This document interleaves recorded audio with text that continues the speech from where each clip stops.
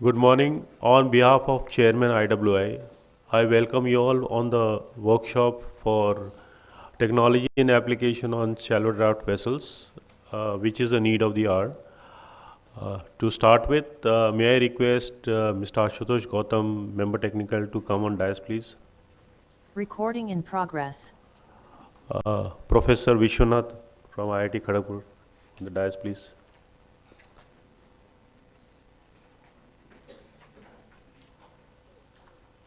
Commander K.K. Dhawan from IRS.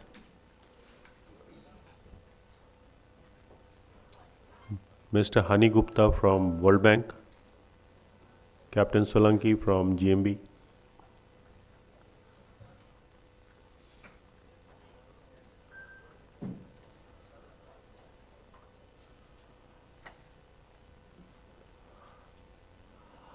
May I now request Chief Engineer Mr. Rajak to present a bouquet to all the distinguished guests on the dais.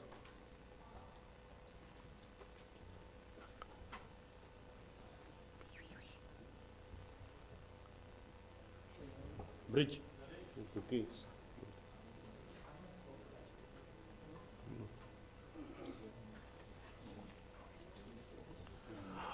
Member Technical, please. सामने से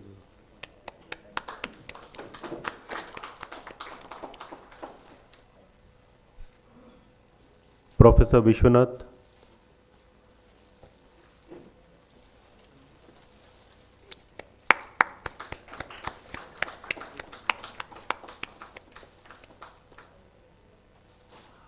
Commander Dhawan.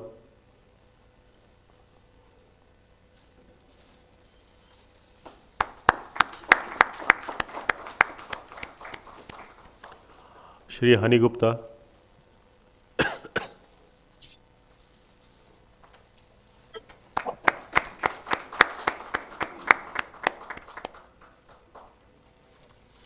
Captain Solanki.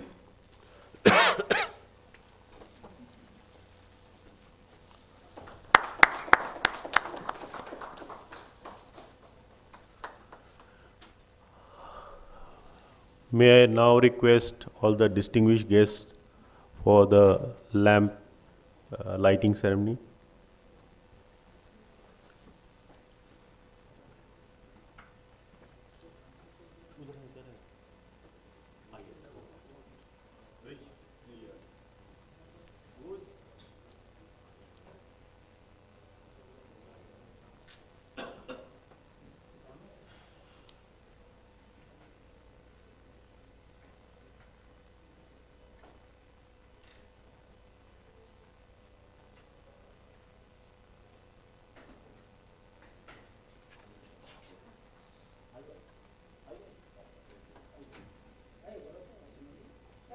Captain Khara, please come.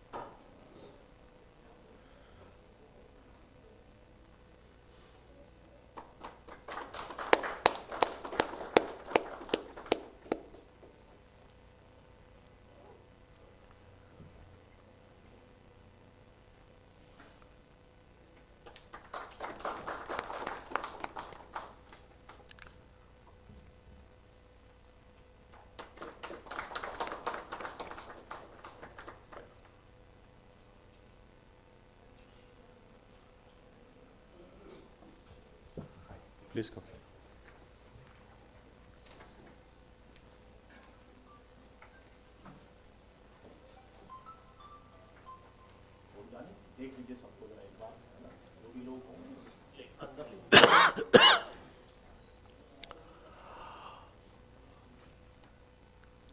Thank you so much for the lamp lighting ceremony.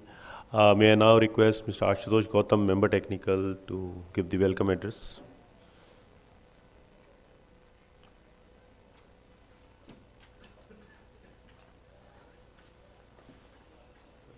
Continuation में ही presentation है या उसके बाद आप announce करेंगे? Announce करके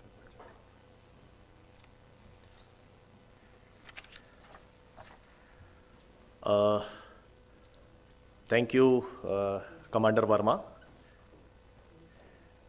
Distinguished guests on the dais, distinguished guests, those who have arrived over here, stakeholders, the guests online available, those who have joined the workshop, ladies and gentlemen. Today we have gathered for the workshop on technologies and application on shallow draft vessel to seek the inputs from all the stakeholders in arriving the optimum design of the vessels best suited for the shallow waters using the latest technologies. As we know that during the overall situation in the country, what we have seen, and during the discussions and deliberations which we are basically continuously going on, we have seen that the water availability in the Indian rivers and inland waterways available and the coastal area which is currently having the water with the help of the tidal movement. In those situations, the requirement of shallow draft vessels has been seen as per the need of the hour, as Commander Verma has stated right from the beginning. For the growth of the cargo movement in the inland waters, these vessels are very much essential for the operations in the areas where the depth of the water, as I have already told, that the unpredictability of the availability of the water and the availability of the depth in various stretches of the national waterways. It is essential to maneuver, it is essential to increase the overall usage time. The design of the vessel is to be developed in such a way that the 300 days or 330 days which we have kept as a targeted usage time during the year has to be achieved as far as viability of the overall IWT sector is concerned. Many stakeholders during the deliberations have stated that because of the non-availability of the draft due to n number of reasons in India, the usage time of the vessels are limited, and that's why the overall viability is affected. Secondly, a lot of money is being spent on the dredging of the inland waters, and if that part of water is spent on dredging, expenditure is spent on dredging, if some design aspects or some cost enhancement to the vessel design and vessel procurement by making the weight reduced to the conventional vessel and by making and using the new technologies for flat bottom vessels, or the ultimate target will be how to load maximum cargo with minimum draft requirement of that vessel. And if that optimization, if that balancing can be achieved with the help of these stakeholders, that will be the overall target of this workshop. We have also to analyze the perspective of the designers. We have also to deliberate the perspective of the vessel owners. We have also to deliberate the perspective of the shipbuilders. Those basically require various you can say their requirement is also to be met. So not going into the detail, we were expecting our chairman over here, but due to some last moment meeting with the government of Delhi, he is likely to join later. And I will sure that he will throw on a different perspective light to this subject as far as requirement of the IWI is concerned. So basically, as I have already explained about the ultimate objective of this workshop is basically to ensure maximum navigation and usage in the shallow waters, thereby you can say harnessing the economic benefits with reduced dredging costs and cost-effective transport. The versatility of the operations in challenging terrain will also be the added advantage which we would like to deliberate in this workshop. And so many industries with the shallow water vessels, those can basically serve in time to come in case we are able to develop it. As you know that the overall viability of the IWT sector has been understood with a 2,000 ton vessel. And for 2,000 ton cargo vessel, that requires 2.75 meter draft, which basically in turn requires 3 meter depth of water with 0.25 meter as a float with that.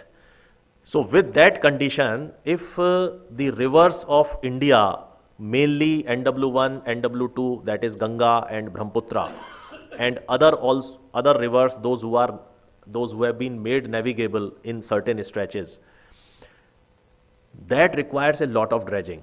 In case we are able to design certain vessels which are carrying similar load with lesser draft, say 2.25 meter or 2.5 meter or 2 meter at least, in that case a lot of money will be saved on account of dredging, which is likely to be invest or incurred in time to come. So with this, not taking much time, I will again welcome all of you, all the ship owners, ship builders, designers. We have the experts over here from various IITs. We have the experts over here from IRS, and we have the experts over here from World Bank. We would definitely like to have insights from their vision during the deliberations. And once again, I will emphasize that shallow draft vessels are indispensable for enabling transportation, trade and operations in shallow water environments. They can play a crucial role in economic development, environmental protection and emergency response. That is also one of the important aspects, that medical supplies during the emergencies can also be handled with shallow water vessels. Their tailored design and adaptability shall make them invaluable across the industries and geographical conditions. So I am very confident that today's deliberation over here with the experts will be very beneficial for IWI and all the stakeholders, those who are basically involved in this development of the shallow vessels and shallow water vessels. And I welcome all of you once again. And I welcome all the stakeholders, those who have joined the workshop online, and I expect that insights from their own experiences will also be deliberated during the workshop. Thank you once again. Best wishes.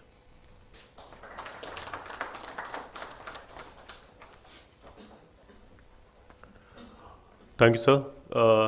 Now we would be starting the session with the first presentation from Member Technical on workshop on technologies and application of low draft vessels on national waterways. Mr. Ashutosh Dutt. I think you may provide the you can start So you would like I will request Commander Verma to, because in the initial we have started late by 15 minutes, and we have basically discussed all the aspects of the requirements. So the presentation is basically including all those aspects which we have touched upon, and keeping the schedule on time. I will request Mr. Verma to just touch upon the presentation, and then we will go on time. And before the arrival of the chairman, we will match the timings as such. Commander Verma. Yes, we can sit over there, or we can see over here for some time. Yes. है ना? I just If you want. Not it, not. Thank you, sir. Basically, the contest has been set by member technical, and to just go on the background part of it, there's a vision document which has been circulated throughout by Government of India. It pertains to the Maritime India Vision 2030, which talks about your green vessels, your green initiative, pollution control, design construction, shipbuilding, ship repair, ship recycling, etc. Amritkal Vision talks about the cargo vessel capacity building, zero net pollution. Harit Nauka Guidelines 2024 talks more of greening of vessels, existing vessels, as well as the future vessel which has to be green. Then the Harit Sagar Guidelines, this is primarily for development of all the terminals and the infrastructure required for supporting the vessels operating on the coastal area or the riverfront. The focus of the government has Just to intervene for a second, regarding the Harit Nauka guidelines, I would also inform all the stakeholders that a lot of money has been earmarked by the ministry for next 10 years, and by 2033, all the vessels which are to be procured will have to satisfy the Harit Nauka guidelines, and will only be registered in case those who are fulfilling and ensuring the eligibility for that kind of vessels. So I would also request all the stakeholders to keep this in mind, that while designing the vessels, we have to keep have the understanding that essentially it has to be green and fulfilling the requirements. Otherwise, after some years, it may not be useful as far as the requirement is concerned. Please, thank you. In addition to the focus on the development of national ways, there is a focus on the development of ecosystem for providing to the cargo and the passenger vessels. The journey so far, which has taken place since the inception of IWAI in 1985, is the more focus had been on the development of national waterways. Initially started with National Waterway 1, then moved on to 2 and 3, and subsequently the government increased the total number of waterways pan-India about 111. At the moment, about 26 national waterways are operational. In addition, IWI had engaged DST Germany for development of various types of vessels, which is available on the IWI site for public consumption. They can use this basic design for development of the new vessels. Just to give an overview, the details of the national waterways, pan-India. So about 111 waterways covering a length of over 20,000 kilometers. And at the moment, about 26 national waterways are operational. This is basically an eco-friendly and sustainable mode of transport, and that is why there is a thrust from the government to promote cargo and transportation through waterways. This gives an overview of the cargo movement that has taken place. And the cargo traffic on national waterways over a period of time, from 2014 till now, you can see there is a substantial increase which can be seen. Just to intervene in between, just to add, in the last slide, where some comparison between road and rail transport, can we come on the last slide back, please? Yes.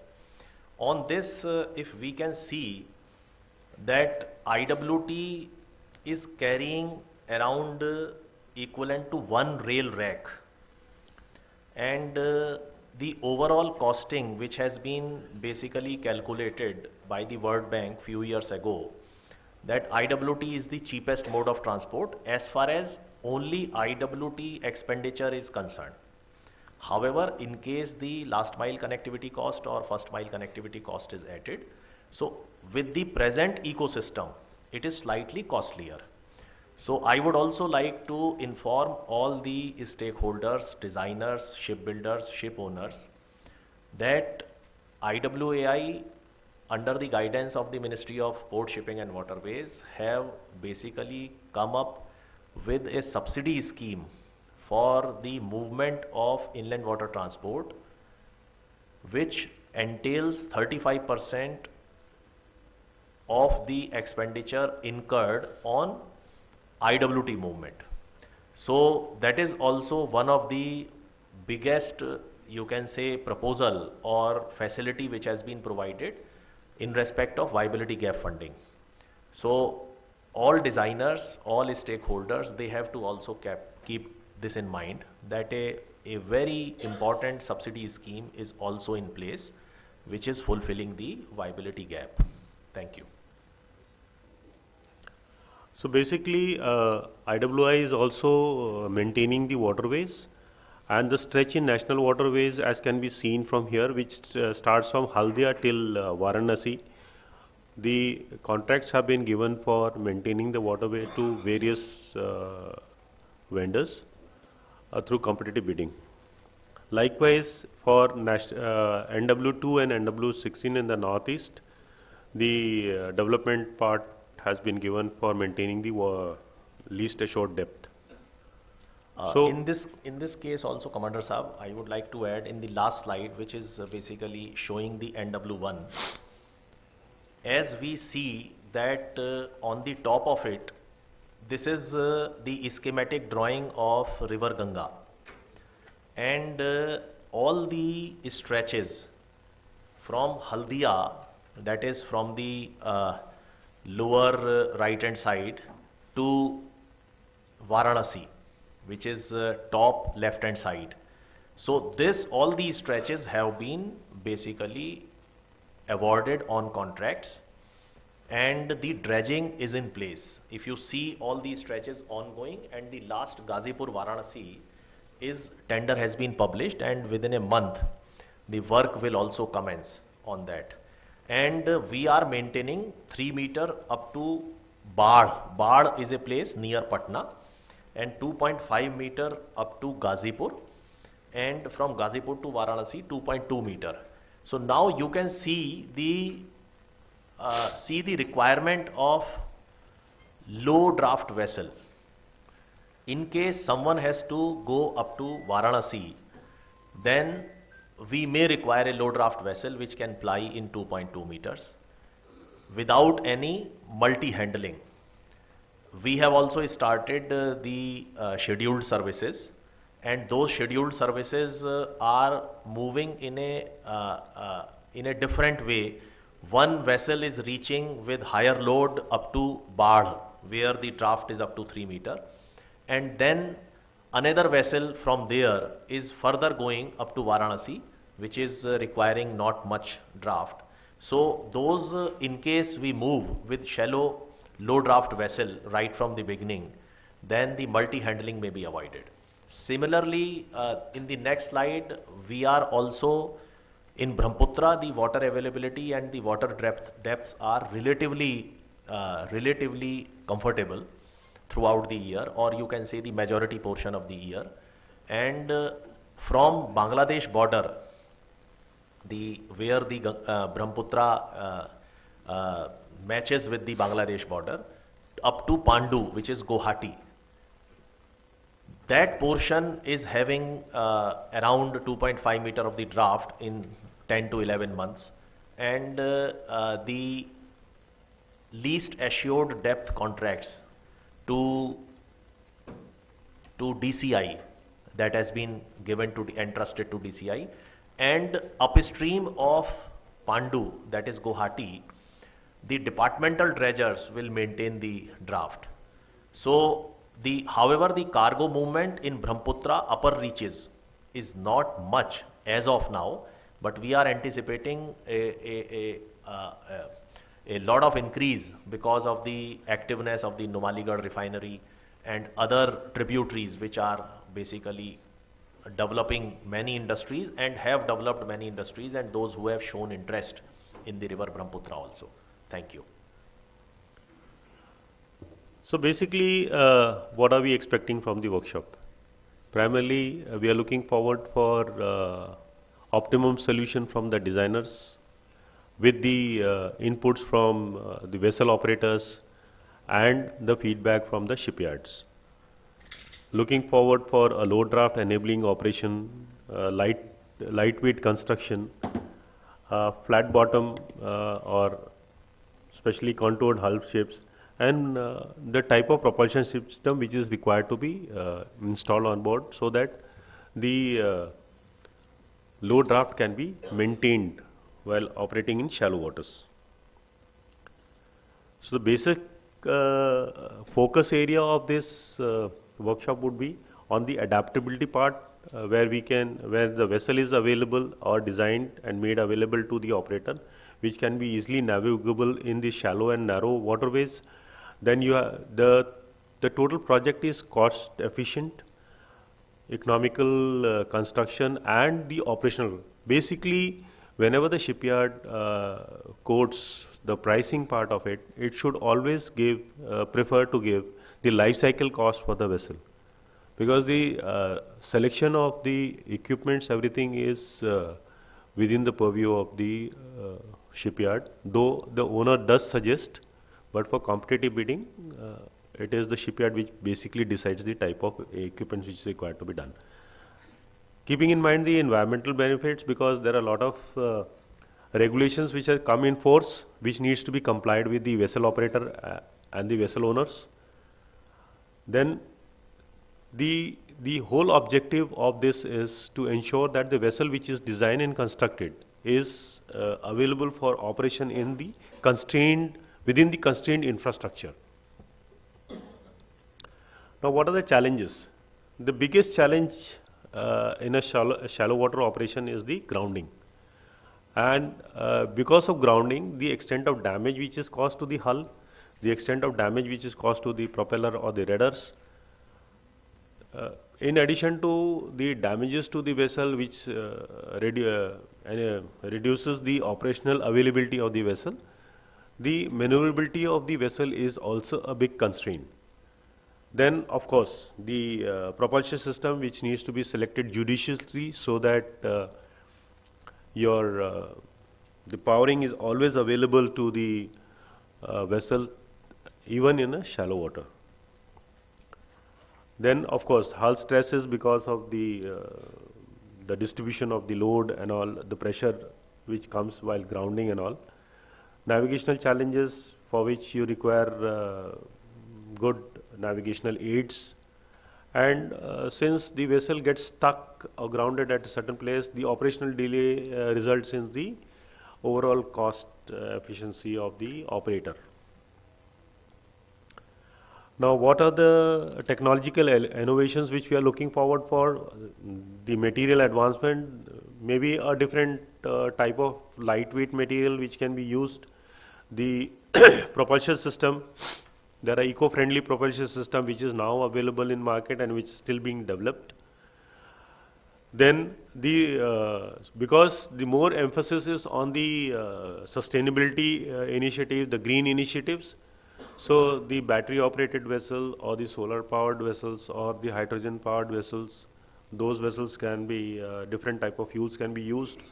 Then automation with respect to the navigability and aid to the operator while navigating through the shallow waters using artificial intelligence or the Internet of Things. These will definitely enhance the performance and enable the shore team to monitor the vessel's performance on real-time basis. What are we looking forward from the designers at the moment is the advanced navigation system, The equipment could be equipped with echo sounder, GPS system, real-time sonar to detect shallow waters and underwater obstacles.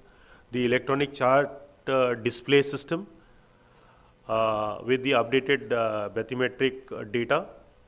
Uh, Now that National River Traffic and Navigation System policy is also going to be released by the ministry in near future, where the committee has already undertaken the study and made their recommendations. These aspects are also built in into that particular program. Then what is the shallow water propulsion system which is required to be proposed by the designer vis-a-vis the cost part of it? The most optimum design with cost efficient construction part of it, and the dynamic draft control, where the ballast management system can be used for controlling the draft of the vessel while operating in shallow waters. Then the existing vessels which are there, retrofitting of that, or the design of new vessels for operation in the shallow waters, like you increasing the total length of it. I will just quote an example. Yesterday I was just watching a news where a Russian tanker which is 55 years old, which had undergone a repair, had broken into two pieces of Crimea. So basically what had happened is, since the vessel was old and there is a lot of sanctions there, the shipyard had put an additional block in the middle of they had cut the ship into two parts. They had added a new block into the vessel and increased the total length of the vessels to enhance the crude oil which they were transporting to increase. But unfortunately, the type of since the vessel was 55 old, where proper radiographic survey and all had not been done, and due to inclement weather, the vessel underwent the stresses and the vessel split into two parts. So this is one thing. While carrying out the retrofitting, we need to focus our attention when the new material and the blending of the old material part is going to take place. Then of course the reinforcement of the hull when you are doing the retrofitting part of it, and a propeller guard and rudder modification, the new ideas, the innovative solutions which you need to look into for providing operations in the shallow waters. And for the designers, operators and shipbuilders, the focus on pragmatic solution, design evolution and tailor-made solution for each stakeholder. That is what the stakeholder is expecting from the designers. For shipbuilders, it is the material innovation and the construction innovation, so that the timeline for construction of the vessel is reduced. And for operator, highlighting and giving feedback to the designer and the shipyard with respect to the navigation, operational challenges and the new technology. So with this, I welcome all the delegates once again for the intriguing session which is going to follow on the shallow draft vessels, and looking forward for more contribution from the August gathering. Thank you so much.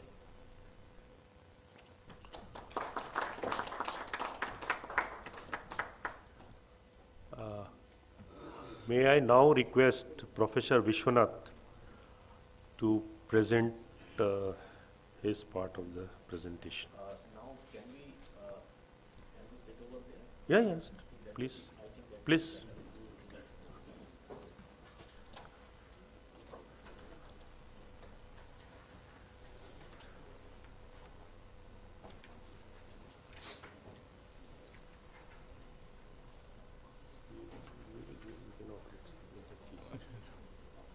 Okay, yes. Oh, okay.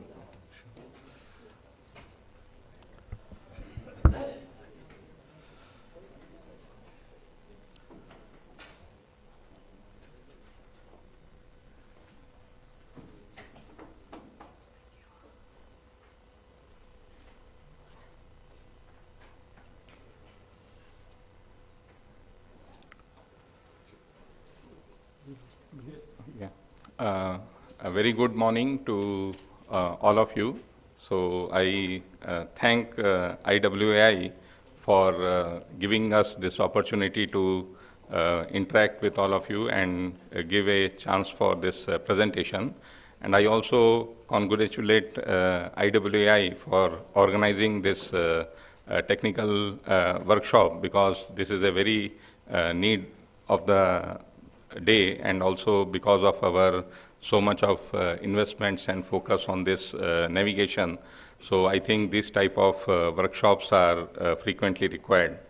So actually we have a very long association of collaboration with IWAI. So our senior professor, Professor Om Prakash Shah, had a very, for the past several years, he had a very close association with the IWAI regarding those preliminary design of these various vessels in association with DST. And also we are very grateful to IWAI for recommending to the ministry for establishing the one center for testing of the deep and shallow water manuring basin at IIT Kharagpur. So probably it was their push and recommendation which ministry had taken up that positively and sponsored that project. Maybe towards the end of this slide, I will show that. Okay. So mainly Professor O.P. Shah was supposed to come here and give this presentation, but due to some preoccupation, so I am substituting for him. So the mostly the contents are prepared by Professor Shah. So as we see here, so compared to these other countries in the world, so especially this Germany and this Vietnam and also the US, so the inland waterways have a very major share of this transport in those countries. Unfortunately, in our case, we have a very only minuscule 2% of the share as compared to the road, rail, and other modes of transport. And probably, as it was already discussed in the morning session, so this is a very efficient mode of transport. And also there is a misconception that unlike in the road, that you just have the water, and let the boat move. So that does not actually work out. So there are many hidden technological challenges. So some of the infrastructure and investment and support is required. So that's what we will see here. So the system becomes very efficient and productive, provided the required investment and the technical investments is also there. So I think I will not much dwell on this one, because it is already been described in the morning. So as you can see that we are trying to move more towards the hinterland till this Varanasi, and this availability of this least assured depth has been already discussed. So probably I think you have been already briefed on this aspect. So what is the shallow water? So actually there are two aspects of the shallow water. So sometimes only the least available depth is the criteria, and also we have to see that as we go more towards the hinterland, even the available width of the channel is also less. So it's not only the least available depth, but also the width of this navigation and the width of the river which is available. So that also affects this shallow water resistance. Okay. So the main criteria for this shallow water navigation is that water depth to the draft ratio, that is H/T. So if it is less than 4, then it is a shallow water navigation. And mostly in most of our inland waterways, it will be much less than that. Okay. And the another criteria is this depth Froude number, that is V by, this is the speed of the vessel, and small h is that available water depth. So if you are if this ratio is more than 0.5, then also you have this shallow water effect taking place. Okay. And then as I already explained to you, so not only the water depth, so sometime we have to check for that hydraulic radius, which depends on the width also. So probably as we go more towards the hinterland, the width and the depth, there is a certain way of calculating, and so that also becomes a very severe criteria. So probably as this shows So if you keep your speed low, probably you will be able to surmount a lot of problem. So we have to probably focus on thinking, that is, focus on the cargo, which will be conducive for the slow movement, So the slow heavy that is heavy cargo, and also which can be moved slowly. So that is, I think, more suitable for this river navigation. So these are the different aspects, So in one case, you only have this shallow water, so there is the width available is sufficiently higher. But then in some other cases, as we go more towards the northern part, so when this width starts narrowing down, so that it becomes a confined water. So that also increases that our drag. And also we have something called as the bank effect. If the vessel comes near to one side of the bank, but on the other side there is a gap, so that also affects the vessel maneuvering and navigation, and it may cause some time the vessel to hit the bank, so that's also very important. And mostly we have to also think about the ship-to-ship interaction, because when you will have more number of ships and that is the transport, so there will be to and fro motion, and that also will affect this safety and maneuvering performance. Okay. So, and then as I said, that the width is also a criteria. So usually we see the ratio, that is how much is the midship sectional area divided by that is width and the depth of the fairway, So besides this least available depth, we have to also see how much is the constriction of the channel. So when we are designing this inland vessels, that's why their design and technology is much different from that vessels which work in the deep sea, because these are very specialized type of operation, and also in the inside the river there is not much of waves, so only the water is there. So little bit of structural load is less, but there is a aspect of grounding and other types of that structural this pressure, which was also already described. So, and also there is that there are many techniques available for determining, because one is the model testing, so that is that most confirmed way of confirming the resistance. But before we go, suppose we want to do some preliminary that testing and preliminary that market survey, so that time some types of empirical way you can estimate the drag also. And also in that US, etc., so also Germany, they have a concept of this pushed convoy system. So they will have a set of barges which will be linked to each other, and then there will be one small pusher tug which will be pushing those barges, and then we will be navigating, Probably that type of design also may be cost effective, and we have to investigate their suitability for our application. And then besides this experimental method, so we have also started investing on this CFD technique, because the shallow water testing, so our lab is still under fabrication, but then there are many good CFD tools available. So we are investing on developing our skills, because each time the depth variation is different. So it is very easy in the CFD to check for various type of vessel configuration, and also the availability of the water depth, how much is that increase in the variation in the resistance.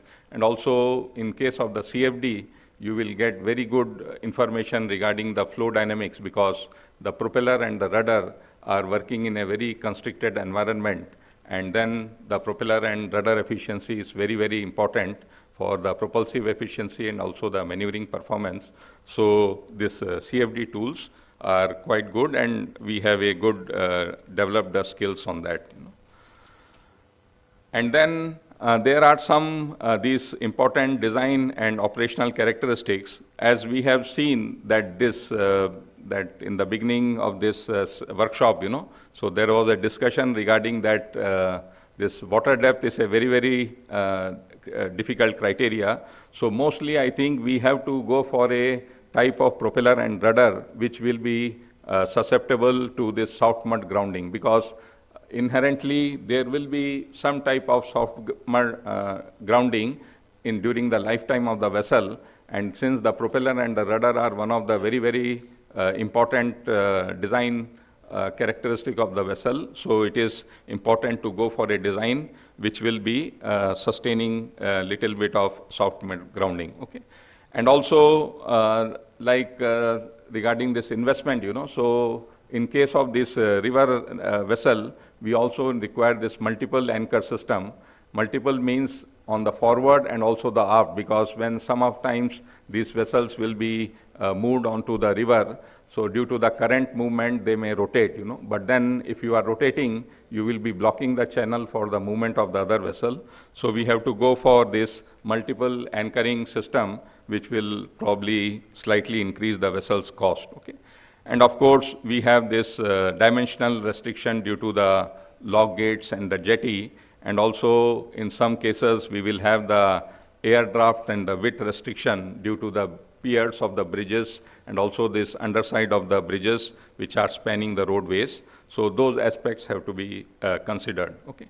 And the other important thing is, because we are promoting the river navigation, but at the same time we have to keep in the back of our mind that our central government is having this Ganga action plan.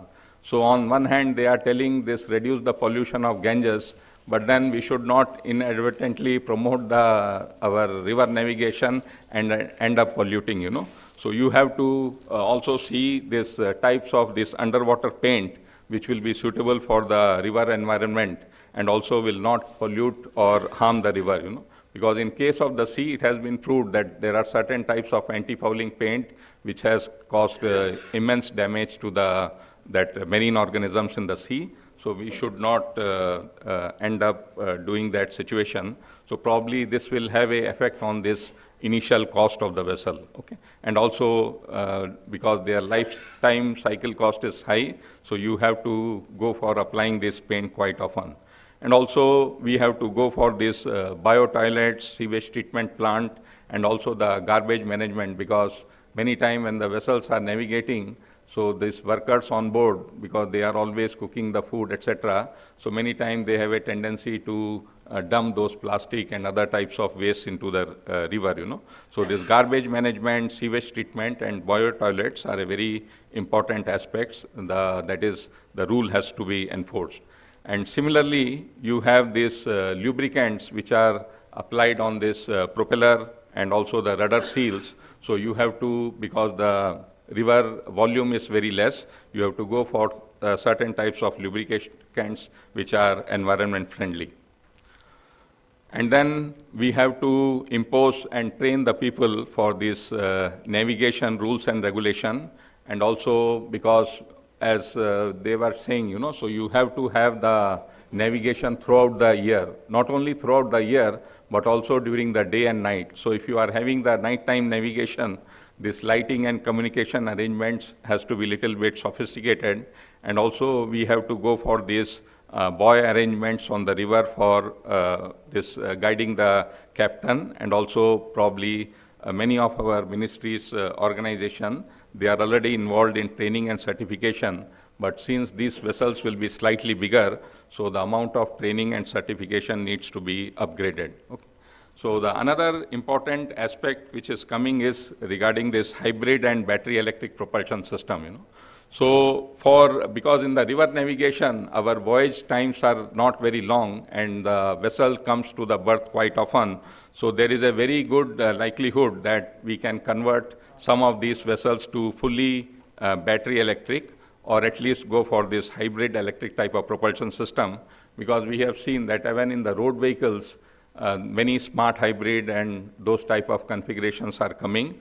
So at some point of time, there may be a claim, So when the road vehicles are having this much of air pollution norms like Bharat 6, etc., probably the same equivalent norms has to be applied for the vessels plying on the river.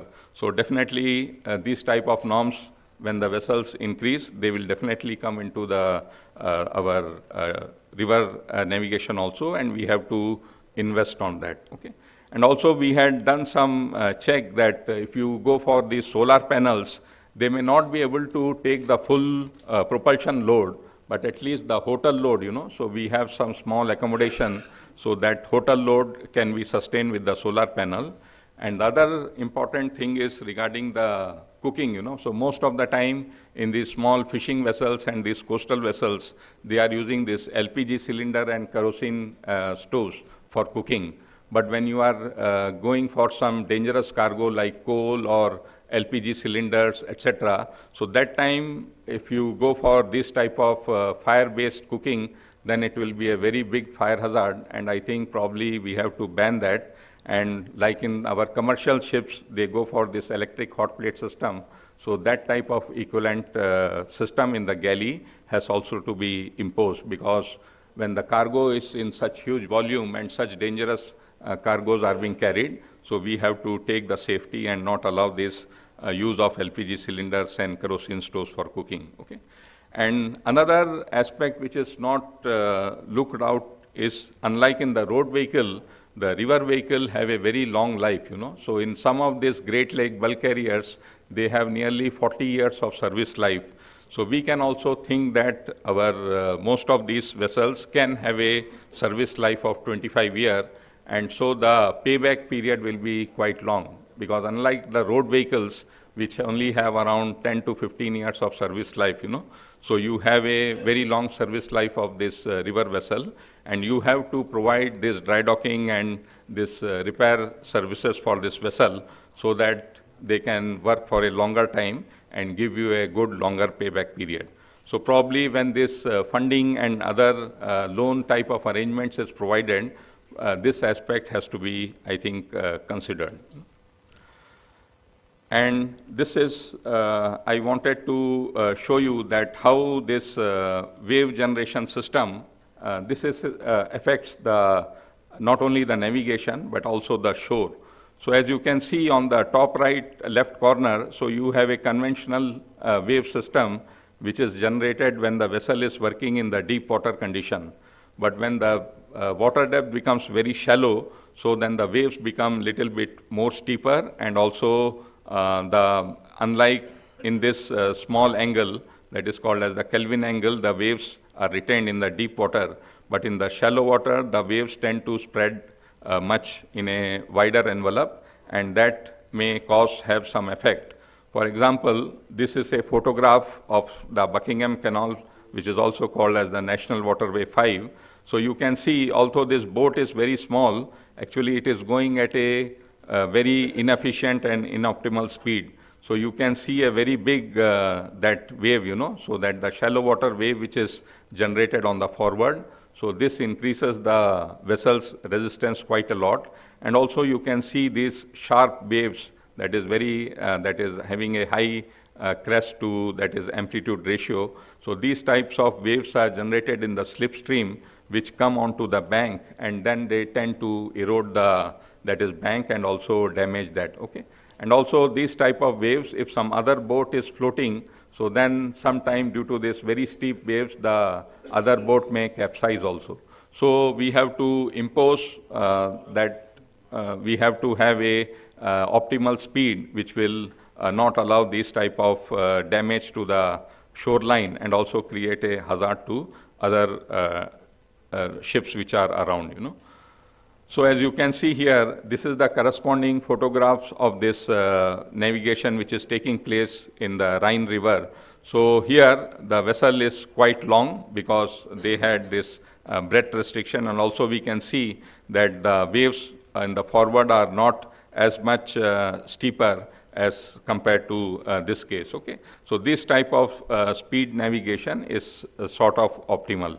And also we can see here that in the shallow water, some other aspects also come into picture. So unlike in the deep sea condition where these waves tend to damp quite often, but in the shallow water, the decay rate is very less. So when these waves are going around and some other vessels are that moved or navigating in the river, so that oscillation may disturb those other vessels and sometime may create a capsizing hazard. Okay? And besides that, this shoreline erosion is also a problem. And another very important aspect which is missed out is regarding this that is soft mud, So most of us are thinking that when the vessel is moving, there is a waveform generated only on the surface. But that's not always true, because in most of the time in the river, so you have this, that plain fresh water will be there on the surface, and there will be a suspension of water and mud in the bottom, and also the hard ground will be much below. So you will have some type of a interface where the mud water mixture is there, and unlike the freshwater density, which is 1000 kg per meter cube, this mud suspension has a little bit higher density, around 13 to 1400 kg per meter cube. And if you are generating the wave system on the mud, so that increases the vessel drag very, very significantly, So this type of phenomena has been observed in the sea. When the river meets into the sea, so there will be a freshwater layer on the top and salt water below, So means a similar situation arises in the river navigation when you have this soft mud type of suspension over here and then the fresh water on the top. So this type of wave generation, because of this very high density of this mud suspension, the drag of the vessel will be tremendously increased. And so you have to consider that when you are designing the propeller and the engine. Okay, so this is quite a well-known phenomena, but probably in our case, we have to consider that for our speed, fixing the speed, and also that type of dredging we have to undertake. So as you can see here, so we have, if you are going in a proper range of this depth fluid number, so you can keep the resistance of the vessel, which is there on the y-axis. So if you operate in a subcritical range speed, that is the lower range of this depth fluid number, you will have a very less resistance, But as you tend to increase the speed little bit higher, so then your resistance will jump up very much, and probably the navigation or the propulsion system probably cannot sustain that. So we have to go for a cargo which is susceptible for very slow navigation speed only. And this is also one very good example where they have shown our conventional, that is the solid line, is resistance curve line for this deep water condition, and this capital D is the underkeel clearance. When the underkeel clearance to the vessel length becomes 0.01, so you can see that the drag of the vessel is correspondingly increased, So that has to be taken into account while designing the propeller and also the ship's hull form. And another important aspect is the squat. So this squat is a phenomena where the vessel, when it is navigating in the river, so due to the speed, because the gap between the vessel's bottom and the river is slightly less, So there is an accelerated flow of water there, and then the vessel has a tendency to sink and trim, and sometime the vessel, that the bottom of the vessel may touch that is your soft seabed. So this squat also, you have to find a criteria that what is the optimal speed which will prevent the squat. As we can see, it is directly proportional to the square of the speed. So this is also puts a very big restriction, and also the river authority or the port authority has to check out what is the range of the safe speed which is suitable for the navigation. Okay. And then there was a discussion, so you have a restriction on the that is draft, but then at the same time they say that you have to be able to carry, that is our member technical had told in the beginning that you have to carry 2000 or 2500 deadweight of cargo, So when you have a restriction of the draft and the depth, but at the same time you want a more volume of the cargo, the only option is to increase the beam of the vessel, So the beam of the vessel you can go up, but then when you are increasing the beam, so it has some other disadvantages. So it will increase the squat characteristic of the vessel and also the resistance. So we can see here that when the vessel beam is slightly increased, your ship drag will proportionately go up, So you can go for a higher, that is, beam of the vessel, so that your cargo capacity is increased, but there will be some consequential effect of this squat and also the increased powering requirement. Okay. And then most of the time we know that the vessels will not be going straight, so they have to take turns, and sometime in the berth there is a very restricted space available. They have to do reversing, etc. And also the river currents are quite strong, you know. So that's why we have to go for a very good maneuvering characteristics of the vessel, because sometime the vessels may have to go underside of the bridges, and also they have to navigate. That bridge pier will be there, and you have to go from the side of those bridge piers. So that time the vessel's maneuvering characteristic has to be very, very good, you know. So you have to have a good, that is, quality rudder, and in some cases probably we have to go for this bow thruster system also. So in that case, the initial cost of the vessel will be more, but then you will be able to increase the safety feature of the vessel and also prevent this that accidents, you know. And the other aspect which is missed out is this astern sailing. So many times, because of this that is small port area available, so these type of vessels have to frequently undergo astern maneuvering operation. So not only the vessel has to be stable in the forward motion, but also during this astern motion, it should not take a very sharp turns on the port on starboard side. Otherwise, your vessel will turn up hitting the port infrastructure and cause a lot of damage, you know. So these design characteristics also need to be investigated. So here we have seen, so when a vessel is going straight, so the width, that is the dredging, has to be proportional to the width of the vessel, you know. But however, when you are taking a turn, so as you can see, when the vessel will take a turn, it will have some drift angle. So in that case, your effective width required here will be L times proportional to the cosine, that is sine of this drift angle, you know. So the effective width of the fairway required is much, much higher. So depending on your navigation speed and also the radius of the turn available, you have to specify how much minimum width of this channel should be available for this safe navigation of this river, you know. So many design characteristics and formulas are available. So probably this needs to be investigated and specified when these dredging contracts are awarded. So here also there is some more technical aspects. In some cases for the vessel, so actually the vessel tends to pivot not along its midship, but somewhere on the forward side. During that case, the effective width of the channel, which is required for the safe navigation, becomes slightly higher. So when these dredging contracts are given, so this type of preliminary investigation need to be done, and this available safe channel width needs to be specified, you know.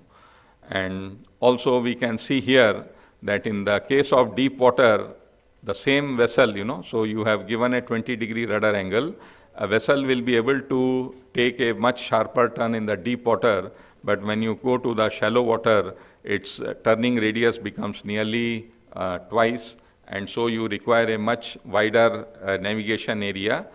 Of course, the vessel may not take such a deep turn, but when you are designing this maneuvering system, you have to consider these technical characteristics of the vessel in your mind.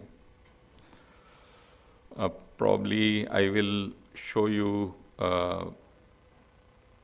more technical things. So this is our design.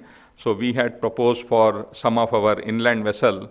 So because of this less availability of the water depth, you know, so we have seen that because you have to have a higher propeller diameter and for the sufficient speed and also the volume of cargo. So we have proposed some special type of designs where you go for this twin propeller. So if you go for a twin propeller and twin engine, the cost of the vessel increases much, but then with a higher beam, you can be able to carry more volume of cargo, okay? In order to accommodate this higher diameter propeller, we have given some type of a stern tunnel arrangements on this vessel.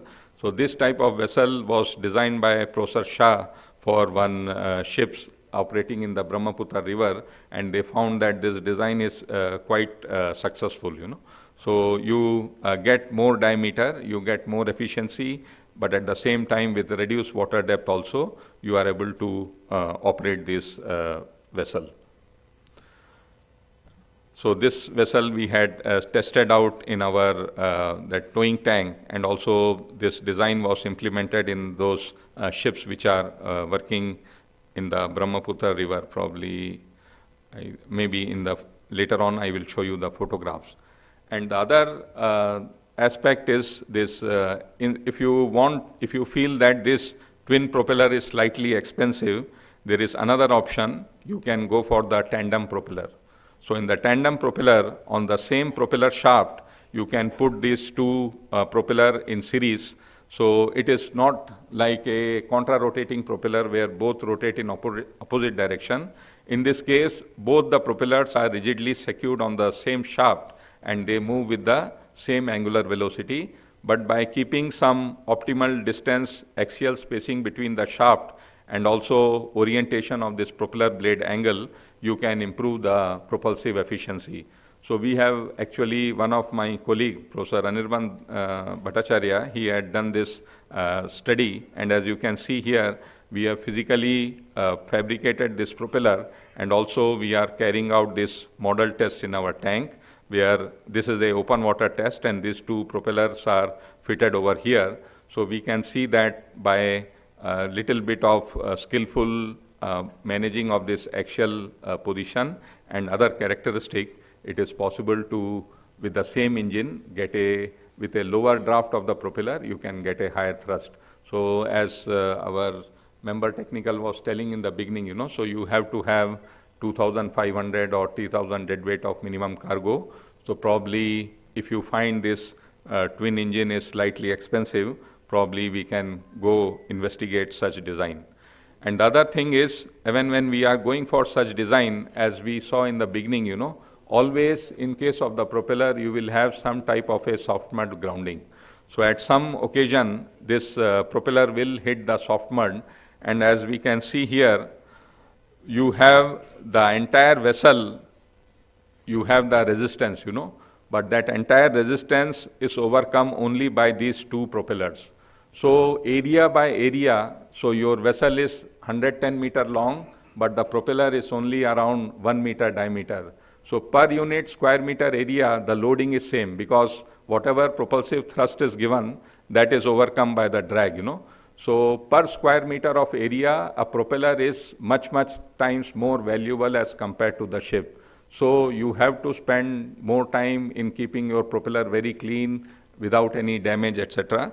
So because even if there is a slight damage, your thrust characteristics will be quite different. So probably you have to go for this ducted type of propeller or other such type of propeller design, where your propeller is and the rudder is protected from the damage due to the soft mud grounding. Okay.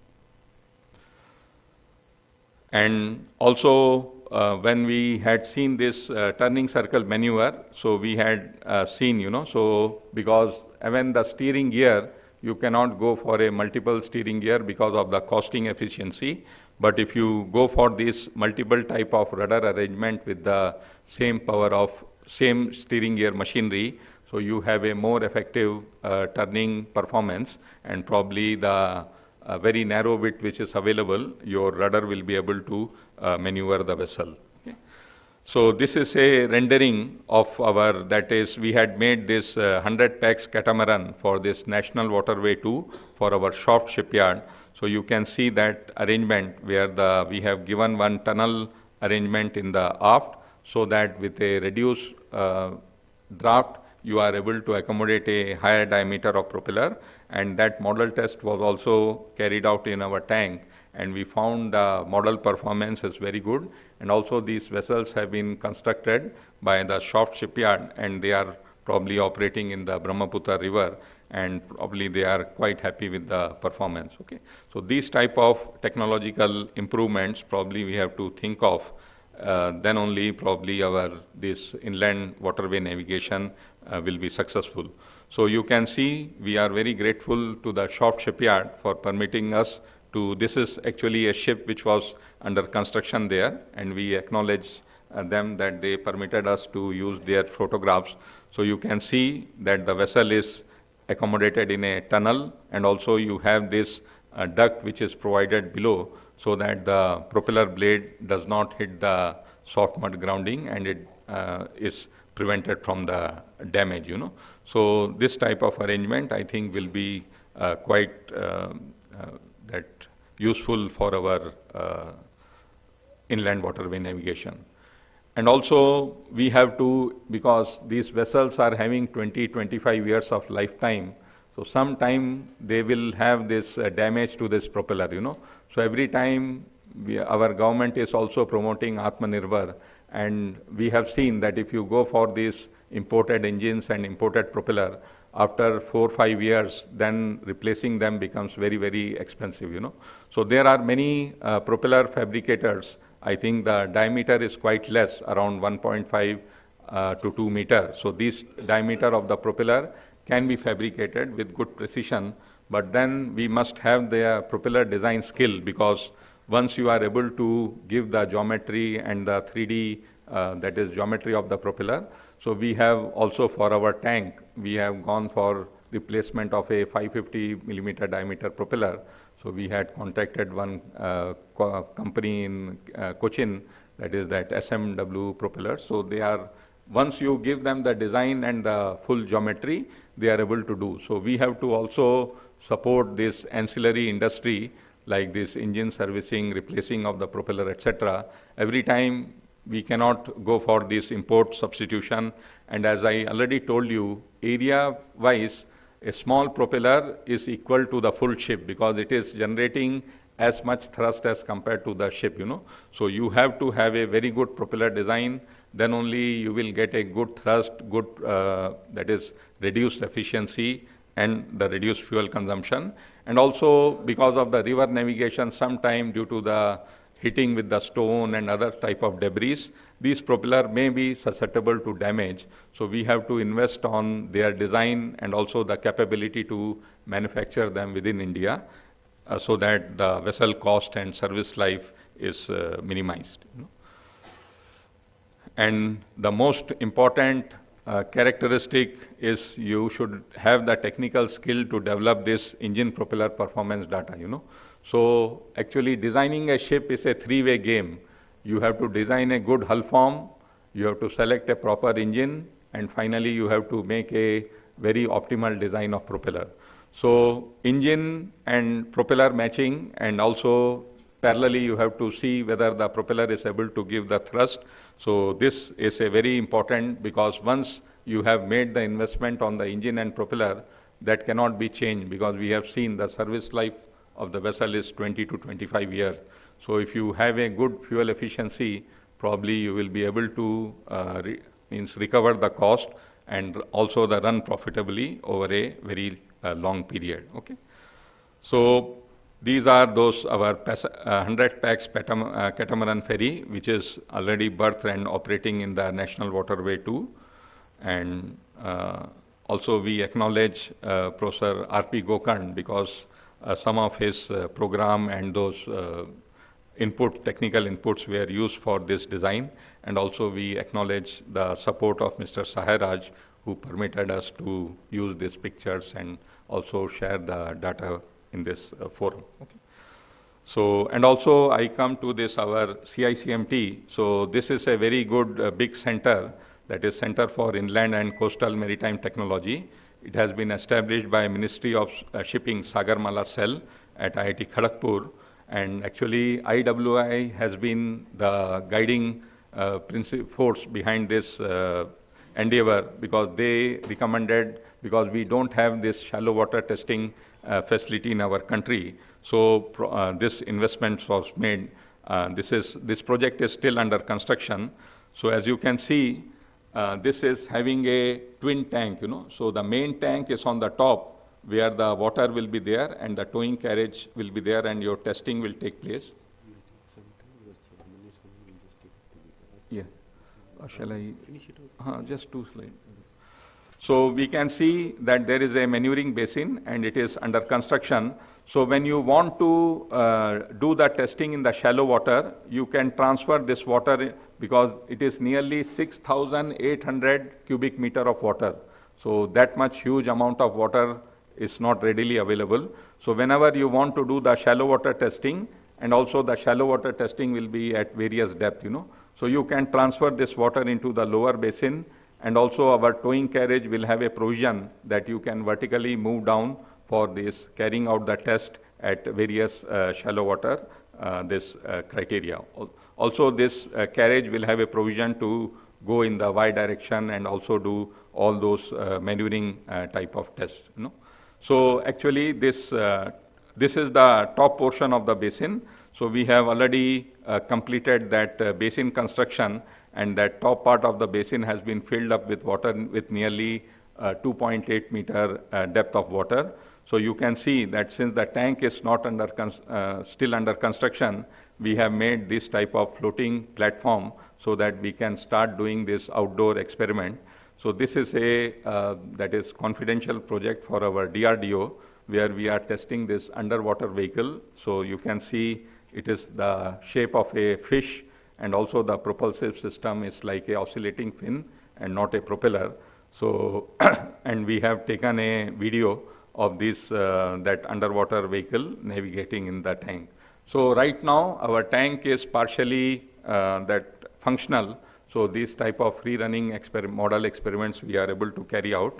So we hope to soon complete the construction and start providing services to all the, that is technical fraternity of this inland water navigation. Okay. Thanks a lot. Thank you very much.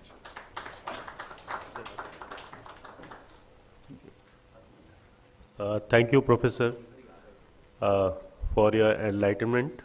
It was a real good insight what you have just presented. Gentlemen, Chairman IWAI, Shri Vijay Kumar has arrived. May I now request Mr. Ashutosh Gautam to welcome the Chairman.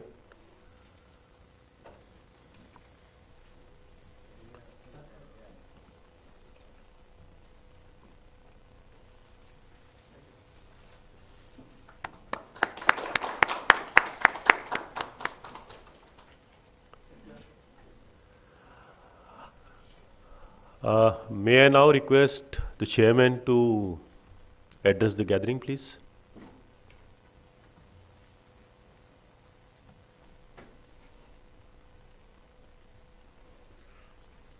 A very, very good morning to all of you, and many thanks for coming and attending this workshop. So, as you know, Ashutosh would have briefed you already about the context of the meeting. The focus which the current government has on waterways is immense.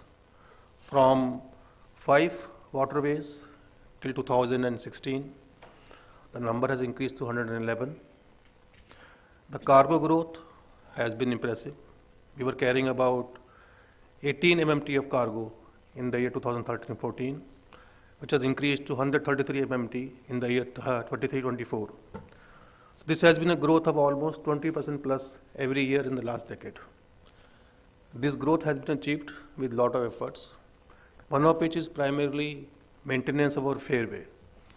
And particularly this year, we have been able to have end-to-end dredging contracts in National Waterway 1, in National Waterway 2, effectively creating a corridor of about 4,000 kilometers. So, the main challenge that we face in the waterways is to provide the adequate depth, to provide the least available depth, to dredge the waterways. Unlike the European waterways, unlike the Western waterways, where dredging is not an issue, rivers come from the Rocky Mountains, they don't carry silt. Our rivers carry billions of tons of silt every year. So the biggest challenge for us is to ensure that this silt is cleared on an annual basis. So We have been looking for solutions other than dredging. How can we have vessels which do not require that kind of depth, vessels which require shallow depth, vessels which can operate in shallow depth waters? We tried some time back. We got some designs prepared by a German firm, DST, and I think Ashutosh would have shared that with you. For some reason, the designs were not adopted by the industry. So while those designs are on our website and they make certain suggestions in terms of length and breadth, in terms of materials, in terms of the requirements, but they were not very popular in the market. The idea of today's meeting is, with the inputs from all of you, all the experts here, how do we evolve vessels which can operate in shallow waters, which can reduce our dredging requirements, and which can carry optimum amount of load.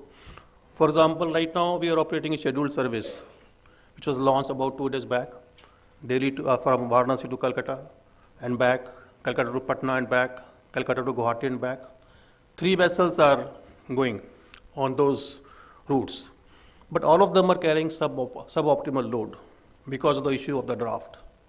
So if you can design vessels which can carry an optimum amount of load with the availability of water which is already in the waterways, we can make our waterways also much more economical.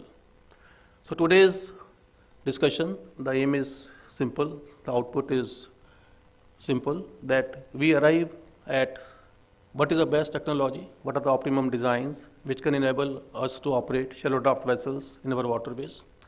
So I hope that with all the experts present here, we get productive discussion, we get a productive output, and we also are thinking in terms of having a series of workshops on this, maybe some kind of mechanism, some kind of structured mechanism where we can meet on a periodical basis, we can appraise the latest development in technology and make the public aware how to use it. Right now, as we are making more and more waterways operational, the requirement of vessels is going to increase. Then the requirement for the shallow draft vessels will be much more important. So I hope with today's active participation from the academia, from the industry, from the regulatory bodies, from IWAI, we will have a very productive discussion and we will get a tangible output. Thank you so much. Thank you. Yeah, just as I was, sir told, our chairman sir told that there were a lot of designs of this DST vessel made available. So one of that aspect was this LNG type of cargo was also to be transported, you know. But this LNG cargo is a very, very unique and dangerous, but it's a very unique cargo at very low temperature, and also that much of technical knowledge and skills is not there. So as part of our CICMT mandate, because we have to spread this concept of this technological improvement in the inland water navigation, we are organizing one short-term course on this fundamentals of LNG technology and supply chain. So this will be organized in 4th and 5th January 2025 in our Salt Lake Guest House campus in Kolkata. So because all those aspects of LNG, safe carriage, and also the port infrastructure, and also all those other technical characteristics will be covered in this 2-day course. So this is open for everyone. So probably we have already sent the mails to IWAI and other organization. So if you are interested, so please send a mail to us. You can contact us. Our email IDs are given. So you can register for this course and you are all welcome.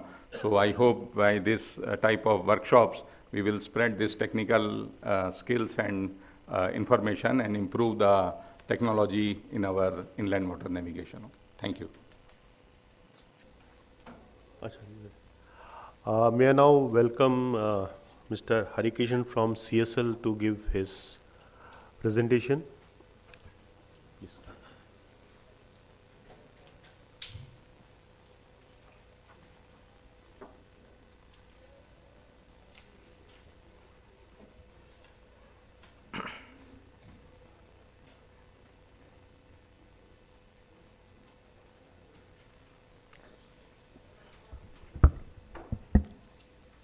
Good morning, everyone. Thank you for the opportunity presented to me for presenting our insights as a shipbuilder and a ship designer for shallow water operations, like the challenges we had encountered while we had designed vessels for IWA and other inland vessel stakeholders, and also the constructability part, and also the operational challenges, which as a shipbuilder we had to have regular interactions with IWA and other operators, and what issues they face after the construction of the vessel when the vessel is in operation.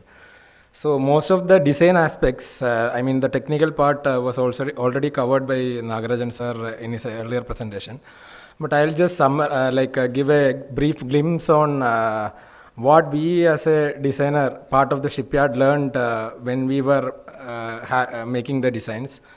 And finally, we will also give some suggestions on the solutions and the cost part of it, what are the challenges as we move ahead, what are the challenges we had faced during the vessel construction.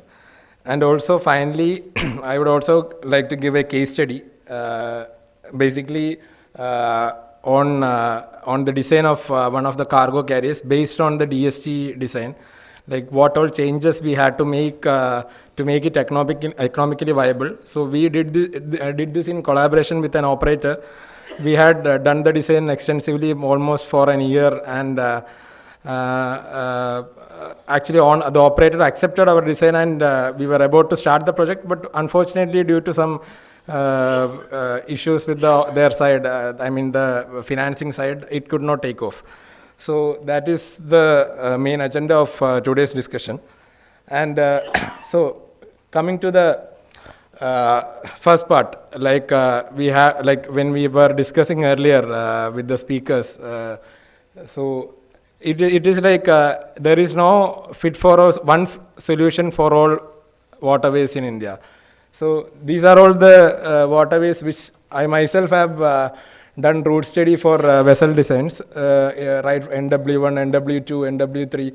So if you see, the challenges that we have in NW1 is not what we have in NW2, or say for instance NW3. And maybe for instance, if you come to the challenges in NW2, it might be river current that is the most defining aspect. So some of the times the current even goes up to 6 to 8 or even higher river currents. And for NW3, it is almost stagnant. It is like backwaters. The maximum current that we have is around 2 knots or something. That is again only based on the tidal effect. So that is where we should have a distinction when it comes to the design and construction of these vessels. And say for instance in Nagaland, for instance, when we had traveled to Nagaland along with the IWA officials, so the strata, the bottom of the river, it was actually pebbles and rocks. It was actually hard strata, and some of the propeller designs might not be suitable there. And same is the case with other areas also, like for instance Sundarbans, where you have large variations in tidal tide. So you have a large, almost around 5-6 meters variation in draft, water depth occurs during each day in those areas. So we have designed vessels for BSF in Sundarbans areas, where the design challenges was actually different. So I'll cover part of that also. And this is what I discussed just a while ago. So it is actually, we have varying navigational conditions across the waterways. So the LAD, the least available depth, will change across the waterways, and not just across the waterways, across the various stretches of the same waterway, between the channel and the jetty side, and you also have seasonal variations. And coming to the water currents also, for instance in NW3, it is almost stagnant. Then in part of Indo-Bangladesh protocol route in Sundarbans area, it is tidal current which is dominating. And in Brahmaputra, it is river current which is dominating. Again, the width of the navigation channel. In NW3, it is only maybe the minimum stretches around the canals, like the Champakara canal, it is only 30 meter. And in NW2, in around Dubri, Hatsingmari area, it is around 18 kilometers. And again, you have navigation logs. And coming to the river bends, again, it restricts the vessel length, and also the fairway channel width requirement has to be sufficient to so that the vessel can negotiate the river bend and take turns. So, the previous speaker has spoken about the squat effect in shallow water. So, if you have a stationary ship, the ship floats with a draft, suppose say T.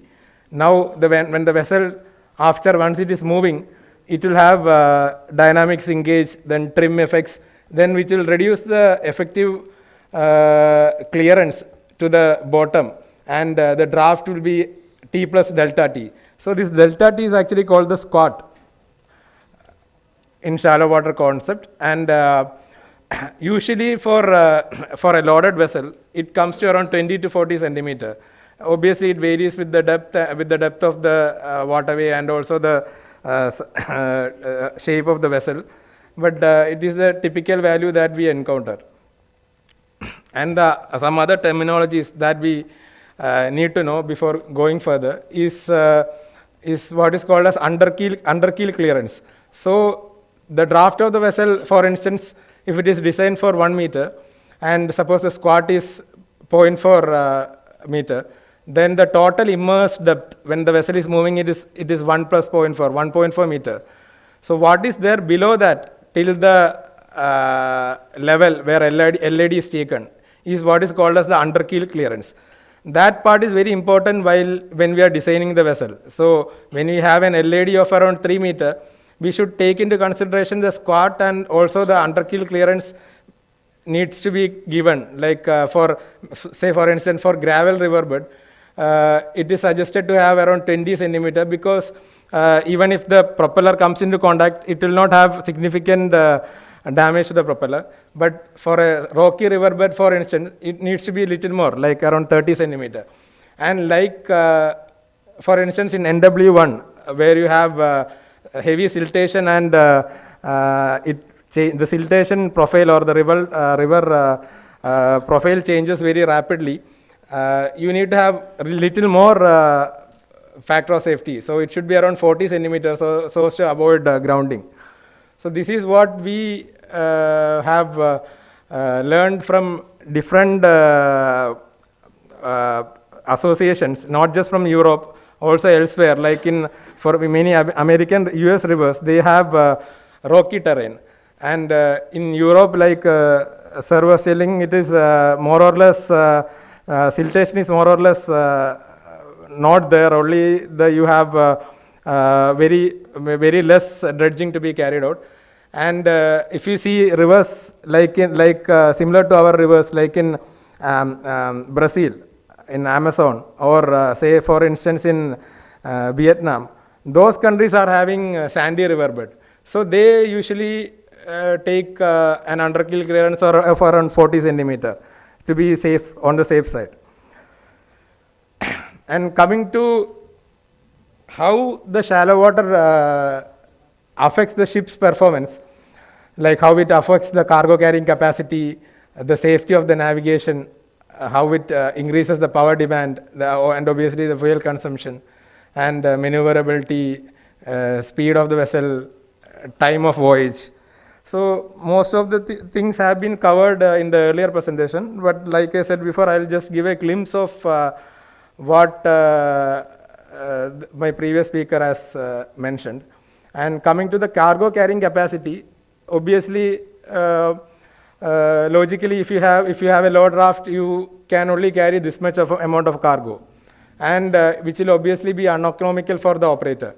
So, this is where you need to look at a factor called as a load factor, which is the cargo carried in a particular voyage to the maximum cargo capacity that can be carried for that particular vessel.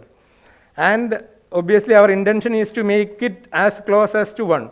So, to increase the load factor so that your maximum cargo capacity can be achieved in that voyage. And if you see the graph on the right bottom, the larger vessels are shown in orange color, and for the smaller vessels, the curve is shown in a blue color. So basically, it is the how deadweight varies with respect to draft.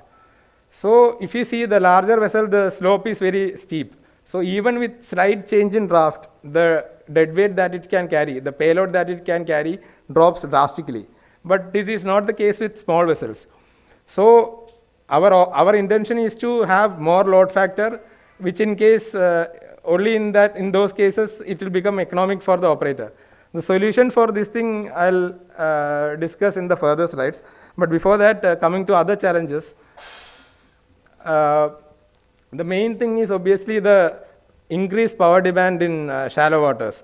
So this on the right hand side, you can see the waves generated by the vessel while it's moving. So this was also covered earlier, but I'll just explain it again. So if you see in deep water, the waves, actually it's more acute. If you go to more and more shallow waters, it will actually be more, the angle will increase more towards 90 degrees. And finally, you have more waves with large amplitude approaching the shores on either sides. And if you see the graph on the left hand side, for a particular speed, you have blue color for deep water, orange color for water depth of 5 meters, and green color for water depth of 3 meters. So for a particular speed, you obviously have very large increase in resistance or the power demand when you go from deep water to shallow waters. And also one more thing that gets affected is the propulsive efficiency. So for propeller to work efficiently, you need to have good inflow to the propeller. So that inflow gets affected when you have a bulky hull on the forward, and you have a shallow water effect where there is actually very less clearance between the bottom or the sides to the river bottom or the banks, and for the water to come smoothly, it is very difficult. So you have issues with low pressure, increased viscous resistance, and so on. And how shallow is shallow water? So this was also covered in the earlier presentation. So if you have a vessel here, two things that you need to look at is what is the draft with respect to the least available depth or the water depth. And another parameter is what is the speed of the vessel while moving in that particular water depth. So you have this statement from ITTC and also from academy around the world. If you have a water depth by vessel draft of less than 4, it needs to be considered as a shallow water, and you need to have corrections for increase in power demand and other things. And also if you are going at a speed and if your depth is less than 0.41 times velocity square, which again comes from the depth Froude number, which is given by velocity of the ship or speed of the ship divided by root of acceleration due to gravity into the water depth. So if it is greater than 0.5, again you have to consider this as a shallow water. So like Nagarajan sir mentioned, most of the NW1 and NW2 satisfies this. So we need to give proper corrections so that the vessel can achieve the intended speed during operation. And one more thing, what I have shown on the left hand side is how the vessel resistance or the opposing force varies with respect to the Froude number or depth Froude number, which is again what I have written above, V upon root GH. And if you have a narrow corridor, or not actually a narrow corridor, you have a sufficiently wide corridor between 0.65 and 1.25, where the resistance of the vessel or the power demand shoots up. So our design should not be in that region. It should be on either sides. So either you need to increase the length or play around with the design so that your vessel will not fit in this thing, which will be actually very much uneconomical for the operator when the vessel is operating in this region. And coming to the maneuverability and stopping capability, the vessel obviously will have lesser maneuverability in shallow waters. So basically it has to do with the underkeel clearance. So when the underkeel clearance reduces, I've shown a two plots.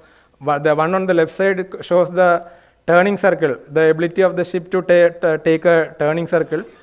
And if you see, you can see 10%, 20%, 100%. Basically, that is the underkeel clearance with respect to the vessel draft. So if you have a deep water, for instance, 100%, so you have 100% clearance below, you can take a shorter turn. But when you have a very less underkeel clearance, so say for instance 10% only is there, then you need to take even with the same rudder anchor, everything, your diameter will be very large, which will be very difficult while taking bends when during turning. And coming to the zigzag, like when suppose one vessel is coming and the vessel has to take deviate from its original path and take a turn, there again the amplitude of this oscillating pathway reduces while when you are going from deep water to shallow water. So these are the things we need to look at, and this is actually very well known to the operators. Coming to the stopping distance again, you have a very large, because since it is in a shallow water, we have obstruction from below and also from the sides if the width is less. You need to have a largest, the weight of the ship may be suppose around 1,000 tons. So the water in contact with the hull and below the vessel and on the sides, actually something called as added mass concept, that needs to be stopped. Not just 1,000 tons. You need to stop 1,300 or 1,500 tons. Then only that vessel will come to a stop. So you need to have larger propeller thrust for the vessel to stop in that distance. So that will again hamper with the capability of the vessel to safely negotiate maybe a vessel which is coming on the other side, or when it is approaching jetty. So these are the hardships that we have for shallow draft vessels. And coming to the other issues, like obviously when you have more power demand, you have a fixed engine on board the vessel. So the speed drops, which will again have impact on the voyage time. And coming to the safety, navigational safety, lower water levels means there are chances for grounding. Then when the vessel is, not flat, or maybe it is not like a catamaran, the shape is something like a U or something. If it is grounding, you can have loss of stability in the event of grounding. And also it results in vessel stranding, etc. And also there are other challenges with respect to safe navigational equipments on board. And like for instance, echo sounder might not work properly in a muddy water. So that is something which needs to be further discussed. Like the normal echo sounder might give very wrong readings. So 2 weeks back, I was doing a trial for fuel cell vessel in Varanasi.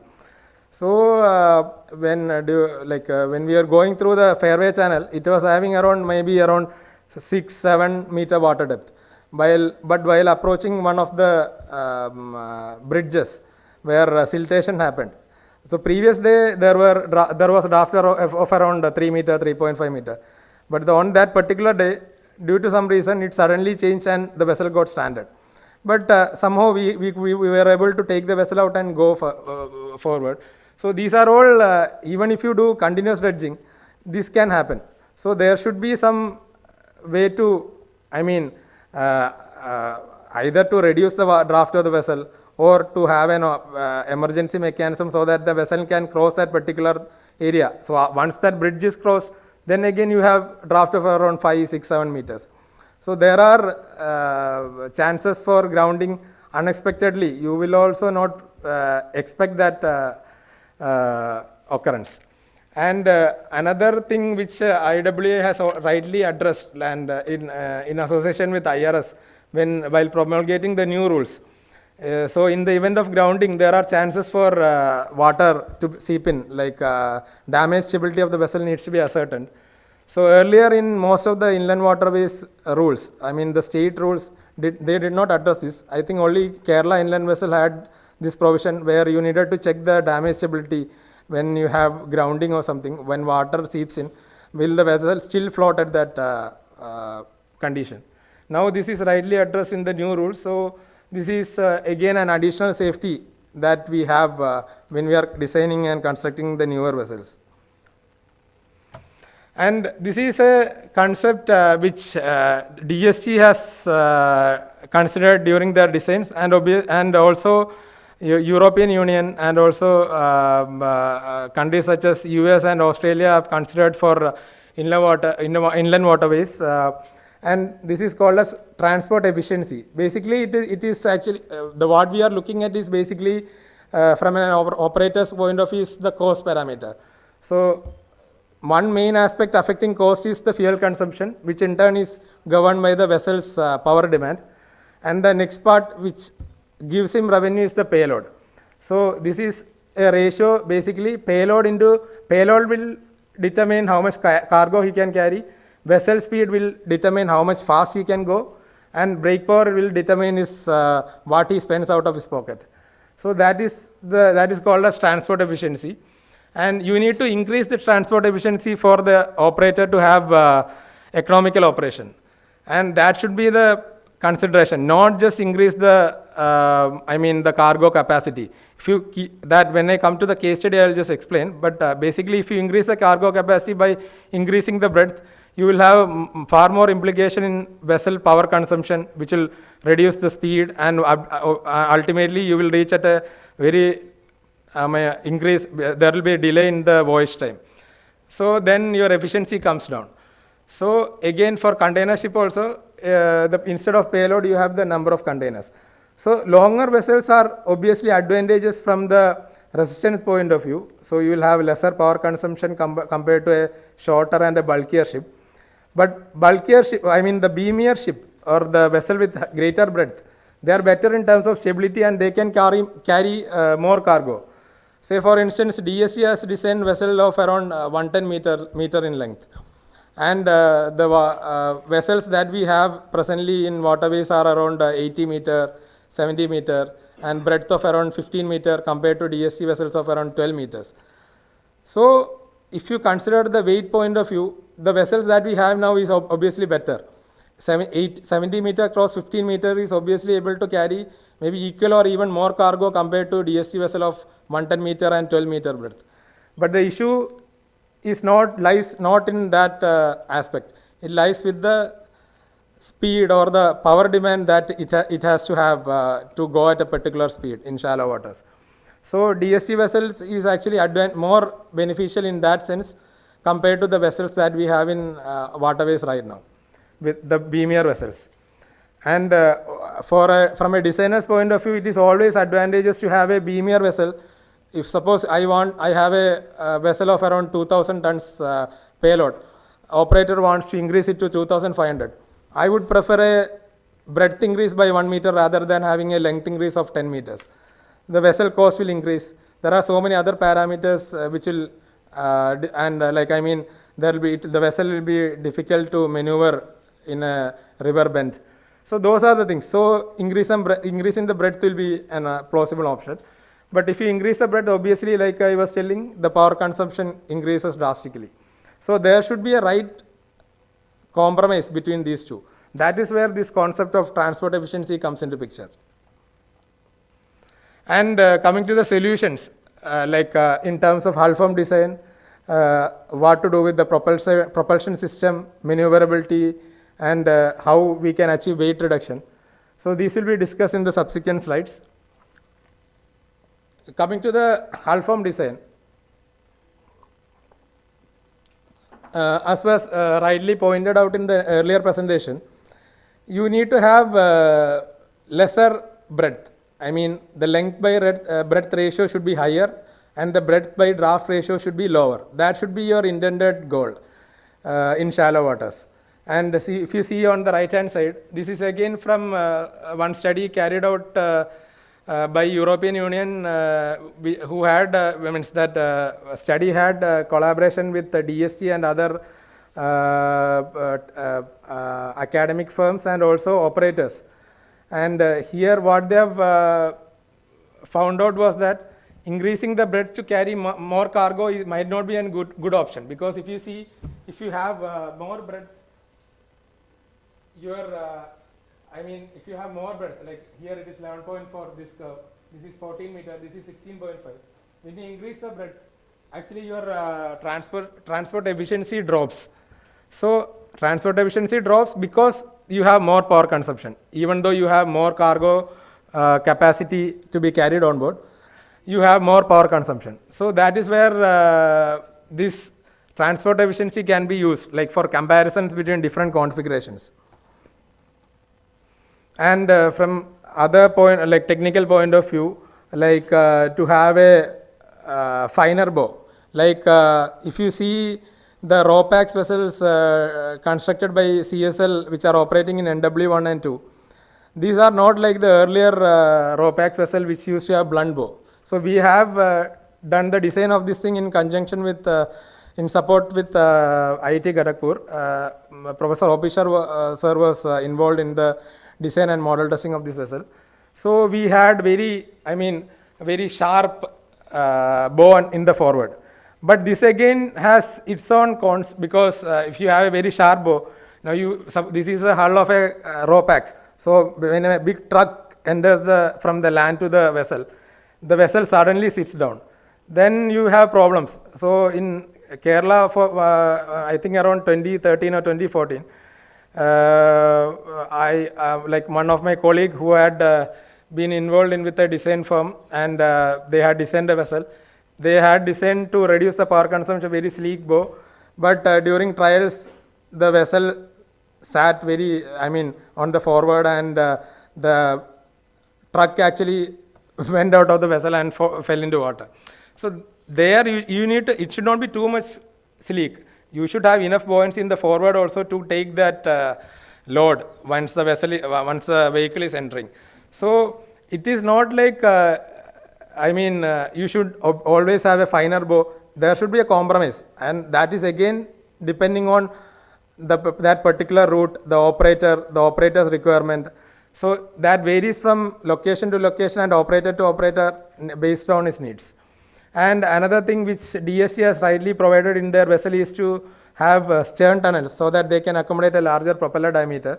So one and only important parameters that we need to have from the propulsion point of view is to have a larger diameter, which is the most important challenge that we have in shallow waters. So how we can accommodate a larger propeller diameter will have a significant savings, like from the fuel consumption point of view, and also to have more speed. And other things like I was discussing for maybe places where there are very large variation in tides or water depth, flat bottom vessels might be needed, like the one which I was telling about earlier about Sundarbans. So there the tidal variations is very large. So when like border security force wanted to have patrolling vessel, they also wanted to have flat bottom vessels, so that most of the time they also don't know how much tide it might drop. So most of the time vessel might sit on the ground. So there if you give a V-shape or U-shape vessel to reduce the power consumption, it will affect the grounding stability. And another thing is like catamarans can be a plausible solution in that regard. So even if it sits, nothing will happen. It will be still safe and stable. And coming to the wake wash aspects, that was already covered in detail by Professor Nagarajan. So if you have waves emanating from a ship in shallow water, actually that wave height will be even more higher, and obviously instead of going behind, it will go to the sides. So it will affect the smaller boats or smaller vessels on the sides, and obviously you will have erosion on the banks. So your target is that your vessel should not be operating in that critical region which I have explained in the earlier graph. So the Froude number of around 0.1, like 0.6 to 1.25. So vessel should not be operated in that regime. And coming to the propulsion system. So first I'll cover about the propeller design, what are the things to be covered, and next we'll cover the different propulsion devices that can be looked at. So, like was discussed earlier, we need to have a larger propeller diameter. For that, we need to have either option for changing the hull shape to accommodate larger propeller diameter, or to provide additional skirting like what is shown in the left hand side, which is a fitting below the hull of the vessel. And also use ducted propellers, which will reduce the loading on the propeller and maybe reduce the vibration, and which can also give additional protection to the propeller. But again, you need to have proper provision for rope and entanglement, and you have very less clearance between the propeller blades and the duct. And if the duct also get damaged, it can choke the propeller. So that also needs to be looked at. And another thing, to have proper flow to the propeller, you need to position the propeller. Maybe propeller should not be towards the center line. It should be further outwards. The efficiency will be less compared when you do it in a deep water. But in a shallow water, you will have more inflow more water flow from the sides. So those are the kind of things that needs to be looked at while designing the propeller. And coming to the propulsion devices, one more slide is there. Suppose you have a stern tunnel. So this is just a comparison between a stern tunnel, like propeller housed in a stern tunnel, like what we have on the right hand side, compared to a conventional seagoing design which does not have any tunnel, and also steerable propeller like the azimuth propeller, which can rotate 360 degree. So for the propellers on the left hand side, you need to have almost 1.5 times or 150% should be your minimum draft to propeller diameter ratio. So like if you have a draft of maybe or the propeller diameter of 1 meter, you need to have 1.5 meter draft for that propeller to be operating properly or to be provided properly. But for instance, if you have a propeller tunnel, even with a percentage of less than 100, with 90 or 80, you can still achieve the same propeller diameter. And that is where this tunnel design has an advantage. And if you see, there are very less vessels operating in inland waterways with tunnels. There are, but the number is very less.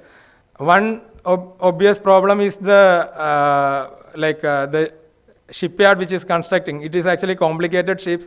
Some of the shipyards might not prefer that much curvature or bending of the plates. But sir was showing earlier, Shop Shipyard has constructed the catamaran vessels in Guwahati. So they have constructed the blocks from their yard and transported to Guwahati and did their erection in a small facility near Brahmaputra and on the bank of Guwahati. But if you see that, they were able to make the tunnel and the duct very well in that facility. So that should not be a concern at this moment. Earlier, maybe that can be a challenge. But now, even in those facilities or where you don't have adequate facilities, also people are able to make those kind of ships. So now we should go for these kind of advancements in hull design rather than stick into the traditional way to have very flat vessels without any curvature, which can be constructed very easily. If you compare the overall life cycle, the advantages that can be had in maybe constructing a tunnel with 5 days extra will offset everything. And coming to the propulsion devices, on the left hand side is what CSL had provided for RoPax vessel. Those are actually deck mounted azimuth thrusters, which is similar to the outboard propellers, OBM propellers for smaller boats, which can be lifted up. So no need to dry dock the vessel when you have any damages to the propeller. But means many of the audience might be already aware, it is actually a very niche segment. Very few OEMs are there, and that too no OEMs from India, and they will charge very high amount for the spares. And those are the things that needs to be looked at. But this is not a complicated technology. It can be easily, done in India with the available engine and propeller OEMs. Just that it needs to have 2 bevel gears. There is no other, big technology on these kind of azimuth thrusters. It's a very basic thing, but unfortunately it is not being manufactured in India. And again, another thing is, but if you see azimuth thrusters, if you compare the efficiency, for instance, with a conventional propeller, it is actually, we have done very extensive studies in collaboration with the OEM also. Suppose you have a propeller efficiency for a ducted propeller, conventional propeller housed in a tunnel, it will be around maybe 60% or so, 60, maximum maybe 65%. But these kind of propeller, design will have only maybe less than 50% efficiency. So obviously it will have its own increase in power consumption, but you will have other advantages, like you can lift it up. There are safety even if the draft goes down, you can lift it up and tow the vessel, then you can bring it down. So many advantages are there. And coming to another configuration, that is pump jet. This again we have done detailed study, we had done this in discussion with some OEMs, in fact couple of OEMs, and did a cost comparison, if you have a conventional propulsion compared to a pump jet, for instance. Pump jet basically is like it is actually flush to the bottom of the hull, and it takes in water, like you can see, and pushes it out, and it can rotate 360 degree. So it can give equal thrust, almost equal thrust in all direction, and it can have very good maneuverability. But the issue with this pump jet is that its efficiency is only around 30%. So conventional propeller 60%, pump jet 30%. So you need to have double the size of the thruster. Double the size of the thruster means cost of the thruster goes up. Then cost of the engine goes up, because engine has to give double the power. And shafting, shaft power goes up. Entire shafting system has to be large. Larger shaft diameter, bearing, everything is actually more. Finally, when we did an apple-to-apple comparison, it works out to be around 4 times the initial cost. The cost with a conventional propeller, which might not be possible for an operator to absorb. So that is where, so if you need to operate in very shallow water, you need to have, you need to provide technologies like this, which again will have a cost implication. So this solution need not be given in a place where sufficient water depth is there, but this can be given in some area where regular dredging needs to be done, where that cost will offset this provision of this thing. Obviously, like for the earlier one, there are very limited OEMs available in India, and also spare cost, equipment cost is actually very large. Another thing which again was done in collaboration with IWAI was to look at the option of inboard jet, similar to water jets what we have in fast ferries or in naval vessels. This is one vessel which is operating in Nepal. So there you have very hard, here you have siltation, but in Nepal you have a little more hard terrains. So there if you give a conventional propeller, it was getting frequently damaged. So this vessel was actually constructed in a facility in Pune, and they are using a thruster imported from Europe. Not thruster, inboard water jet. So here again the efficiency is less compared to a propeller, but as such the safety of the vessel will be intact, because your impeller is well protected inside the duct, and it is not exposed, and you can have you will not have any damages from the rocky terrain, and it will be suitable for maybe mid-sized or smaller vessels. And there is another solution like outboard jet. It is similar to outboard motors for smaller vessels operating in rivers with pebbles, or IW will be very well be able to appreciate that the dredging cost for rocky terrain with pebbles is actually with rocks and boulders is actually very high, maybe 10 to 15 times that with sandy riverbed. So there, rather than dredging and affecting the ecology of the river, it is better to go with outboard jets. It will again get damaged, but repair that can be done is actually simpler, like you can lift it up, or you can even replace the thing. That will offset the things, the cost that you will need to have while dredging.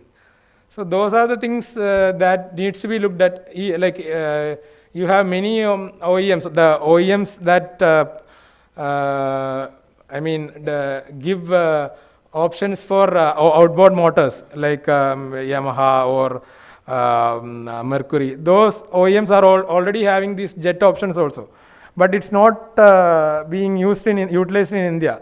They were, I think, maybe 1 or 2 places they have done in, I think, parts of Goa or elsewhere. But usually these are very common in US rivers with large boulders. We have many such rivers, maybe in Tripura, Bangladesh borders, and also in Nagaland, other northeastern states, with these kind of big boulders and very less water draft. And coming to the maneuverability, like how to improve the maneuverability, you can give quadruple rudders, like 2 rudders behind the propeller. So total 4 rudders. So this has been suggested by DST in the published designs on IWAI website, and that is a very good option. And coming to the rudder part, in shallow waters, unlike in conventional seagoing vessels, the rudder depth is, like, I am not telling the technical part like chord or span, but rudder depth is more compared to the width. But for shallow waters, you cannot increase the depth because it will hit the bottom. So the width is more compared to the depth. So you will have some kind of very elongated kind of rudder arrangement. So in those arrangements, typically if you see vessels in Danube or Rhine, you can see 2 plates on either sides, 2 end plates.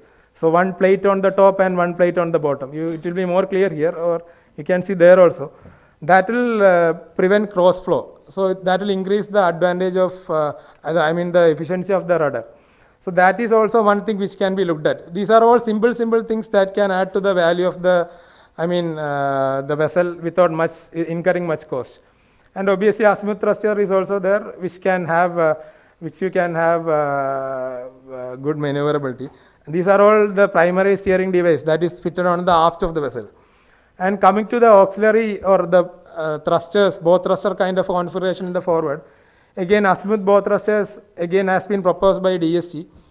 So when we were in discussion with the OEMs, one part is obviously the cost part of it, and also the operating cost. Like you have another small propeller, even though it's small, it needs to be powered by an engine or maybe generator. That needs to be run. And next part is like there will be clogging. Again, you need to take the debris out of it. That is another problem. And there are also solutions with pump jets, which CSL has provided in one of our designs for Norway, like with pump jets in the forward for maneuverability. But again, I was telling before, it all adds to the cost of the vessel. And this again might have issues with clogging also. Like if you have debris, like smaller debris, it can get entangled or it can suck it up. But obviously you have provision to reverse the flow and you can push it out. But these are all the challenges that might come up when you are actually implementing these kind of technologies. For that actually we need to have more studies also. And another concept that was looked at is 4-channel thrusters. Like you have similar to a conventional bow thruster, you can have like on the athwartship, on the breadthway side, plus you have some similar to water jets on the fore and aft direction also. So this will, even if your main propulsion device goes off, you can have an additional augmentation with this 4-channel thrusters. But all these things, except bow thruster and obviously azimuth thruster and pump jets are in very well operation in European waterways. But 4-channel thrusters are only in the initial discussion phases, and commercially it has not been implemented. And coming to the weight reduction part of it. So there are these studies have been taken from one of the report of European Union called as ECONET. So they have studied use of high tensile vessels on inland vessels to reduce the weight, use of aluminium, composites, sandwich panel systems.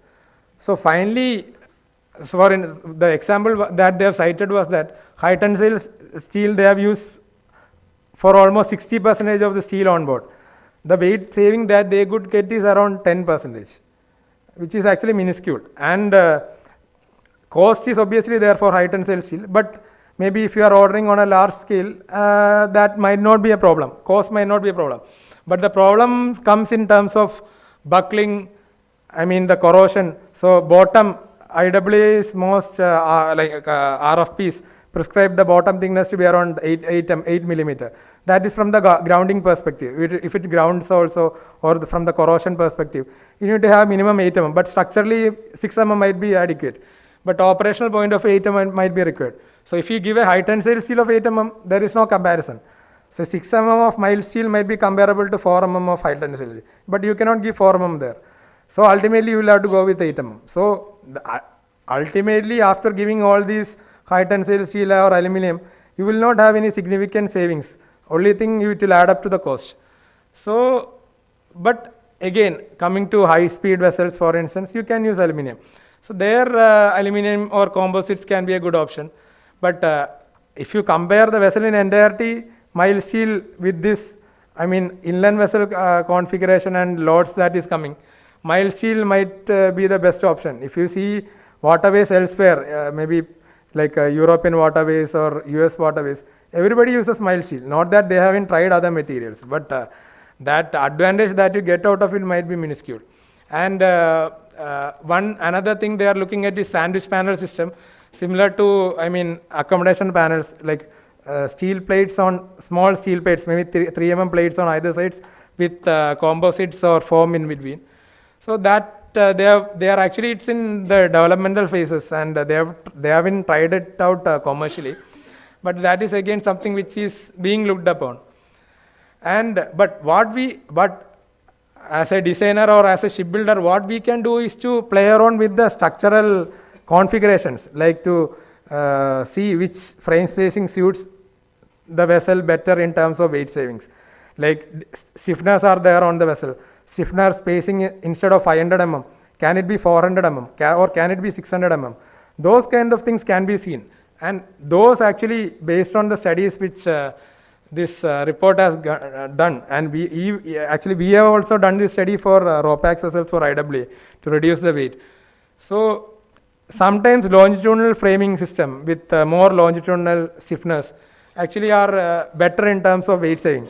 But from the yard's point of view, or construction time might be a little bit tricky, but still, like I was telling, now with the capabilities of Indian shipbuilding yards, smaller yards or larger yards, that is not a big issue. So those are the things which can be done. Maybe that can achieve maybe around 30, 50, 60 ton as per their studies. 60 ton will be around, for instance, DST vessel, 1 centimeter of the draft will correspond to around 10 tons of cargo. So if you have 50 tons reduction, it is around 5 centimeter reduction, or so that is what needs to be looked at. And whether we need that much reduction is where we need to look at these weight reduction techniques. So these kind of structural optimization or using direct strength or finite element analysis will not be adding too much to the cost of the vessel, but savings wise it is actually a good thing which can be looked at. And IRS also has been very supportive. So many of the times when the IRS class rules finally, when we do as per that, suppose the weight is going up, we have had interactions with the IRS, even for IWA vessels, to bring down the weight using finite element analysis, and that has had a significant impact on the weight of the vessel. And these are the some options which can be explored, and some of these options are already tried out by IWA, like push bar flotilla is already there, and other elements I will just go through.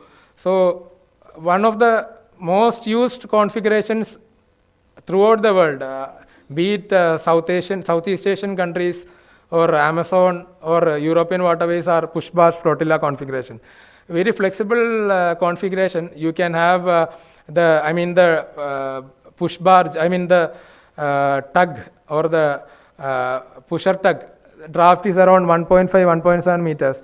So very less draft, and if you can have various configurations, 6 bars or 4 bars, depending on the LED in that particular stretch, you can take the vessel to any route. So if the draft is less, LED is less, you may need to carry maximum that can be carried is around maybe around 2 barges.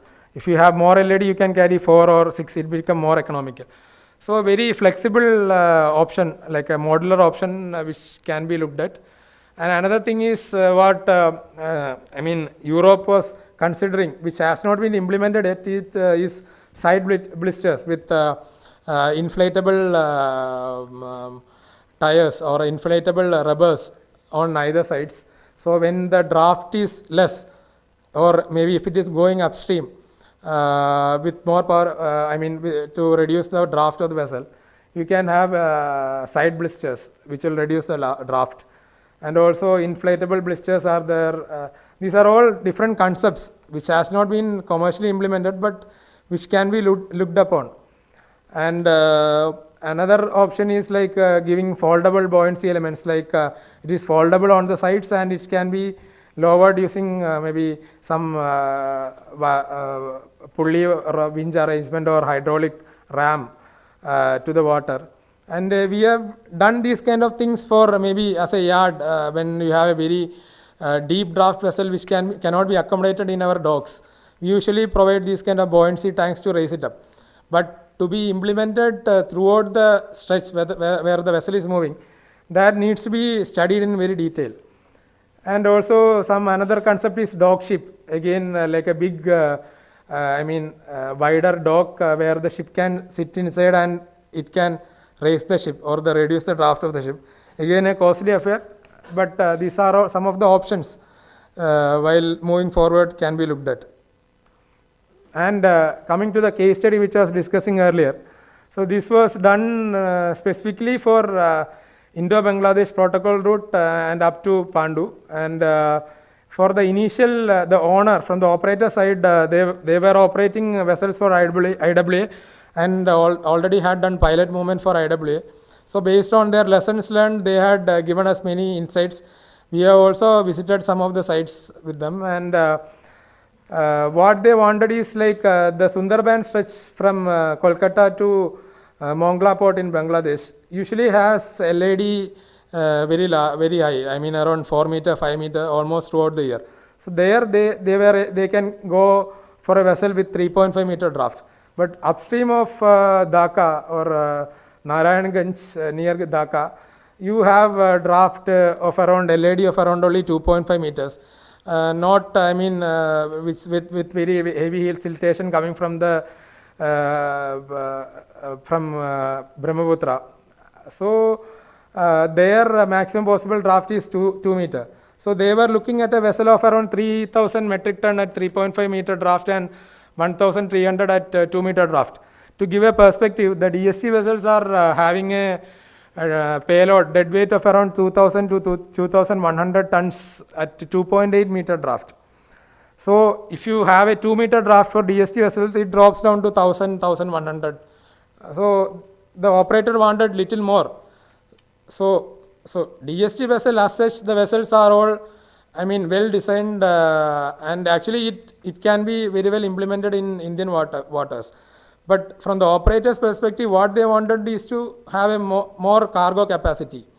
And the operator was facing specific challenges while moving upstream of Dhaka in this stretch where the water levels are very low and the currents also can be very significant. So the power consumption increases very drastically and he was hardly able to move his vessel in that stretch. Maybe he was telling around 0.0 to 0.5 knots upstream velocity, or at times not even able to move. He had to, berth the vessel. So there you need to have sufficient speed upstream also. That was one of the considerations which he wanted. And again, the vessel needs to have sufficient payload for it to be economically sustainable. So these kind of solutions like deep draft and shallow draft. For deep draft, it can carry the full cargo. Shallow draft, lesser cargo, but still not too much less. So these are the things which needs to be considered during design, so that the operation becomes viable. And these are the studies. I mean, we have in discussion with him, we had considered the original DSC configuration, that is 90 cross 12 meter. So DSC had initially designed 110 meter, but they have reduced length also, 80-90 meter configuration is also available.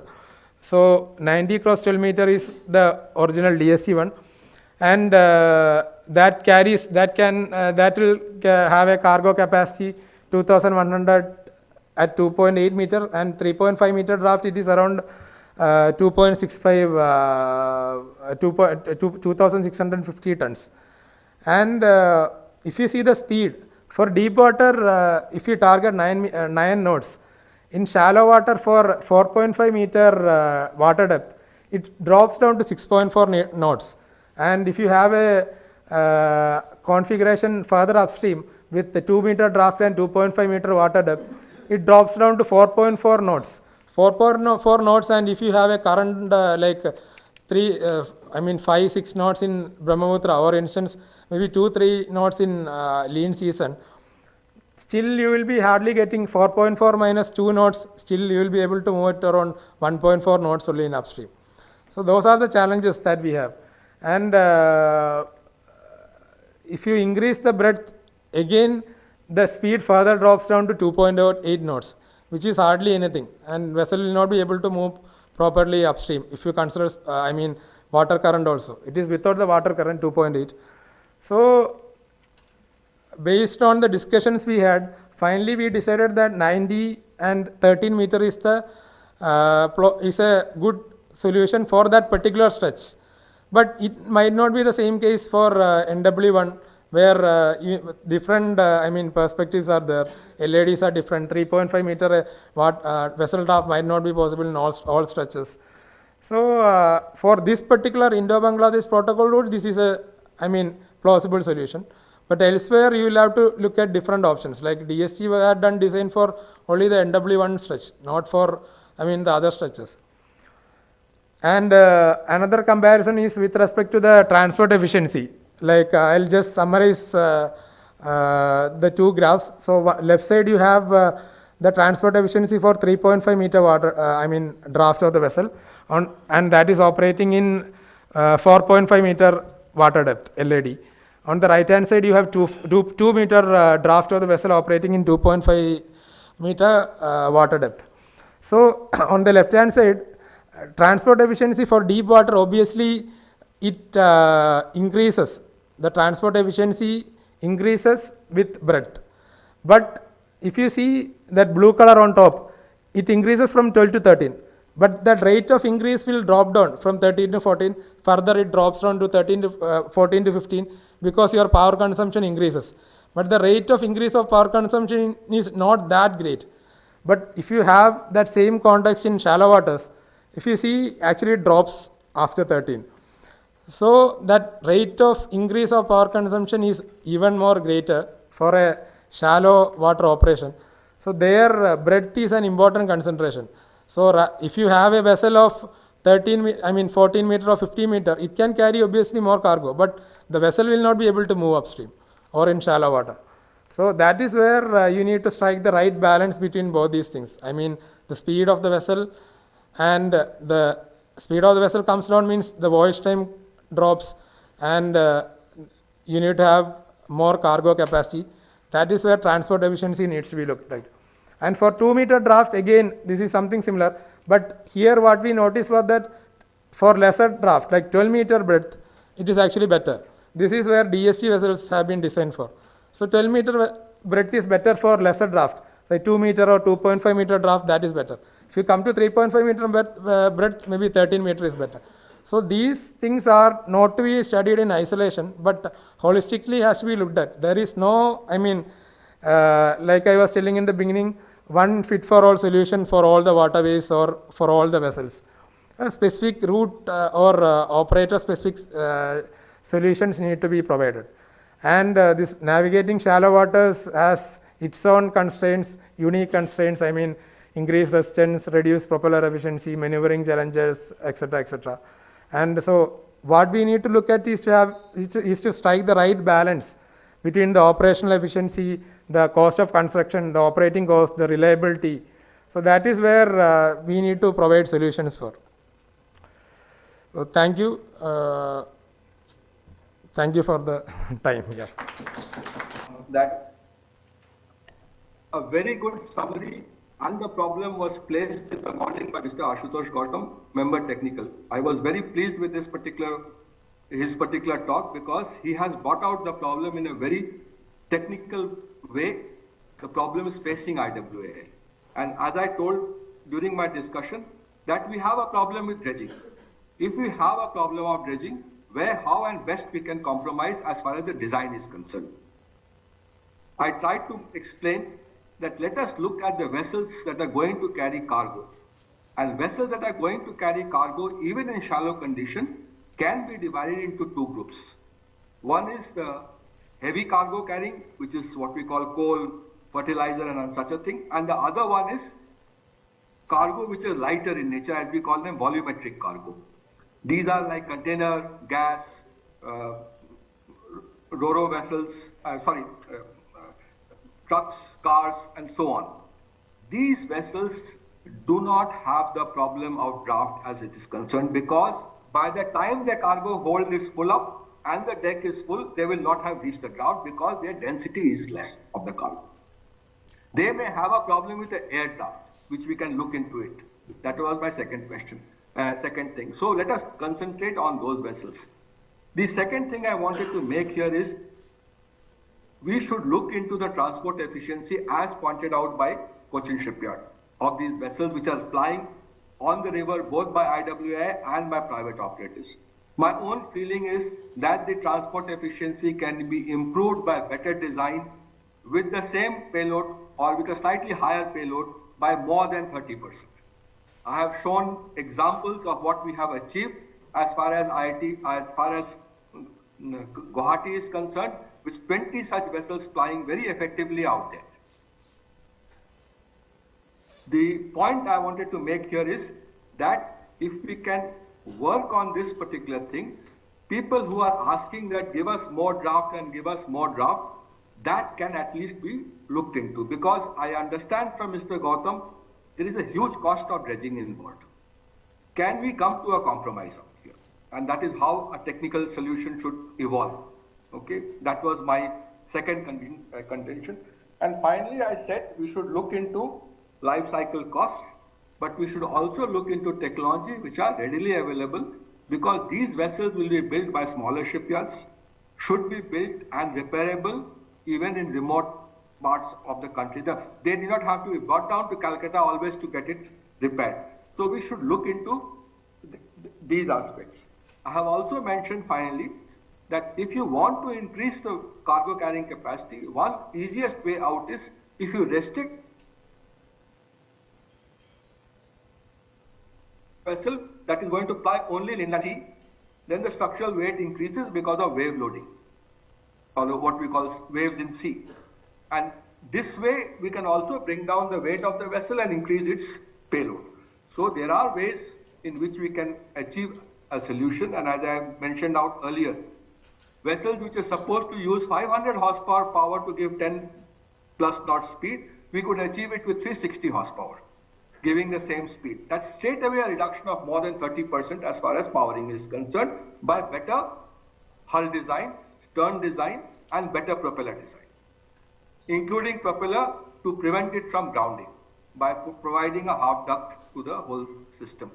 So there are ways out, and I'm sure if we work together, IWAI, Cochin Shipyard, IIT Kharagpur, we should be able to find out solutions for every type of problem that we are facing as far as IWAI is concerned. So once again, I thank, first of all, Mr. Ashutosh Gautam for actually setting the ball rolling in the right manner, okay, as far as the issues faced with inland water transportation is concerned. Thank you, sir, once again for giving me the opportunity. Thank you very much. Now I would like to invite CTEC to give their perspective as a designer. Ma'am, stage is all yours.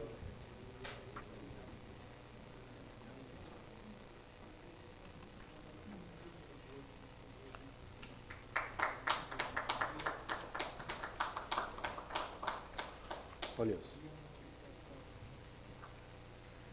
Nitin? Sorry, you all will be able to see me, but you all can make do with, with my voice. Ma'am, don't worry. You can sit down and speak. See, you please sit down there. Everybody can see you. The display is there right in front of you. Nitin can operate from here. Or I can operate for you. I'm good, I'm good. I'll be anyways touching upon the initial slides, a little about our company before we can go ahead with the topic of the day. So CTEC Solutions is based out of Singapore, and we were established in 2000. We are completing our silver anniversary next year in April. In a short span of 25 years, we have designed more than 600 vessels sailing worldwide to our designs. We take a lot of pride in innovation, customer-centric, and excellence. That's our core values that we work upon. Innovation in everything that we do. We like to be pushed and challenged with newer innovative technologies. And customer-centric, we believe that not one size fits all. So we have every vessel that is designed according to our client's requirements. Excellence in everything that we do. We have got a very stringent values, very stringent quality checks in our designs and in our services that we offer. We cover our services in three services. One is design, one is engineering, and one is consultancy. We would have touched upon it some other time. Today, I think we should not move away from our topic, so we'll get back to that. We call ourselves global players because while we have 14 offices, we have a presence in 14 countries. We have over 20 offices to get as close as possible to our clients. In India, we have a presence in 6 cities at the moment. And as you can see, from a 6-meter fishing boat to a 240-meter world's first deep seabed mining vessel is all designed by us in one portfolio. I think I'll give the floor to Nitin to take over. So thank you, ma'am. So so good afternoon, everyone. The morning session was full of technical solutions to the challenges that was brought out, and it was presented in a very good manner. So what we are trying to bring out is a different approach, is to how we bring out the increase the number of vessels being that is going to come in the inland waters. So that is the approach that we are going to look at, so that we can see more inland waterways ships coming in the future. So we need to have a new approach, and so mainly what we are trying to do is the cargo. We can divide the whole the national waterways. We have around 111 currently. So in these right now we can split the all waterways into different parts depending on the cargo viability and the stretches, that is different bends or the different strait regions wherein different solutions can come up. So that is how we'll be looking into this. So mainly the cargo operators will be the ones who will be deciding on what they want at the end of the day.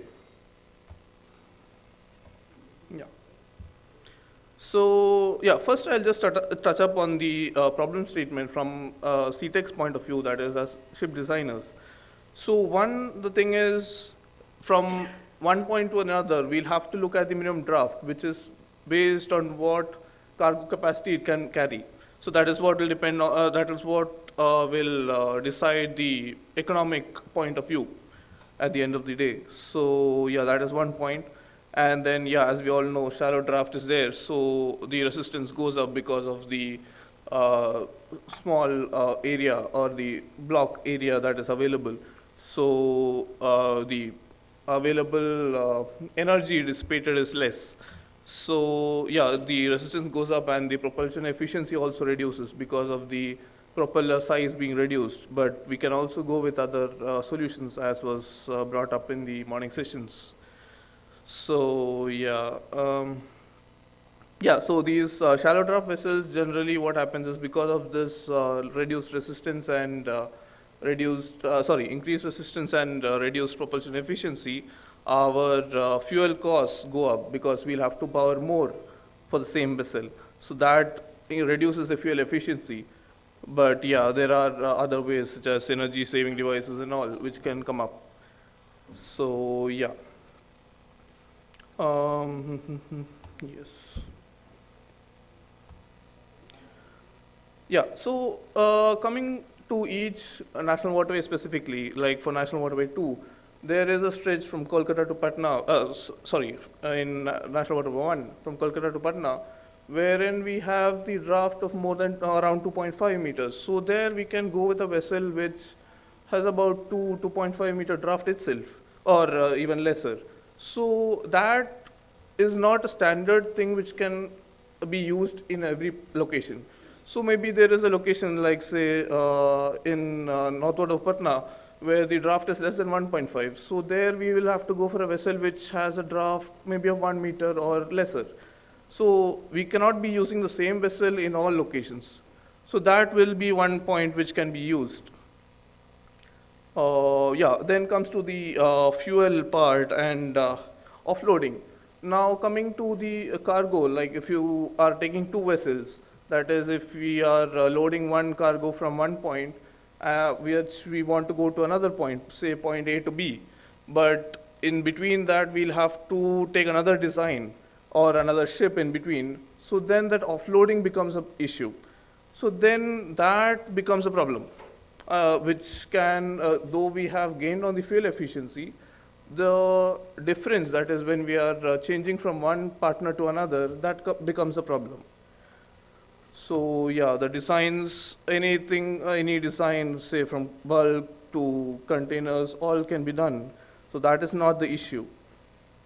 Yeah, then the another point for reducing the capex on the ship, the vessel, will be with the installation or the equipment on both the ships. That can be shifted onto the ports or the land, so that the infrastructure cost reduces on the ship, and so it can be a common platform for all ships which will be running in that area.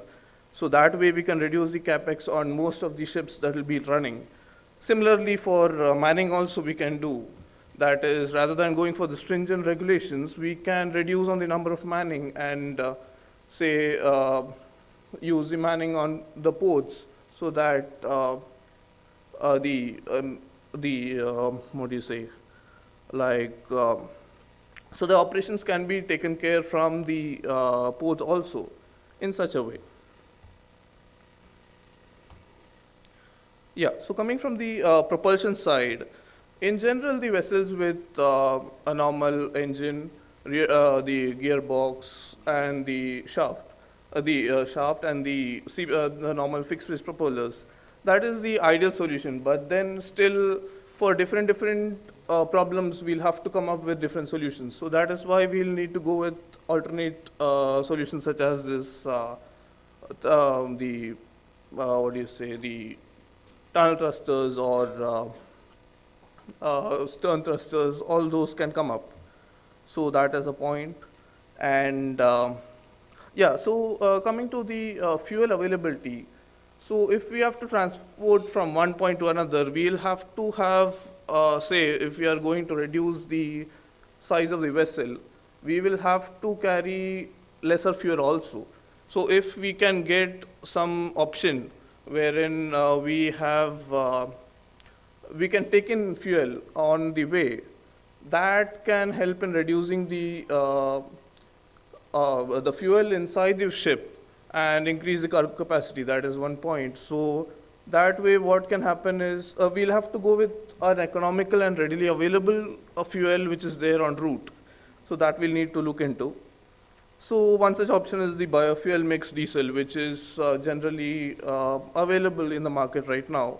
But if we have to go for other solutions such as batteries or alternative fuels, That can be looked into, but at this current point, it may be too much of investment. So yeah, it will come down in the line. So that should not be an issue. And yeah, we can look into energy saving devices also, as was brought in. Yeah, coming to the cargo vessel viability. Now, the ships that we'll be operating, mostly we can ensure the safety and reliability of the ships. It is not necessary for it, or it is not, what do you say? It is not a challenge from the point of view of reliability or safety around the year perspective. So that can be done. So even the training and manpower, all those are readily available. So that is not an issue from the point of design, all those. So yeah, so coming back to the point where we'll have to reduce the lengths that we are going to operate, that is for the ships. So that will help in increasing the viability of ships. That is, rather than using it for the whole lengths, we can take small portions wherein we can operate the vessel. So that will definitely increase the viability of the ships. So such studies, economic studies, can happen. So in that manner, we are proposing one study, which is what we are going to do. So once a study that can happen, this is just one particular case study. So where what we can do is the overall cost a ship or an operator is going to encounter in the whole operation. Say that is when it is, if the operator is going to transport it through road or rail, the cost it will encounter as compared to when it is operating in inland waters, the inland waterways is obviously going to take the advantage. So that point will help in the operator to obviously choose the inland waterways as compared to roads or rails. And so that way he will be able to estimate what is the tariff or what charge he can go for to make the operation viable.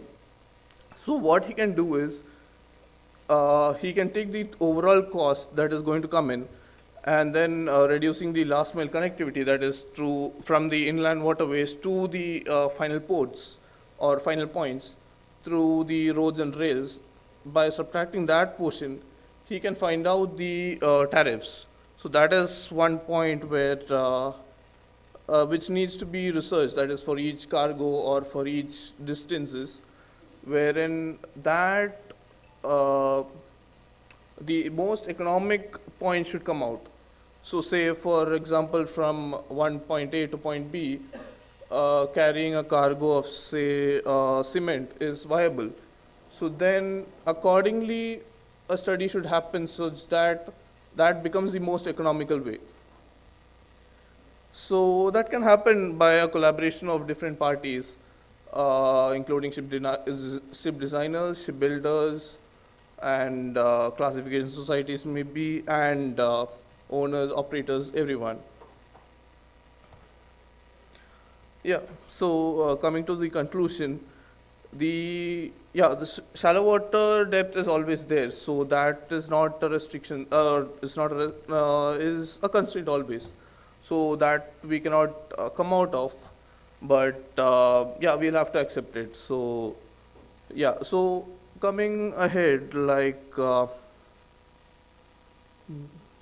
yeah, so these studies will need to be looked into, that is the economical studies will need to be looked into to come up with the complete solution as to which cargo can be taken from which point to which point, so that the effectiveness or the cost comes down to the maximum.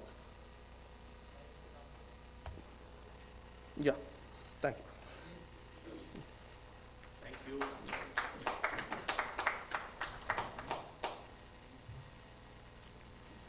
So we have our technical director, Mr. Dilip, who's joined us online, and we can throw open any questions to DGS to answer it. He has been one of our leads in this particular project for the longest time, but unfortunately, due to his health, he could not join us here physically. If we can have Mr. Dilip online. Yes, yes, yes.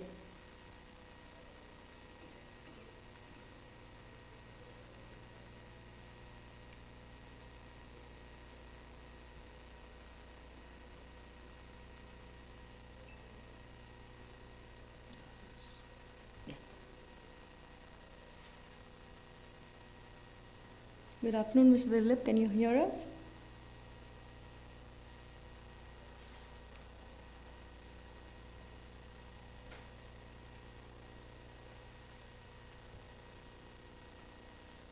So you're muted.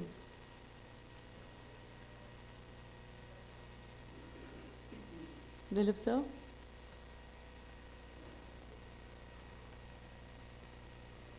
Oh, you're not able to speak?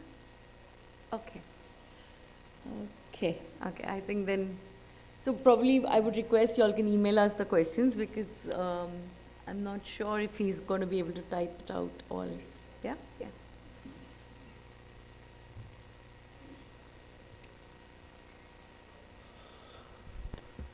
Thank you, ma'am. Thank you, Nitin. The next speaker is Captain Ivy Solanki. He will give the operator's perspective. So may I invite Captain Solanki on the dais, please?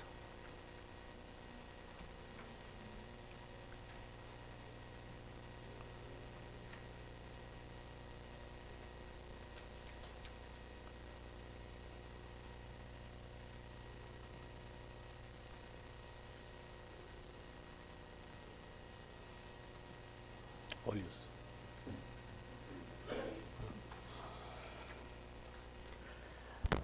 Thank you. First of all, I would like to thank Inland Waterway Authority of India for giving me the opportunity to speak on this topic, which is anything to do with inland water transport. Actually, I'm very passionate about, so I would love to speak on it. And so that's it. The second thing is that I've been wearing different hats. So today I am wearing a hat of vessel operator and vessel owner. I've been a trainer in IWT sector. Also, even in fact, I am project director NINI presently, and also I've done my PhD on inland water transportation itself, and been involved with this sector since 2008 in all the fields parallelly. So I have been involved in all the three segments parallelly as a owner, as an operator, as a trainer, as also a consultant. Respected member technical Shri Ashutosh ji, sir, Professor Bhaskaran sir, distinguished delegates, Captain Solanki from Gujarat Maritime Board, Captain Khara from Maharashtra Maritime Board, and ladies and gentlemen. Thank you and good afternoon to you. It's afternoon session, so it's little difficult to keep one awake. That is one. Second is most of the things technically has been already spoken, but I have stories to tell because I have been practically involved on the field and also you can say involved in day-to-day operations. So the overview, what I would like to cover is, I think it has been already covered, what is the difference between shallow, restricted and confined waters. So riverine waterways is slightly different because normally what we have in India is mostly riverine waterways. So the characteristics of riverine waterways is different. So we need to understand, it has been also spoken earlier by CSL that each waterway is different, each stretch is different. So I will bring out how it is different and how what challenges as an operator we have faced and how we solve those problems also. Then effects of shallow waters, operators' challenges, and what are different, you can say, design issues and what could be the way forward. So shallow water and shallow restricted and confined water. Shallow water is basically more related with vessel. So where you have basically, you can say, depth to draft ratio governs what is shallow water. So that is H2T less than 4, it becomes a shallow water. Restricted water is only to do with waterway. When a waterway is restricted, that means the span of waterway to which it can extend, that is basically restricted. When we say confined, so it becomes a navigation or operational aspect. That means a vessel is operating in confined environment. And that is what is actually we are doing as operators. Inland waterways operations is actually totally confined. Confined by cargo, confined by cost, confined by manpower, confined by physically by waterway also. Rather, that is the, you can say, base on which we start with. And we are highly confined. If you go to the last one, the rectangle on the last, which says very clearly where we are highly confined in terms of the area of the channel vis-a-vis the midship section area of the vessel, H2T ratio, and the BCB ratio. Now, what we get from Inland Waterway Authority, we do not get fairway. What we get is waterway. What is the difference between a waterway and fairway? Fairway is assured width, assured depth, assured aids to navigation, 24/7 navigation, and also assured assistance. In case I am stuck, I will get assistance. And the total ecosystem around that is what is basically fairway. But what we have today is waterway, and that's what waterway is basically. You can say you have a vessel, it can navigate, but size varies. There is no, even stretch wise, I cannot say that by surety that my vessel of 2000 tons can operate between Farakka to Calcutta. No. Or between Patna to this thing, though one may say the depth is 2.5 meter, but can I operate a vessel of 1200 tons or 1500 tons without any problems in that? And if there is a problem, will somebody support me? I doubt. So that is the difference between you can say waterway and fairway. So we have a waterway, so we have to actually broaden our view to provide fairway. If we can provide fairway, then only the operators will come in and they will invest. Otherwise, it will be totally on government funds. The vessel will operate and the total including subsidize, it is not going to happen. So that is one. But even within that constraint, we can operate. Even within that constraint, we can operate if we are assured cargo, if we have assured cargo, assured rate, and we are sure we are going to get that rate. So then also it is possible. That means there is a requirement of minimum mass. Minimum mass of cargo is to be there. Why the IBP protocol route is so successful or has been successful so far? The reason is, I know if I have to go from Calcutta to Mongla, I will get $12 fixed. I can plan my vessel. I also know the area of problem there. I will have custom problem. I have got night navigation not allowed in the Bangladesh water, certain area. So I know the problems. So I can find solutions to those problems. Very limited unknown problems are there. Otherwise, the director at Calcutta earlier, Mr. Rajak was there. They are very supportive. They have been always supportive in that sector because it's a vibrant sector. And it brings name to the authority, it brings name, so therefore everyone is there. Because why it has become vibrant is because there is cargo, there is a rate which is known, and the ecosystem has developed around it. Today more than 1000 vessels are operating in that, were operating before the problem of, you can say the political problem which happened there, it was vibrant. But I did a calculation one time, I counted the number, there were total 935 vessels, out of which only 35 were Indian. 900 were Bangladesh because they had that ecosystem, they were flexible, they were able to operate, they had the funding mechanism, and that's so that is what is required. for us to do that. Now coming to the basically riverine waterway, do we have a pen or something like that, so that I can, anyway. So what I wanted to say, no, I can. So when we say here, so it's basically confined in terms of, now here I am using in terms of basically because on either side you have high banks or strong banks, at least on one side, there is limited scope.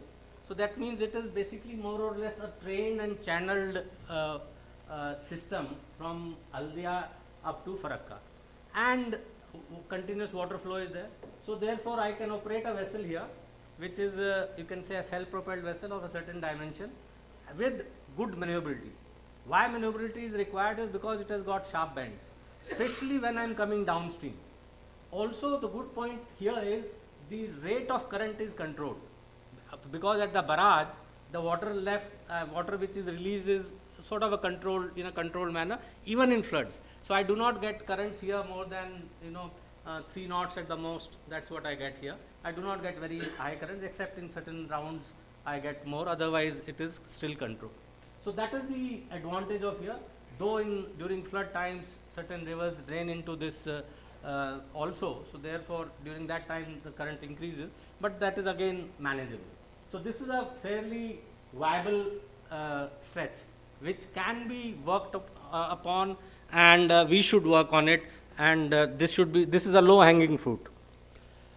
The second stretch which is there, you can say, if I go from Farakka up to Patna, and then from Patna to Varanasi, rather Farakka to Sahibganj. Farakka Sahibganj also is basically because it is a back pool of the barrage, so there is sufficient water available there. So it's possible to go up to Sahibganj and up to Manihari. So not a problem. Manihari links us to Nepal. Backflow is up to Rajmahal.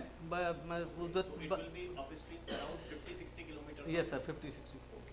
So that much is there, and then only thing is I have to train there, and it is very easy to have that.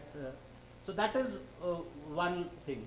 Now, as I said, that there is a from Manihari, just opposite of Sahibganj, Kahalgaon se pehle hai. So that links, I think that red point which is there is a Nepal border. So that links to Nepal. And now this stretch is basically shallow and wide. Why it is shallow and why it is wide is because it is meandering, number one. Number two is because when we put a barrage, so that time the gradient becomes, you can say, reduces of the river. That means the current flow reduces. So what happens to the sand? Whatever the sand is coming, the water loses its sand in that. That's why it becomes the silt is there, and that is why there is a sandbanks in the stretch right between you can say from Rajmahal to Sahibganj or even up to Manihari. So that is the problem. But if it is shallow and wide, so what we can do, we can have a push-tuck barge flotilla. The push-tuck barge flotilla needs wide. That means if you increase the beam, your carrying capacity increases. So because you have increased the beam, you can reduce the draft. So therefore that can be managed. That is one advantage. Second is we have to use tugs. Tugs are available today can be, you can say, designed to a draft of 1.2 meter, 1.3 meter with the tunnel propellers, because that will also protect the propellers. They can be, you can say, 12 meter long. You don't have to make a 23 meter long tug, not required. But you increase its beam, because if my flotilla beam is 8 meter, why should I restrict the tug to 6 meter?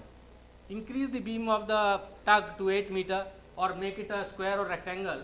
So the advantage with that will be I can have 3 propellers. I can have 3 propellers, tunnel propeller, and the 10 meter will bring me to category C of the present rules, IV rules. So that means my operation cost will be lower. So that is the advantage which I can take by having a push-tuck barge flotilla. My operation cost will be less, my resistance will be less, because I am, you can say, as a single unit individual, I will not be operating. I will be operating with the flotilla. When I am operating with the flotilla, my resistance, actually my length total becomes with the tug. So therefore the resistance effect is not there because of which I have broadened the beam. So that is the advantage which we should take in this stretch, and also same thing from Patna to Varanasi also. You can we can have a, suppose from here to here I have got 750 I would say 500 ton dump barges, 750 dump barges up to Patna. From Patna downwards I can have a barge of 500 tons and small modules, and they will run. I am 100% sure, and it can happen. Because presently we are operating a vessel 300 ton, 55 meter long, self-propelled vessel, and consumes 25 liters. I mean, it is no win at all. It is no, you can say, there is no science to know if I have to move 300 tons and I have to consume 25 liters per hour, is not going to be viable. So therefore, it is much easier to go into that design. So that is one. Now, the second thing which is there is, I will just come to the next point. Why it is not coming? Next slide. अटक गया.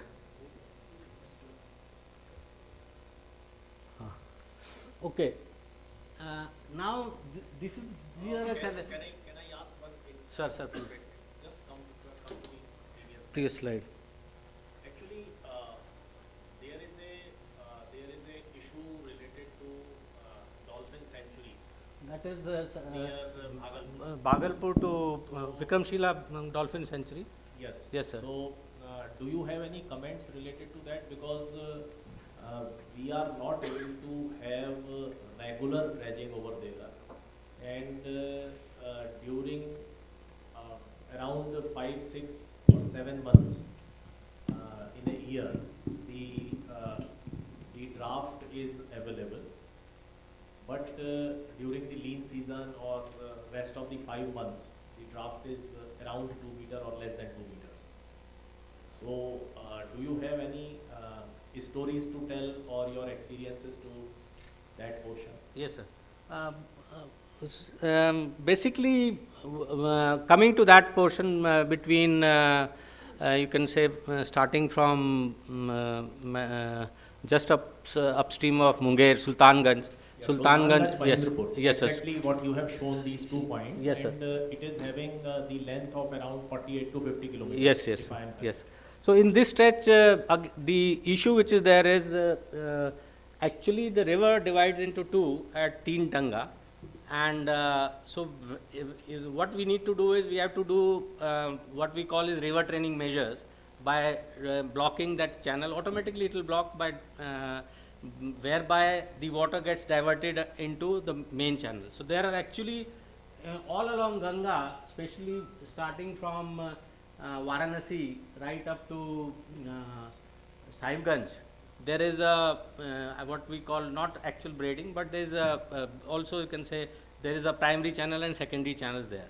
So what we need to concentrate on with time, so whatever our secondary channel now, they have been there for long. For example, if I start from Patna downwards, the Fatwa channel is presently secondary channel because of Pipa pool is there, but we can make it into a, we can reinforce it by putting embankment, reinforce it so that it becomes a primary channel, and then you control the flow to that channel so that it remains a deeper channel. The water by itself actually, I have run aground maybe, my vessels, including me being on a vessel, maybe 15-20 times, but never ever I needed a tug to refloat my vessel. It provided I am not gone too far off the main channel. The river by itself naturally scores the sand.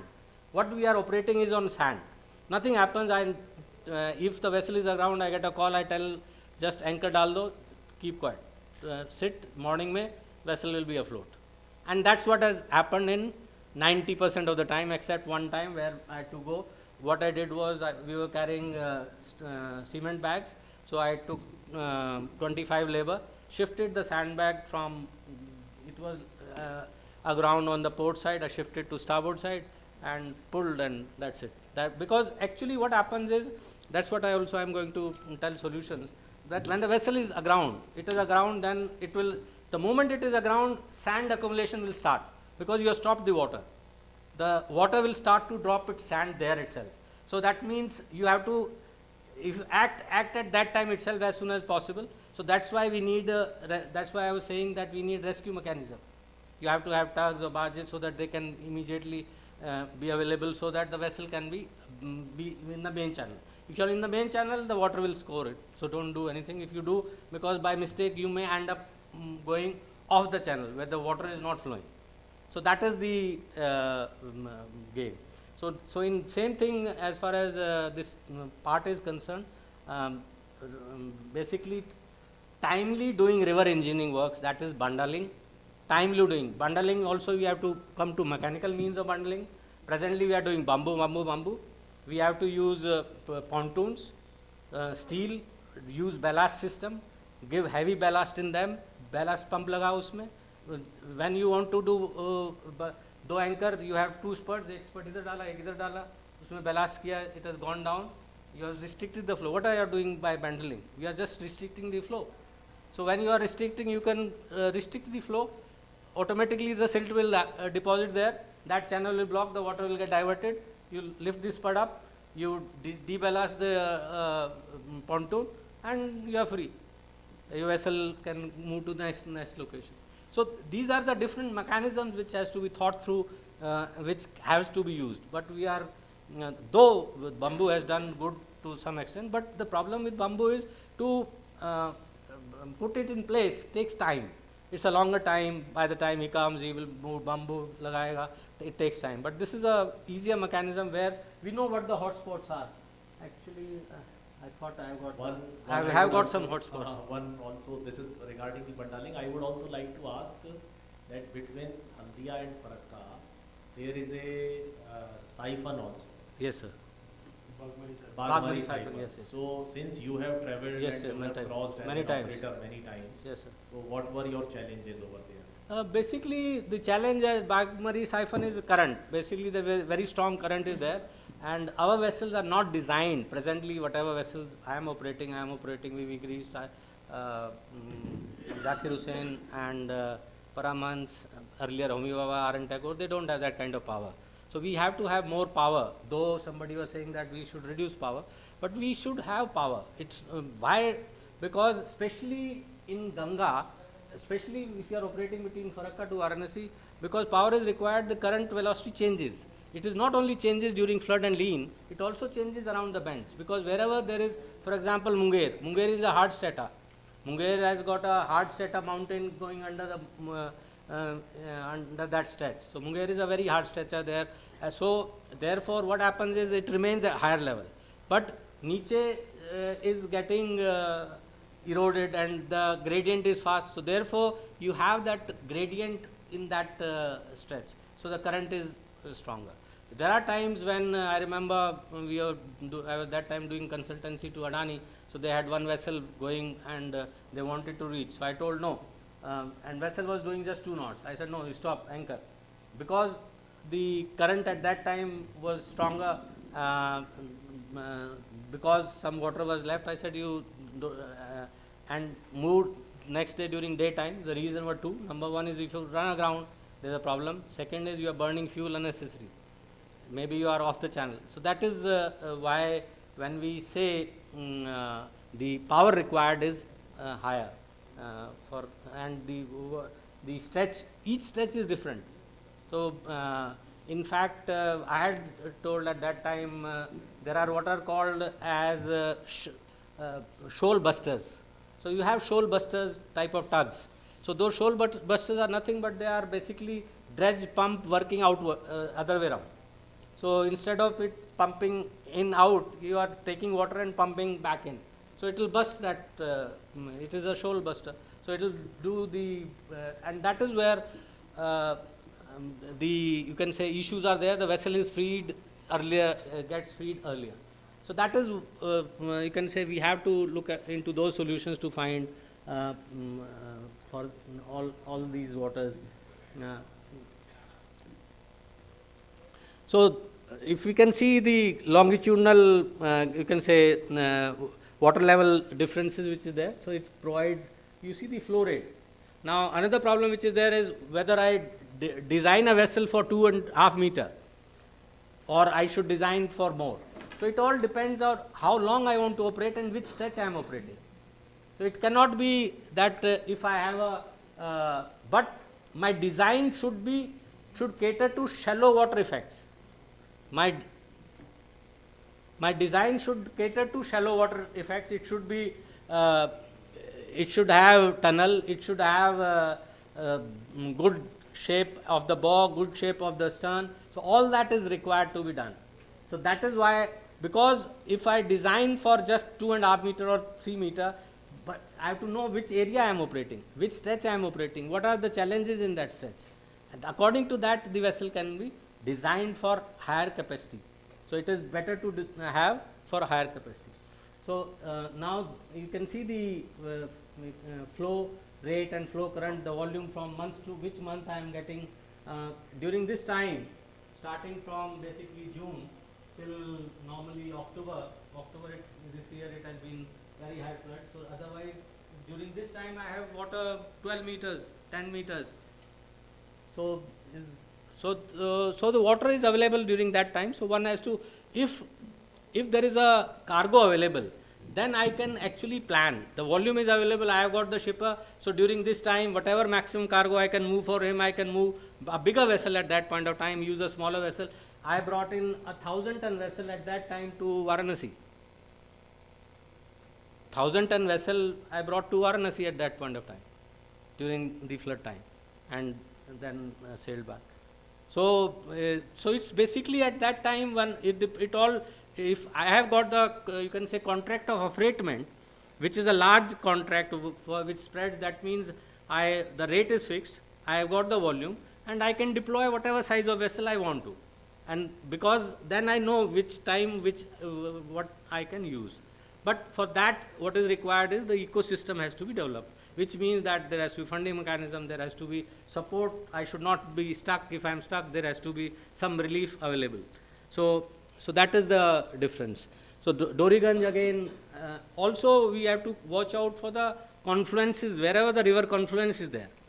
So wherever river confluence is there, there will be, you can say the channels will be dynamic. There will be silt coming in, there will be channel shifting, because it will depend on which river has been in flood first. If suppose in case of Doriganj, Ganga is, but you can say Ganga flood is over, Son flood comes later. So the Son flood will shift Ganga to that side. So my secondary channel which is there now will become primary channel. So according to that, the river actually, according to the flood, it will change. So that is also an experience which we had. This is what I was coming to. Actually, I wanted to show this. These are the hot spots which are there. We say that, Ganga total from Varanasi to, I think, Farakka, if I remember correctly, 12.5 kilometers is the total length of the shores. And the length is 1310 minus 540, so it's about 800 odd kilometer. में से सिर्फ इतना ही है, बाकी में तो पानी है, 3 meter plus 3.5 meter plus पानी है. So now if I design a vessel of 2.5 meter, it is foolish. So what should I do? I will tell a solution. What we should do is, we should provide inflatable balloons, like a dry dock. Use an inflatable balloon dry dock, lift the vessel, use portable buoyancy tanks which are used in dry docks, etc. Just for the vessel to flow past that. Instead of dredging, that's a better solution, because it will, this is a permanent solution. You don't have to, it can be used many more times. So basically you are advising that total between Farakka and Patna, around 13 kilometer of the total shore length. This say I done in 12 2018, 19, I think. out of say 500 kilometers or 600 kilometers. So it is not more than even 2%. So in that 2%, you are advising that instead of carrying out assured depth dredging with a costly affair, as well as the quantity based dredging, which is also sometimes the quantity varies. So you are advising that inflatable mechanism may also be adopted. So it is dependable in all the 100%, sir, not a problem. I'll show you, I've used, I took the vessel, I lifted the vessel by 50 meters, shifted it from Patna to Ayodhya. Sir was there. We took the vessel, the draft was 1.1 meter. I reduced the draft 2.67 meter. I'll show you a photograph.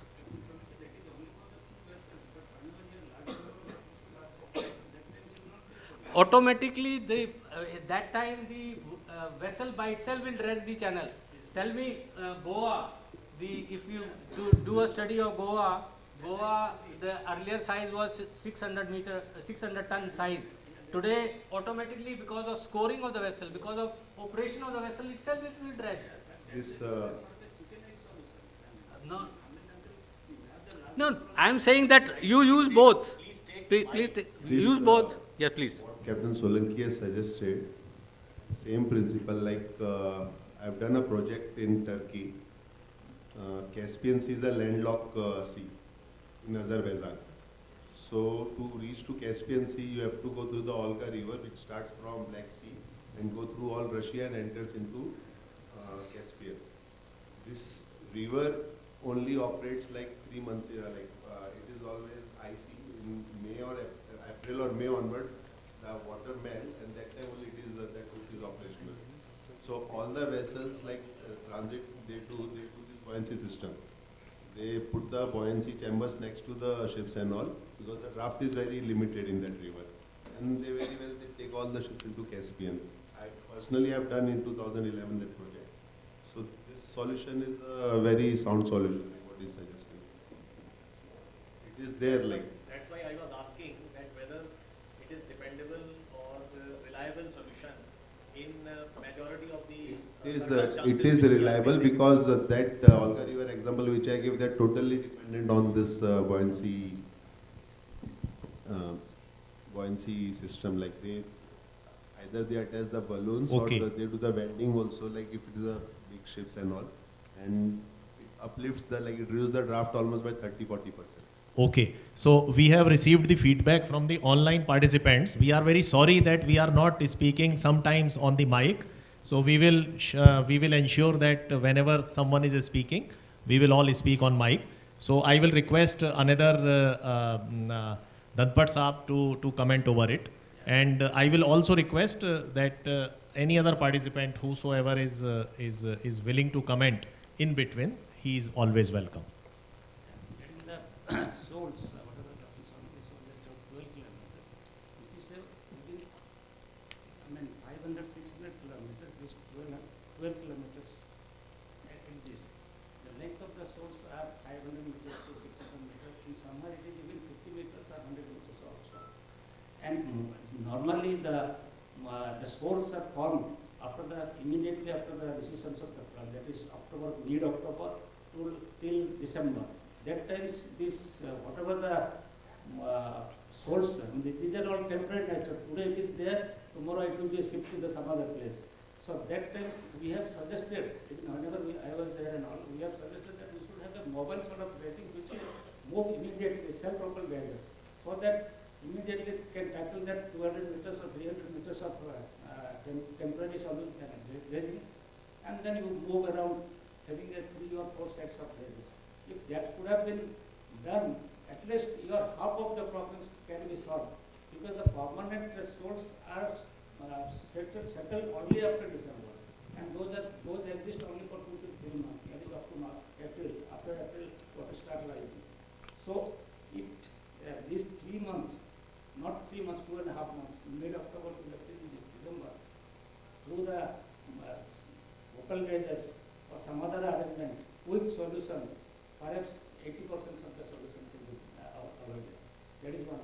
And number 2, regarding whatever says with the ballooning systems, even by hydraulic, one of my colleagues also suggested that we should have the hydraulic and not hydraulic, hydrophilic sort of arrangement. That is obviously it's not a economical solutions. Heavy vessels cannot be fitted with that one. And regarding the Bagmari siphon, whatever this increase of the power is only for the temporary solutions. That needs a total modifications of that siphon, then only you will have a permanent solutions. Because during the critical stages, whenever the water sharing takes place between India and Bangladesh for 10 days, that times, sometimes the water is not available for 1.5 meters to 2 meters. Vessel stands on both sides. So therefore, that siphon need to be... Yes, that needs to be taken off. Well, there has to be a permanent solution to that. So you are. I would like to just tentatively know that suppose the existing situation and the permanent solution, what will be the difference of ease of movement? Say 2 months you are affected or 3 months you are affected with the current situation, or you will be easier 3 months or 4 months. As you are saying that during the sharing of water sharing, intermittently it gets affected. That effect is for 3 months, sir. During that 6 months of sharing, Bagmari siphon is a problem. Yeah, 3 months is a problem for vessel to pass, but it's a permanent problem for powering of vessel, because the current is there. So basically movement is affected partially. Yes. Because of the situation, and you need special vessels or you need extra power. You need a tug to support. Sir,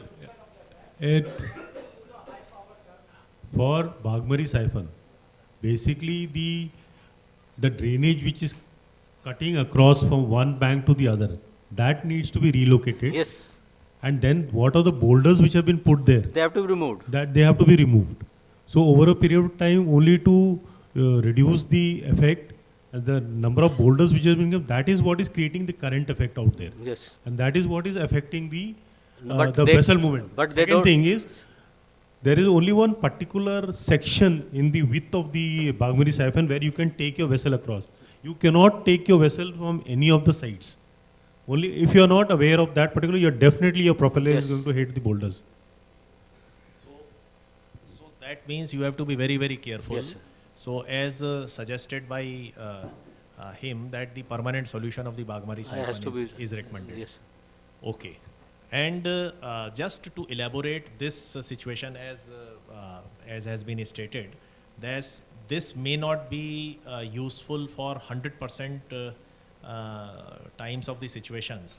So I just wanted to ask a clear answer. If this system, because it may replace the majority portion of the dredging, in case we get expert of installation of this kind of system, then the overall draft requirement may decrease, say by 25%, and then the things are very much easier. So if this is dependable and reliable in majority of the situations, then definitely, because so first of all, what will be the economics of it, what will be the overall life, and how the life cycle costing. So can you elaborate this, because this is a very interesting suggestion you have provided. And yes, of course, this is also to be tried, because every year, once we have started dredging, so every year this action is not to be stopped. Otherwise, the whole overall all precedents will go in vain. So every year we are likely to incur around 300 to 400 crores in NW1 only. Sir, it cannot be one solution. So it has to be a combined solution. Both has to be used. It's not that only this, because also there are what we call as a flat bed that are available or that can be created with this, whereby, because what size of vessel are we talking of? First problem solution is, as I said, if you have push-tug barge flotilla, that is the best. Reason is the tug draft will be less. You can carry more cargo. If the vessel is stuck, tug is free. You can free up the tug. Tug will, whatever it has to do, it can pull, push, and then it can free up. So that is number one. Number two, so these are all combination. Number two is wherever this type of solution is possible, that means the stretches are there. So it is we have used this to transport vessel from Patna to Ayodhya by reducing the draft by 40 centimeter. That was a very small vessel. Here I've used only, you can say 40 centimeter of the buoyancy of the tube. You can see because there's an air draft, the buoyancy which is being provided is only 40 centimeter. These two tubes have a buoyancy of 45 tons. Both these tubes put together can provide, if they are fully submerged, it will provide a buoyancy of 45 tons, which is the cost of these, each of tube is 5 lakh rupees. But how it is going to be useful for a vessel carrying 1,000 tons? Sir, basically, first of all, you need to identify where the hotspots are there. Once you have identified the hotspots, because in the riverine sector, there is no permanent hotspot. You have just identified the more or hotspot, less, which is generally you feel ki it is there. More or less, Secondly, I this think ballooning system is a proven technology. It has been used for bigger vessels also, because generally when the vessel capsizes, if you see one of the YouTubes and all, they use ballooning system to lift the vessel. Yeah. So those things are already done. Now, how the logistics would be managed, what support would be provided, that needs to be addressed. That is first. But see, you can start with a pilot case. You identify, say, 5 shoals, try it out there. As I said, the cost is not prohibitive. It's a question of, and it has been already used we have used it. I have used for dry docking of a vessel. I used it for dry docking of a vessel. I pulled up a vessel in Varanasi and fully. I fully agreed, and I think it is a very interesting suggestion. In case this is also as a pilot case is tried for a vessel, say around 300 tons, because you have used it under the catamaran. But in case the vessel is having 300 tons or 500 tons or 1,000 tons, then there is a belt system on the side. It can also be tried over there. And in case the issue related to say 0.2 meter or 0.3 meters, then it can be helpful. I think then shipyards or design, I think, sir. So it can also be tried, and I will request other members of the audience, if they can throw some light based on their experiences on this, because this is a very new thing which has come over here. And the designers, ship designers, ma'am, would you like to have to say something over it? Have you tried or have you seen using it somewhere? So we have used balloons very extensively for vessel launching. I think that is used worldwide. We have also used it on rigs. There was a time where a rig needed some buoyancy, so we had attached balloons for it. But the way sir has proposed, we have not used that for addressing that particular solution. And I think for all of his experience, he's suggesting. No, great. It seems a good suggestion. Great. Thank you, Solanki Sahab. I think you may continue. And definitely we would have another session to discuss with you how we can use it in a big way. Because even if we are able to, say, notionally reduce the 20% dredging or 10% dredging, or even using this method in crossing of 10% of the shoals. Sir, Bhagalpur sanctuary, dolphin sanctuary, where you cannot do dredging, it's make a pilot case immediately. Okay, that's good. No. There I have navigated. There are many shoals. 3 tanga के पहले ही 3 shoal है. 3 tanga sir. No, that's correct. Actually, Bhagalpur has a very special circumstances, because we cannot touch that area, and that area is becoming a kind of a bottleneck. In road sector, as you are saying, hot spots, we say black spots, where the number of accidents, the frequency of accidents are more and the fatal accidents are more in road sector. So analogically, if we say over here hot spots or black spots, so Bhagalpur or yet this dolphin sanctuary has been a permanent black spot on the IWT sector, and we are not able to do any intervention over there. except some of the natural interventions like bundaling and all. But the effect of bundaling, as per my understanding, though I am not from this sector, is not having effectiveness beyond 20 centimeter or 30 So centimeters. time based hai wo. If Time it is based put, and- no, if you put it at right time, then the job is done. But actually, identifying the right time is a challenge. That is what people. And you have to depend on the after effects only. Sir, So usme your cargo or your ship cannot wait for that. no, what is required is that we for bundling also we should give not 1 year contract. It should be a long term contract. Give a 4 or 5 year contract. Let him also and put all these that he has to bring in new technology, whatever these methods. Because then if it is 1 year contract, then he is just एक तो उसमें implementation में delay होता है, allotment में delay है, tender करने में delay हो जाता है, तो वो सारे issues होते हैं. Separately, but definitely this aspect has to be deliberated again, and this solution can very well be utilized in Dolphin Sanctuary and in other areas also. For the purpose of reducing dredging wherever we are doing the quantity based dredging.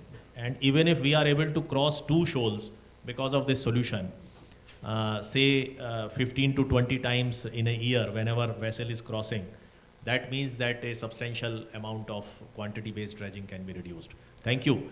Please continue. Sir, coming to same, so basically what I was saying is these are the hotspots were identified. It's not that I have just done, this is based on bathymetry survey, and the if you can see the red ones are the areas which are shoals which are there. This is between Mandarpur to Simaria.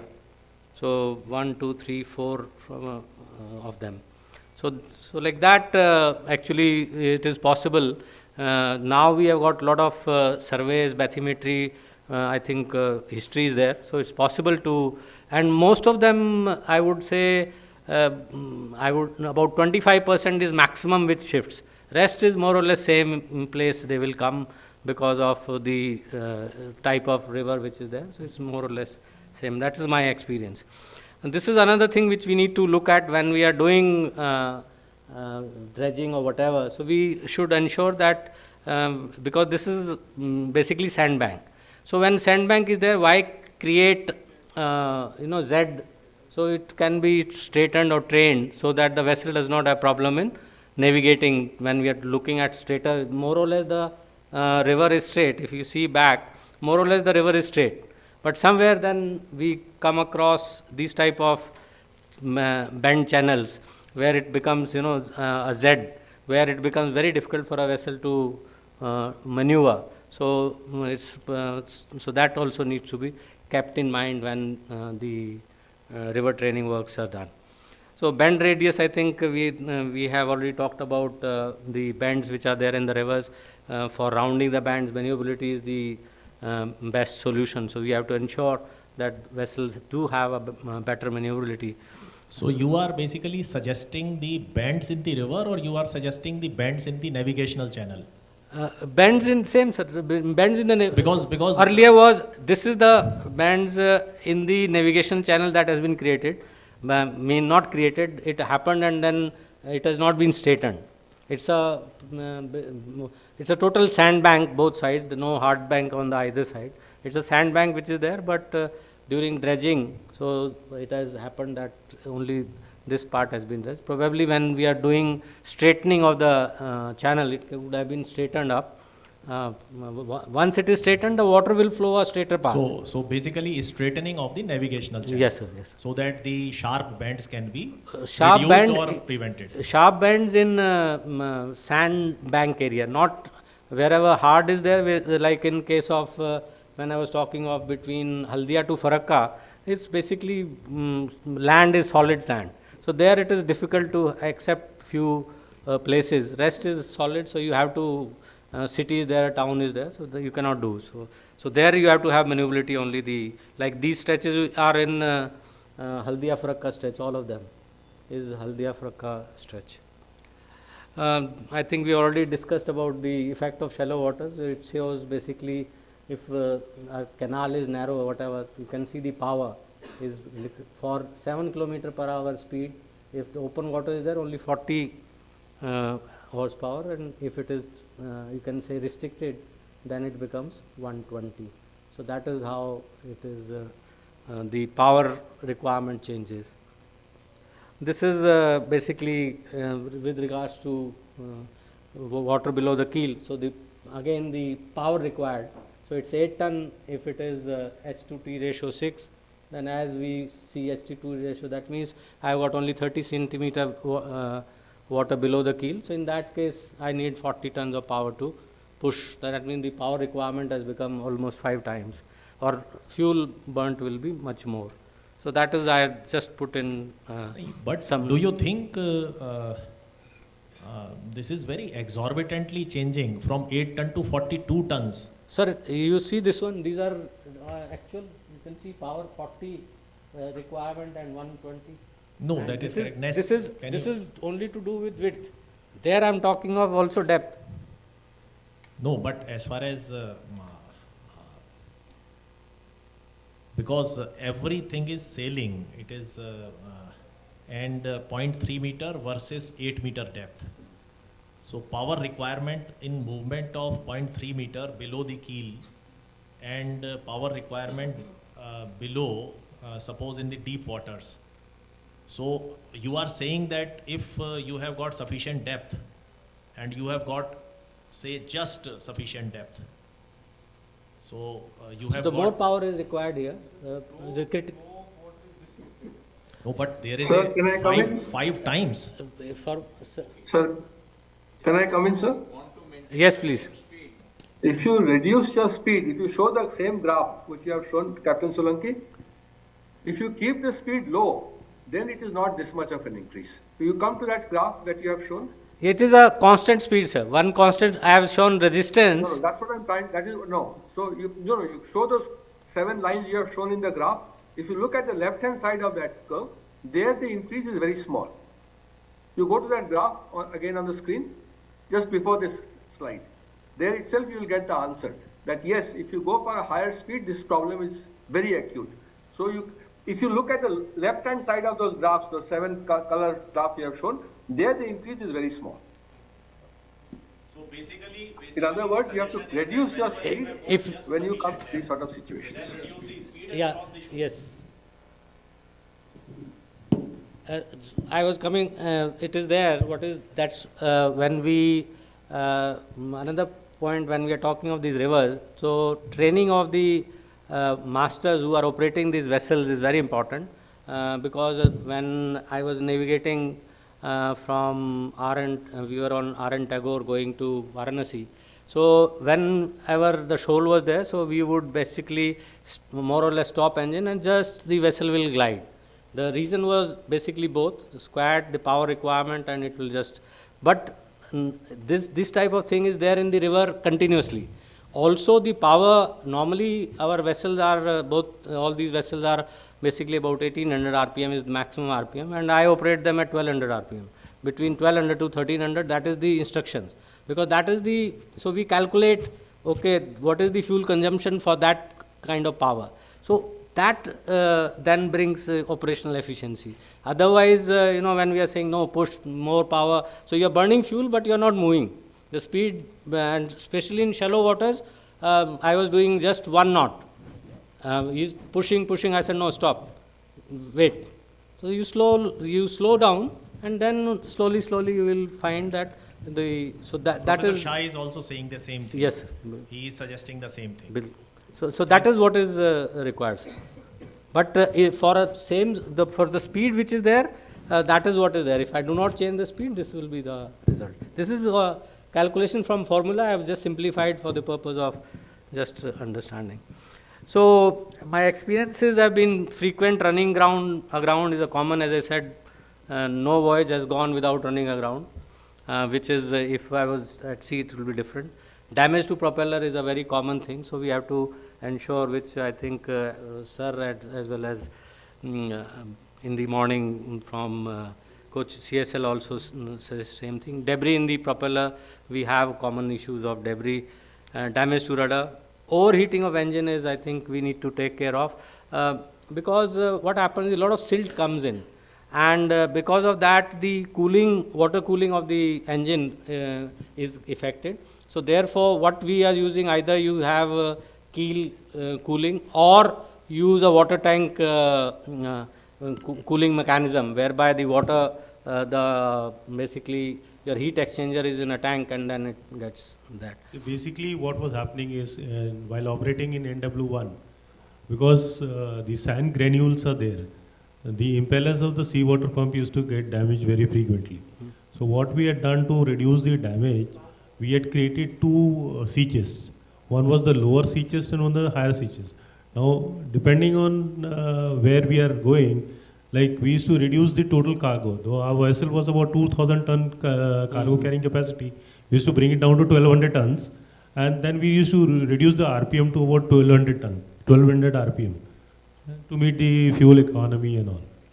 So we have a challenge of sand granules, which actually damages the impeller of the seawater pump of the main engine. Yes, yes. So absolutely. What also actually up to Farakka is still all right. ये फरक्का के down तो और भी ज़्यादा है, because each time you are going this silt is much higher. So then unable to, as I said, that you are not able to steam at. The only best idea is anchor weight.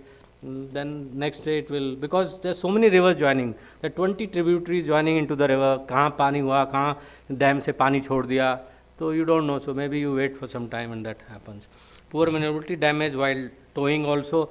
Another problem which is there is we faced in case of GU, that there was no towing place where suppose there is a emergency, how do I tow it? Unless if I comes alongside, the vessel will get damaged. So that also needs to be taken care of when we are designing vessel, that you have a proper towing arrangement somewhere possible. Or the bollards that was provided was so weak, the bollard gave in.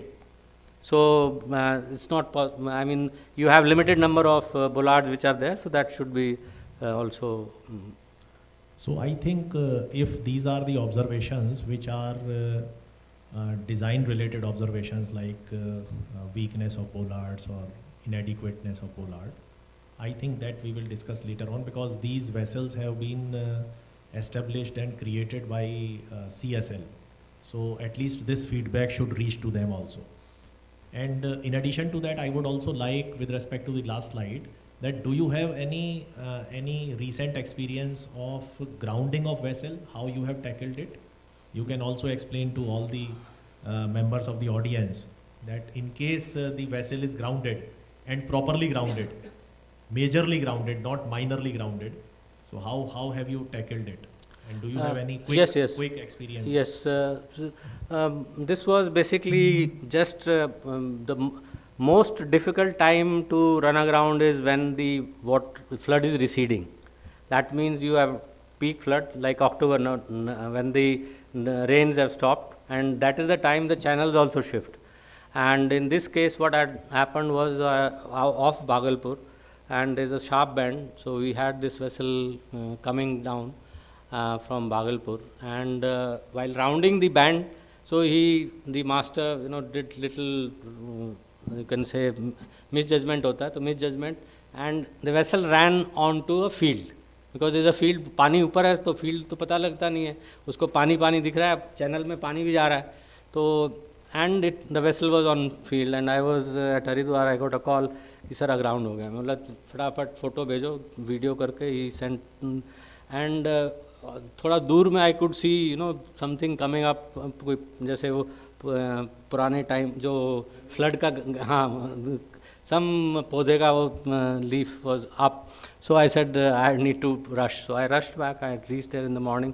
मैं 4 बजे morning में भागलपुर पहुंचा, जाके उधर में then so we got the assistance of tug, एक tug लिया, then we took labour लेके then we shifted the bags, and basically it is not, you cannot force the vessel. So what you have to do is you have to somehow ease the vessel.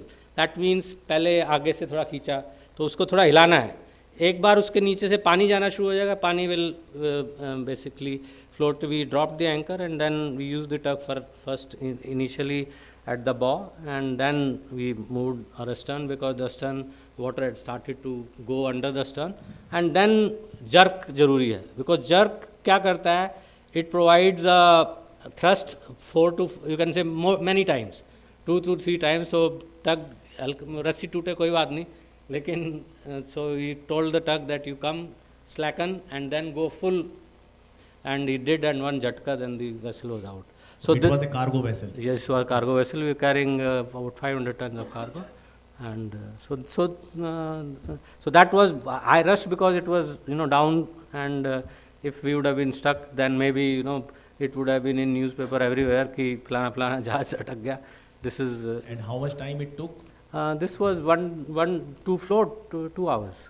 No, but since you came from Haridwar... it was one day before, so it was about, I think, 4:30 or something, he called me. And next day, I think about 12 o'clock. To Farakka you reached? Yes. Okay, Not Farakka, it was Bhagalpur. So I took a flight to Patna. Patna से रात में Farakka Express चलती है.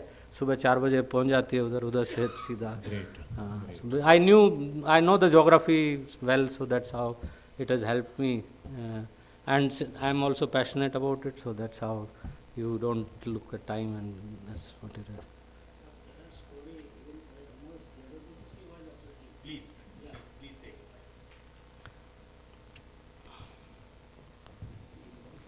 Yeah, I know it. But this session is extended, but I hope because of the interactive, it is because afternoon session has to be like this only. Otherwise, please. I'm the told the story of about 10-15 years. Whenever CIWDC was operating... To 2007. Yeah, 2006 and 7 and all. They came up to Bhagalpur and they were returning, and then on the way they grounded, and then those vessels remained almost 5 months. Only during June only they could rotate it. By the time they informed to the management that vessel has been run and all, it is already 4 days or 5 days. Vessel got totally consolidated on the ground, and management could not do anything, and it remained. So this sort of things has happened, and grounding is very often happens whenever any vessel has gone beyond Farakka. Without grounding, not a single vessel has crossed. And even yesterday also, whenever we so this news which came out of this Jal Bihar or what is that scheme of 35% and all these things in the NA group, Analytic Pictures group, everybody started talking about, everybody started that nothing will happen, and my experience is like that, his experience is like that, then bina grounding mein kuch nahi aayega, aise hi chalta rahega. I mean, this sort of experience... No, but see, these are positive things. When we say running aground is not a bad thing, provided I have the solution. Like in that case, Bhagalpur tha, tug was available, I went. So actually something similar is required. Why I am narrating all this is that the urgency of the matter is required to be understood by the directors, by the directorate, and that kind of freedom is available to the directors, and the equipment also needs to be provided, so that it becomes easy and then it gives confidence. See, yes. Like I tell you, when we were operating our vessels in November, I still remember 13th November when we were having 1950 tons of coal and we were moving to Farakka, and just above Katua, the water was less and we got grounded. Then we had to actually wait for the tidal effect to move the vessel, because if we tried any tug, then we would have That was the definitely added damaged. advantage with you, the tidal effect and all. So we had to wait. See, you have to understand the geography and the morphology of the rivers also. Yes, While absolutely. operating in that particular sector. If you don't have that particular knowledge, then definitely you're going to damage your... So- and we have it's not that we have not lost rudders, it's not that we have not damaged propellers, but then we found a solution. We used to always keep one spare propeller and rudder, and in a floating condition we used to change it. So with the discussion of the emergency experts like you, now you are stationed at Patna, we have also experienced people, those who have handled the grounding. So my next question is that what is the percentage frequency or the frequency of grounding of voyage? Suppose I have to travel 1,000 kilometers or I have to travel 600 kilometers and I am having average manning, not very experts, or say good people. What is the probable frequency of grounding?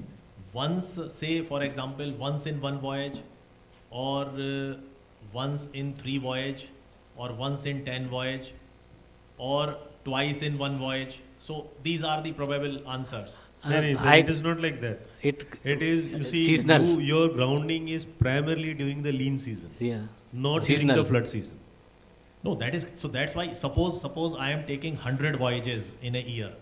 No, that is Yearly, if I sir, say, it would be in 1 year, one operational year, vessel would run aground about 5 to 6 times. I did, basically why I am telling you is by my experience, because I had one vessel, Homi Baba, and it is in 2000, I think 12-13, when I operated regularly between Patna to Farakka. And so that vessel we had running aground about 6 times. And but the crew initially had issues. After that, they were well trained. They, in they fact, are experienced of they are that experienced. If they run aground, they will manage their way out. But just for the understanding, suppose you do 50 voyages in a year with single vessel, and your movement of voyage is around 300 kilometers. I think it is okay. And out of 50 voyages, you may get grounded 2-3 times. No more, sir. More than that. More than. And each grounding may take at least 1 or 2 days. Yes, sometime longer. I had Average 1 or 2 days. yes. So these are the general probabilities. Yes. That say 6% or around 5% of possibility of grounding, and grounding time may be 1 or 2 days. Sometimes it is hours also. It is sometimes. So this is subject to one condition, that you have not lost your rudder or you have not damaged your propeller. But if you have one of the two or both, then now you I'm have a serious asking problem. another ancillary question, that what is the probability of getting rudder and propeller damaged in grounding? It is Once in a 5 time or once in a 10 times? Once in 1 year, you can say. But normally, people who are experienced, they would not break their this thing. But it depends also on the type of propeller which we have. For example, Zakir Hussain, Vivigri, so they have got caught nozzle, नीचे है तो उसमें chances of damage is much higher. But if it is a fixed propeller, normal conventional propeller rudder, the damages, even if they happen, you can repair it. So summarizing, once in a year, yes, average. Yeah. So Dhanpal sir, would you have? Yes, please. If the vessels are running frequently, regularly. So right now we are examining what are the challenges and how to tackle. Whatever the in problems case. Whatever the problems we are finding, we are talking. Captain Solanki's experience, sharing with us. These are happening because the vessels are not running very frequently, regularly. If regularly the 100 vessels are going through that particular route, I don't think there will be that much of grounding. Yes, I agree with that. That I am already saying. See, yes. The channel will come. I'll come to those points now. This is general experience. Now, what is the expectation?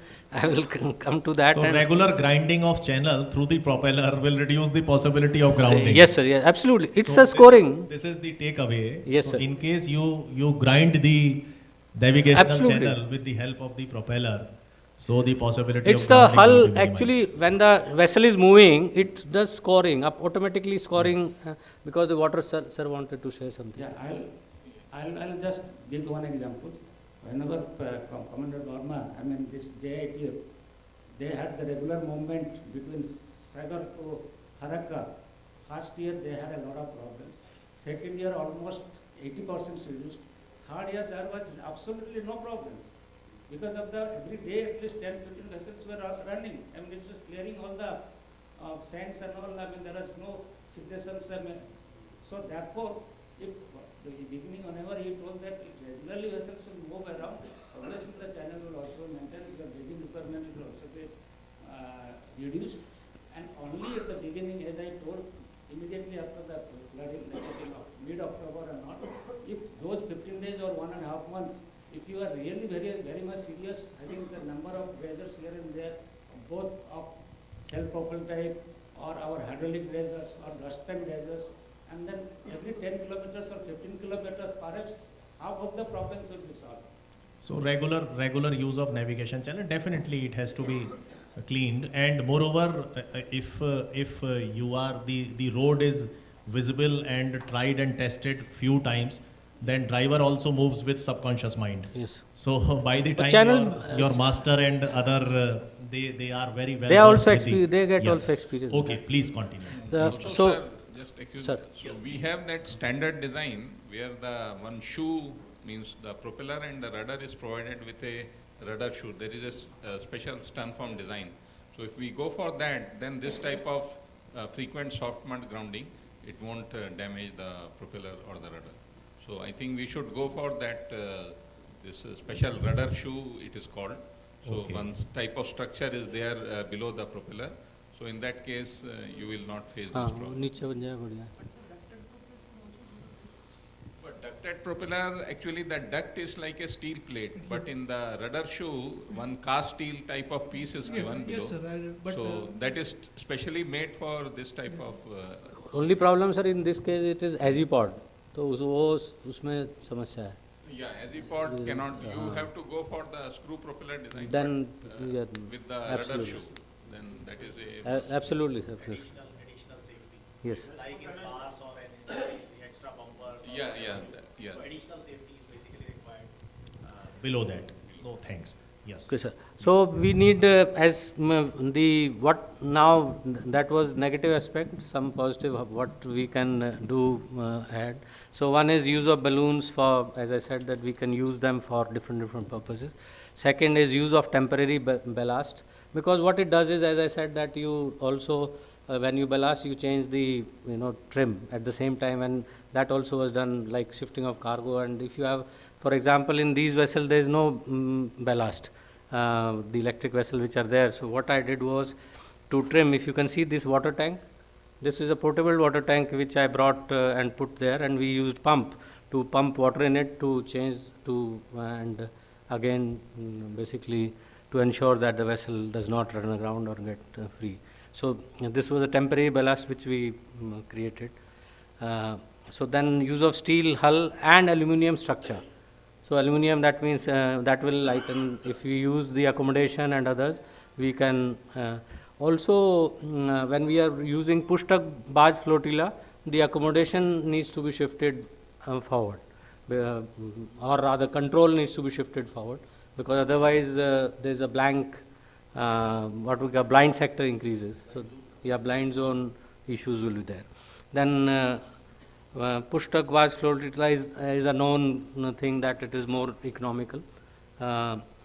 Then controllability, we talked about azipod. Basically, I am talking of the nozzled or tunneled propellers as with proper rudders, with flat plates on top or whatever. That means the maneuverability has to be improved of these vessels. This is the reduction in draft by 40 centimeters. These are different. I think it has been all covered by Sir and CSL. This is the standard DST design which was there, in which the rudder, propeller, etc. has been used. And so we have a basically shallow draft light hull. As I said, additional engine power is required. Protection of propeller and rudder is required. Maneuverability is required. Engine cooling system, towing arrangements, and trimming ballast. Now, you can say to rejuvenate the sector, what is required, as I said earlier, that minimum mass of cargo is required. And this cargo has to come from PSUs. Private company, because I have been dealing with number of private players. So what they do is they may give one pilot, but then they want, okay, can you do 10,000 tons? Or for example, SP Singla constructing a bridge at Patna, he asked me, can you move 1 lakh ton in a month? I don't have capacity, nothing is there, no solution. So basically, and it is not a long-term requirement, but it's a requirement for 1 year. But there is nothing to service. But if it is with PSUs, then it is possible to have that kind of arrangement. Also, it can go to a tender. Once the tender is won by a party, so then the PSU can be asked to, at the same rate, give an additional 10%. of volume. Suppose 3 million ton, जैसे JITF को 3 million ton दे दिया, तो I had requested at that time also to give us just 30,000 ton a year to private entrepreneurs, because then only the mass will come, no? Otherwise, one company बंद हो गया, दुकान बंद हो गया आज. If there were 30,000 tons more, probably more people would have been in the industry. पूरा ecosystem बन जाता है उसमें, क्योंकि financing का आ जाएगा, he will take finance, then repair का अलग mechanism होगा. A big company is a different, and with that then this other system has to continue, because that will also grease up the system. So PSU के साथ में तो that minimum mass is required. Then containerization of cargo is must. We have to focus on, because the world is going to move forward with containers. So we have to go for domestic container, and that is the way forward. And the containerization, as Professor Shah sir also mentioned, that it will not need that kind of design, or it is better at shallower draft. Then channel marking. Channel marking has been has been excellently done. Not that it has not been done, but the specification of channel marking has to change, because when we are talking of flotilla, so it needs a width of water. So I need to know width. Presently, what I get is only LAD. That means I know a channel or a route, so I have to follow that route. But I need to know the width, especially when I'm crossing from one bank to another bank. They provide lights or something, but when I'm crossing the bank, there is no identification mark provided that you need to cross, and what is the alignment to cross the bank. That means from one bank to another bank when I am going. So at least that should be provided, especially including between Haldia to Farakka stretch. Because we had problems when I was sailing with MOL, because they did a pilot trip with MOL, and I was sailing on one of the vessels, and that time also we had actually written also in our report that we need to change the aids to navigation marking for day and night, so that at least, because what we do is we mark once the vessel has crossed to a, you can say, deeper bank. The normal river flows like zigzag. It is flowing deep water, then the water crosses to the other bank. So when it is crossing, that is when the shallow water happens, and that's where the shoals are, and that is when I need to be in the deeper channel, and I need to know the channel. Orientation is required in that, and there is no orientation available, because इधर में एक pole है और उधर में एक pole है. There is no line. I don't know the line. So that is why that is required. This particular issue will be addressed in the National River Traffic and Navigation System. This particular thing has been incorporated in that, where you will have a virtual aid to navigation with with proper channel marking. With your electronics navigation charts. Other request is current flow records. We are not measuring currents in the river at all. I don't know. For so many years I have been requesting that please provide currents. What are the currents in the river? I do not have any of the National Waterway. What is the current strength for one season? I need to know, because if I am designing a vessel, I will get an average that we don't have. No data is available. Wind data, because I've been again requesting it for last so many years, that wind data needs to be created, because I see local fishermen operating vessels with sails. वो अपना tarpaulin लगा के sail कर रहा है. I think, and actually speaking, the river flows east-west, and wind also we know parwa and pachwa. Local term में my mother also knows parwa pachwa चल रहा है, बदल जाता है. So east-west, the river is flowing east-west, so the wind is blowing east-west, and I can take advantage. But I do not know the data, I do not have the data, I cannot make the advantage. And I've been requesting that, so that is, and night navigation request based on the similar lines, that I should have a proper night navigation. Also, I do not, why the authority does not give me a letter that the night navigation is available in this stretch. It took me 4 months to get a letter from the authority that night navigation is available between Sahibganj and Manihari.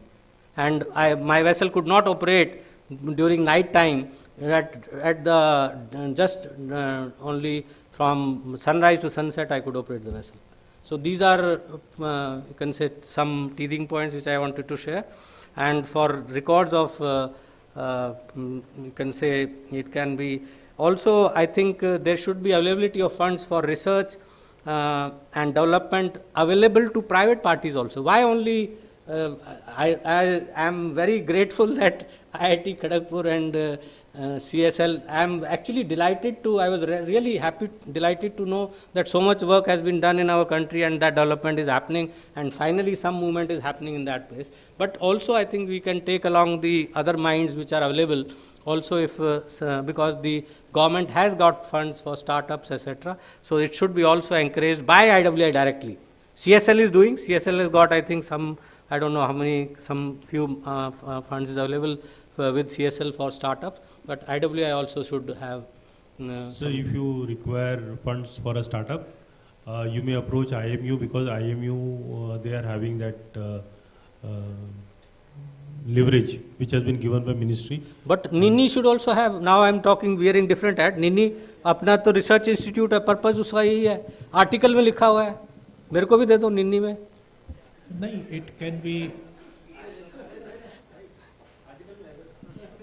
You will get it, no? I think you can send the proposal, and I have. And also my purpose not to NINI, but I am saying. All my your suggestion regarding private sector is well taken. Because see, we are but doing. You have to demonstrate your capability, as well as because the accountability of the government funds is basically with the custodian of the funds. So this suggestion is well taken, and since you have been altogether a trusted person of the sector. So definitely through NINI, it can be, definitely, it is well taken. Thank you, sir. Thank you very much. If any questions, please. Thank you. Sorry, I think I took longer than the time which was allocated by.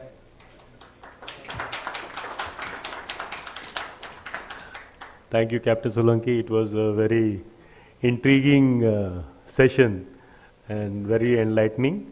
May I now request Dr. Rajendran from IIT Chennai.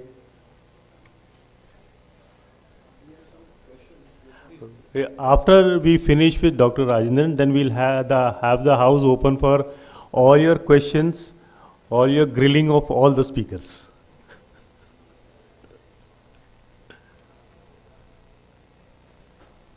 This one. Yeah.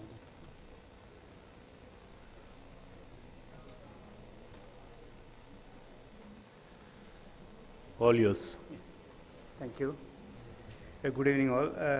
First of all, thank you to the Inland Water Authority of India to give me opportunity to present our topic.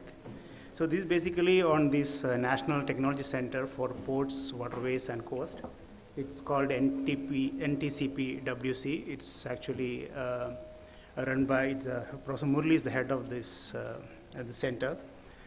So here from the morning, we have seen many knowledgeable, very informative sessions, and mostly about the technology part, and recently about the research part, the operational part.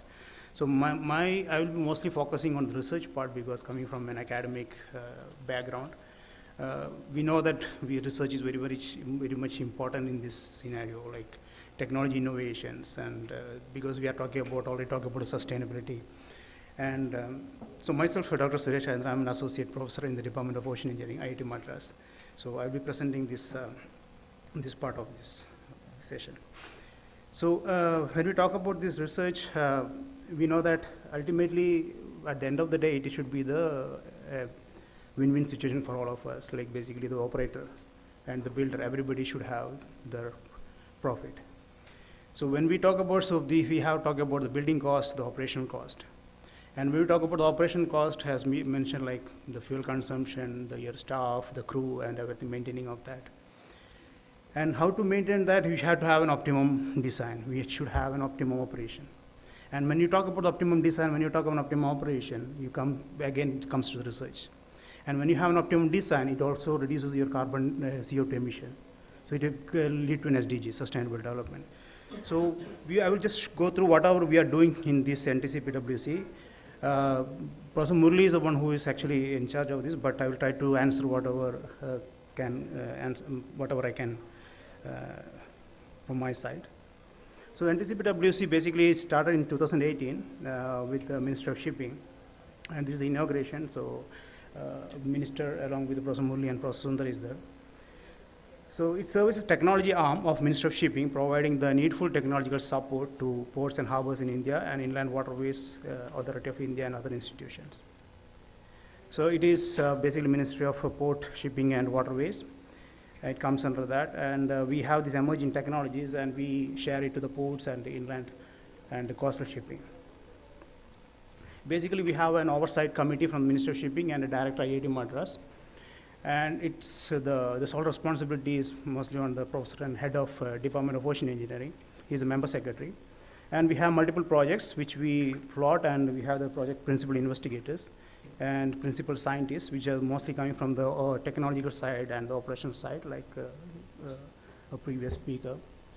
Advisors. Then we have this, like a normal organization, we have the administration, research and technical, staff operations and IT team. So we are not only developing this, we are not only doing the research, we are actually, we are also doing in the model-based, model scale testing. So this is one of the test facility we have in our Tayur campus, which is a discovery campus, which is 35 kilometers away from the main campus. So we have what we have here, 60 by 90 meter basin, shallow water basin. So the wave, the water height is 1 meter. So it's 60 meters by 90 meters, one of the largest, I think in the, it is almost in the top 5 or 6 in the whole international level itself. And we can do a lot of the shallow water maneuvering here because we have the wave basin, and we can also generate the waves. So these waves, this wave generator, what you see here, these are indigenously developed. So this is particularly when you talk about the inland water, we don't need waves, but this is also useful for the coastal applications. So the sedimentation, all this for all these studies, we are using this the wave generator. So we know that maneuvering is very, very important for the inland waterways. So when we talk about this, when we talk about the profit, so what is basically what we are trying to get the best profit, and we are trying to reduce the building cost, we are trying to reduce the operating cost. And how we can reduce the operating cost. So we have some certain functionalities which we should meet some certain functionalities, like it should carry this much of dead weight and it should move with a certain speed, right? And what are the parameters? We have we'll take it very, very simple. We have very small some parameters, which is length of the bridge, length of the ship, breadth of the ship, draft, depth, and the CP, block coefficient. And maybe you can also put CP, which is a prismatic coefficient. And with these 5 parameters, can we optimize the hull? And if I optimize the hull, so when I'm trying to say optimize the hull, so it has to take account of many, many aspects. One is the stability, the first thing that comes to the picture. Then the resistance, right? So we have to reduce the resistance. So when you reduce the resistance, there is lesser fuel consumption, which is good for the operator. And then we have to talk about the propulsion, which is basically again comes back to the powering and resistance and powering. So that's also been covered in the morning. And then we talk about the, so the particular problem with this, then we talk about the maneuvering. So how can we come up with a complete picture? Is there already existing solution for this? Actually, yes, there is an existing solution. But is it applicable? Where is it available? Is it available in the open source? Is it available in the open forum? Yes, it is available, because who is doing this? So for the the ocean-going vessels, it's already been done, right? Because Korean shipbuilders are extensively using that for the optimization of the hull. So Samsung does this, Daewoo does this, Hyundai does it. But when it comes to inland waterways, there is any solution like that? Yes, of course we can do that, because we have the know-how. Only thing is that we do that in our academia, and we publish papers, but it's not that. But when it is published outside, like in European countries, they are directly getting absorbed in the industry, but here it is like stays separate as a paper, and it is industry is stands separate from us. So when it comes to the shallow water problem, only thing is that from the existing ship design problems, one thing is that the shallow draft. When you have a shallow draft and you want to carry the same dead weight, what you can do, you have to increase the breadth. When you increase the breadth, the problem is that you have a larger resistance. Then it again goes back to the operational cost. When you have a larger resistance, so and the solution will be increase the length. Keep the breadth less, increase the length. When you increase the length, again the building cost increases, right? And again, another problem is the maneuvering, because if you increase the length, then it will be difficult to the particular take the turn and all. So we are building this facility, so not only for the coastal and applications, we are also building, we can do the lot of testing here for the maneuvering of the shallow water problems. And we suggest, we can propose solutions. So we have already seen there are many problems existing. And all these problems are well known, and we know the solutions. The solutions are already existing. Only things that we have to put them in together and solve it. And who can do that? It's only the stakeholders, like the industry partners, operators, the academia. All we people come together, and we put up something under a center, and we solve these problems. Because we have the know-how, I can 100% assure that we have the know-how to solve these problems. Because IIT Kharagpur is there, Madras is there, IMU is there, Cochin University is there. And with the stakeholders, the builders, Cochin Shipyard, IWAI, everybody is there, so we can solve it. The only thing is that we have to come up with a solution for that. So we are trying to provide these solutions, and we are trying to provide doing this model testing for this kind of very constrained, the operations in the constrained environment. So this is one of the way makers that we have generated, that we have designed and fabricated. So it is completely indigenously built. So it was like if you're ordering it from abroad, it will cost you around 100 crores, which we have built it around 10 to 20 crores. So that was like 1/5 of the expenditure, the cost of this one. So we have NTCP WC. We also hold a 360-degree full bridge mission simulator. So this is basically used for training the personnel, the pilots. So here we have been conducting the operations from now 2019, and more than 30 navigational studies have been carried out in all major ports and training programs. So here we can see that we have a full setups set in this Discovery campus, and we train the navigators in different marine operations, particularly for the berthing and docking of the ship. We also do a lot of field research lab, just like sir has mentioned. We don't know what is the velocity, current velocity. We don't know what is the speed, wind speed. We don't know the water depth. We don't have the minimum water depth. We don't have the on-time evaluation of that. How to do a night navigation. So do we have all these facilities? Actually, we are trying to develop all these technologies in this center. So these are the different instruments that we use: ADCP, GPS, MEMS, MRU. This is motion reference unit, and wave and tide gauge. So we measure the waves, we measure the tide gauge based on the ultrasonic or radar technology. So RTK GPS, which is basically used for the autonomous navigation. There are other techniques. This is basically for the information and communication technology. So we use these kind of buoy systems to acquire data, and we send it to the satellite, and thus for processing of this, storing and the processing of this data. So these are the few research projects that we do here. So one is, these are something we have, so far this center has been doing. So the first one is mostly related to the coastal applications. The second one you can see that is the development of autonomous surface vehicles for mapping marine environment and water quality. So we also have an autonomous surface vehicle which can be used for the bathymetry survey. And the third one is what is the effect of the ship wake or the boat wake waves on the banks and protection measures for inland waterways.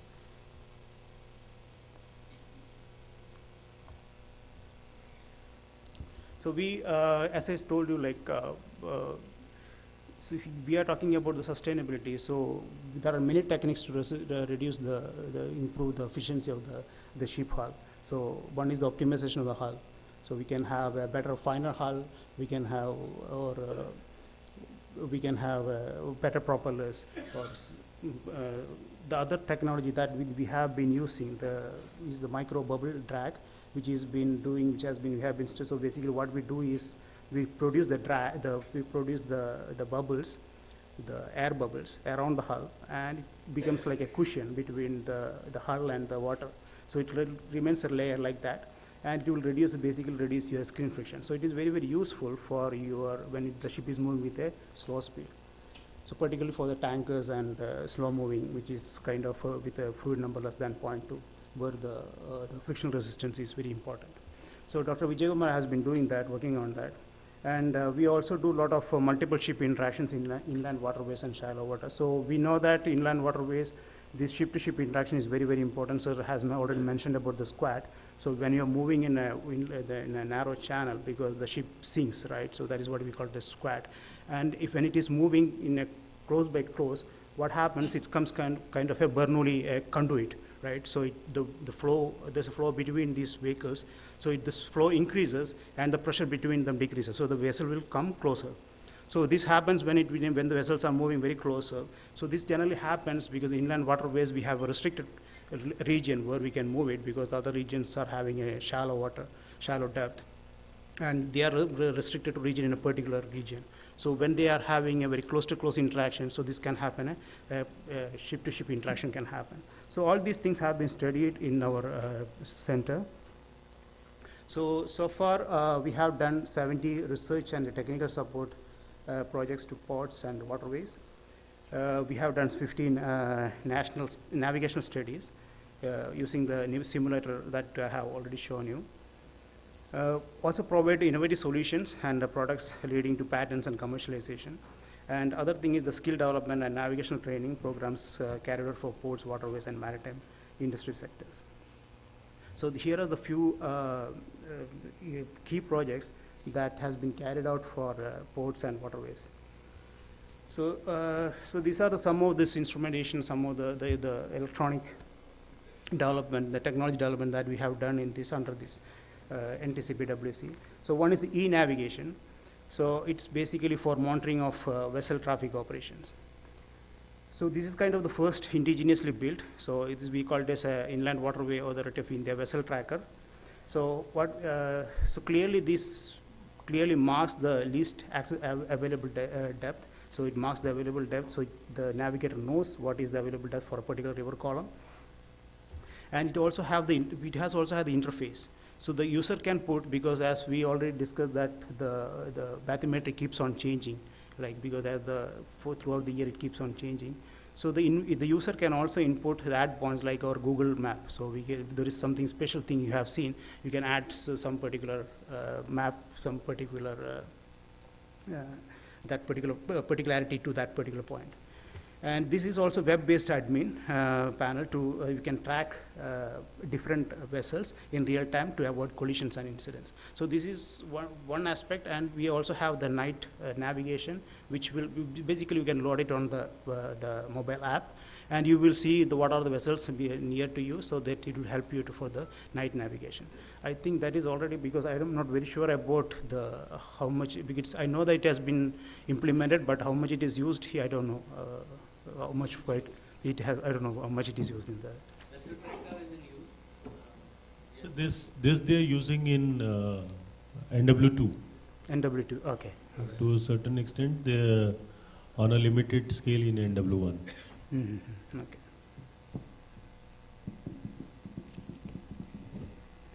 Okay. So we also have this next generation technology. So just like what Sir has mentioned, so we need to have a data log. We need to have all the data set of what has been happening in our river. So we have plenty of experiences, we have plenty of history, but we don't have data. That is the main problem, and data is the new gold in this new age, right? So what we are doing is basically we are measuring everything. So we have these tidal gauges, we have the wave gauges, we have the wind gauges. So we measure all these things using the radar technology or the laser technology, and we log this data, and that is what we have called this for basically for hydrometeorology monitoring. So because there is a strong interaction between the water and the way the morphosis of the bed is changing, so the water flow. So all this has been monitored and using these telemetry systems. And other one is like the indigenous smart docking. It is also very useful, particularly, we are not talking about an autonomous vehicle, because autonomy is what Europeans have been trying, and they have been successful so far, and even Chinese have also had some pilot testing of this autonomous vehicle. But in a country like India, where it is very labor intensive, it is not advisable to have an completely autonomous system or partially. But what we are trying to propose is like it is kind of a secondary one which will help the navigator to say that whether he is going to be in a trouble or not. So it's kind of helping him. So we have a system which is going inside running inside the machine, which will say that looking at this particular sensor information, looking at the particular vessel's angle, which is particular speed, and looking at the scenario, looking at the water depth, whether there's a chance of running him into a problem.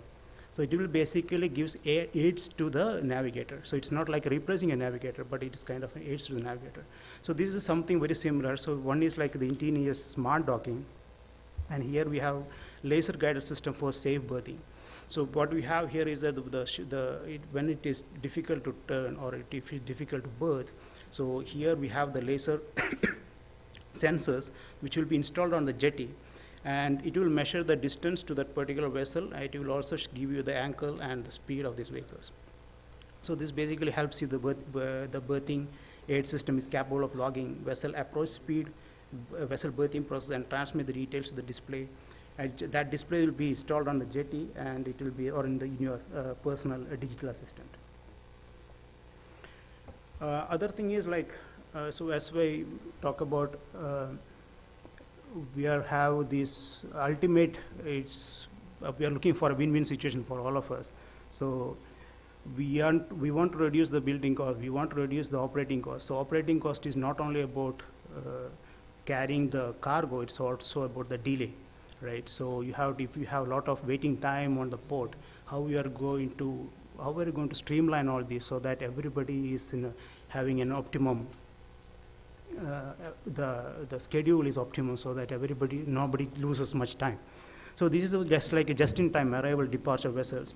So integration of data sources, we have all these berth availability, ship details, AIS, and weather data. And it will give you basically the berth arrival departure planning, and pilot boarding place arrival planning, cargo operations, and estimated time of completion terminal, and requested time of arrival, pilot boarding place. So it's like it will give you complete. So it not only tell you the routing, how the routing should be optimized, how the routing should be planned. So you can plan your routing so that it is optimum for your fuel consumption, it is optimum for your vessel time, and you don't spend much time on the port by increasing the waiting time.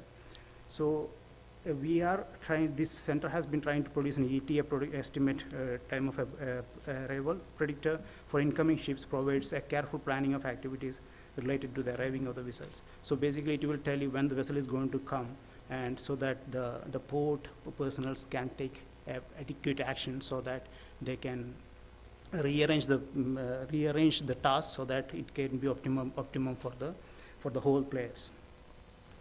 And the other one is we have already been talked a lot, which is underwater clearance. So real-time monitoring of the underwater clearance. So that's what one other thing sir has mentioned. So you can see that we see what is under. So on the right hand side, that is a small simulation of the vehicle. So on the top right. So here you can see that the vehicle, where the vehicle passes, so there is a submerged bar over there, and what is underwater clearance over there. So grounding is a problem, so it happens just like sir has mentioned, so it is at least 5 to 10 times it happens in a year. So all this can be, it's something to be addressed seriously, and this kind of real-time monitoring will help you to solve these problems. So there is another thing, it's a vessel traffic management system. So this is indigenously developed under the Digital India and Atmanirbhar Bharat. So it is a very cost-effective and low-cost maintenance, and it is basically we do all the sensing and imaging based on AI and ML. So when we talk about this, so we are in the age of this AI and ML, so nobody can escape from here. So right, we have this is a strong tool that we also have to include in our working environment. So, but you know that the problem is that it's not about implementation of the ML or AI algorithm. The problem is the data. We don't have sufficient data, because if we have data, either the operator is not ready to disseminate. And there are many players, they are all having their own personal or private interest, but nobody is ready to share. But if we have a database where we have all these stakeholders come together, because the problem is we are facing one single problem. So if you want to solve this problem, we have to be together. So if there is a center or something where we all come together, and where if we are trying to build this kind of technology developments, we need to have some kind of we have to have a lot of data. Even though now we didn't have much data like what Uso was saying, but in implementing this IoT, Internet of Things, and the sensors, we can get a lot of data. And if everybody is ready to share under one particular umbrella, so we can come up with many technology. We can do like many magics. So with these AI and ML tools. But only thing is that we have to have a trust between us, and we should have a common center where we can build up all this data. So we also do this kind of outreach and training, so simulator-based courses. So as I mentioned, we have these simulators. We do all this training for the pilots, tug master, and bridge watchkeeping preparatory course. And classroom-based courses are also been offered. So this is the augmentation and capacity building of NTCP-WC in line with our MIV 2030. So we are planning to expand this. So our idea is to make it a world-class multifunctional maritime laboratory. So that's what part of this lab we have shown, which is like the basin, which is 60 meter by 90 meter.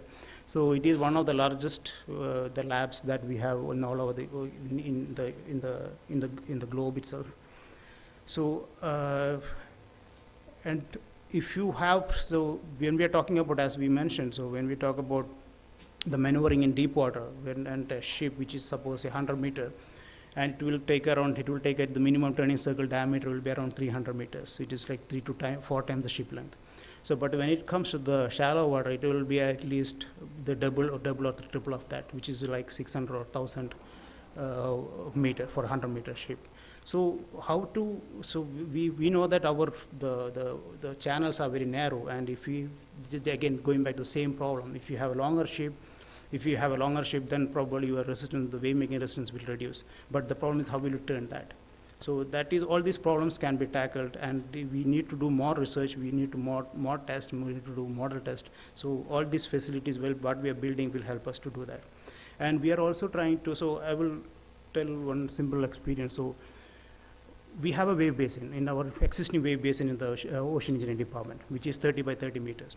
We can generate multiple waves. We can generate long crested waves are moving in the same direction. We can generate waves which are coming from different directions, which can generate regular waves, irregular waves. And wave basin is 30 meter by 30 meter. When I went to one of the big shipyards, and they want to do a seakeeping test in the motion of a ship in seas, in waves.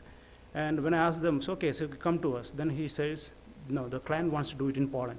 Then I said, why Poland? Because they have only 12 by 12 meter, 12 meter by 12 meter. Ours is 30 meter by 30 meter. And so our basin is big, and we have all the facility to measure that. So they are also going to test only a stationary ship, because they want to test the seakeeping of a ship. And the ship is not, because 12 meter, you cannot move a ship, right? It is going to be on the center. But still they want to do it in Poland, because I don't know the reason, because they say that even though we want to develop everything indigenously, but we are going to abroad. But it is not necessary. We have all the facilities, we have all the know-how, and we have been doing this. Only thing is that it's an academic institution. We use most of the data for the publishing in the research journals and all. But it is not that we don't know, we know the know-how, and it is possible to do everything in our develop indigenously. So, so we are trying to develop we have been developing, and we are going one step ahead with all this capacity building. So we have training and lifelong learning opportunity facilities, and joint R&D activities, courses and programs, online MTech programs. We also offer MTech in our, we have a campus in Africa, is in Zanzibar. So we also there offer MTech in ocean engineering. So we have many maritime startups, incubators, and accelerator programs. So these are the some of the multifunctional maritime laboratories we have. One is smart modeling and simulation lab, then dredging engineering management lab focusing climate change, data center for sports, marine robotics lab, marine instrumentation and communication. So we also heavily, because there are multiple, we are interested in the development of the autonomous vehicles, so we are collaborating with the Kochi shipyard, and NSTL, which is a Navy naval board, a naval research institute. So that is one of the areas like marine robotics lab we have been heavily interested. Really interested, and we are working a lot on this field. So we are also the nodal agency for vessel traffic system, indigenously built vessel traffic system, and with commercial launch with government and private ports in ministry. It happened in 2023. And NTCPWC is acting as a technology arm of the nodal agency on scientific and technical support, and also providing valuable education, applied research, and innovation. So these are the opportunities we interact with the industry, we collaborate with industry, we have collaborated with our associates, and we have collaborators in the funding and the publication. So basically we have academic collaborators, we have industrial collaborators, and we have our associates. Basically we do the breakwaters, terminals, design, maneuvering, tranquility, and sediment transportation. So with that I will conclude this. So if Professor Murli was there, he should have explained it much better, because my involvement is only in some of the projects I have, but yeah. Yeah, I'm Captain Solanki from Gujarat Maritime Board. You said, as per the Aton Act, the competent authority is now DGLL, right? And what I see that you said you are developing VTMS. Under SOLAS convention, it is mandatory, and they are the competent authority. So if I hope that you are saying you need data, right? You're not getting data from all the data available with DGLL, or because they also you will get from NHO. They are publishing ENC chart. So there is a mechanism where the port is providing all the data to NHO. Also there is a mechanism where DGLL is capturing, because if you see Gulf of Kutch and Khambat, so they are they are already having the data. So I'm sure all the major ports, and they have their lighthouse, they have their system in place. So just a suggestion. Yeah, sure. Because you said that you are a nodal agency, which I don't agree. You are under MUPS, but as per the Act, they are authorized. VTMS probably just as DJ. Okay, I'm still. So probably just for knowledge, when Yeah, you go sure, back, sure. just I will talk to you. Yeah. But all the data are available with them. So I was wondering, you were saying data are not provided. So No, the data, what I mean is like the data from the port side, it may be available, because we are talking about the vessel traffic monitoring systems.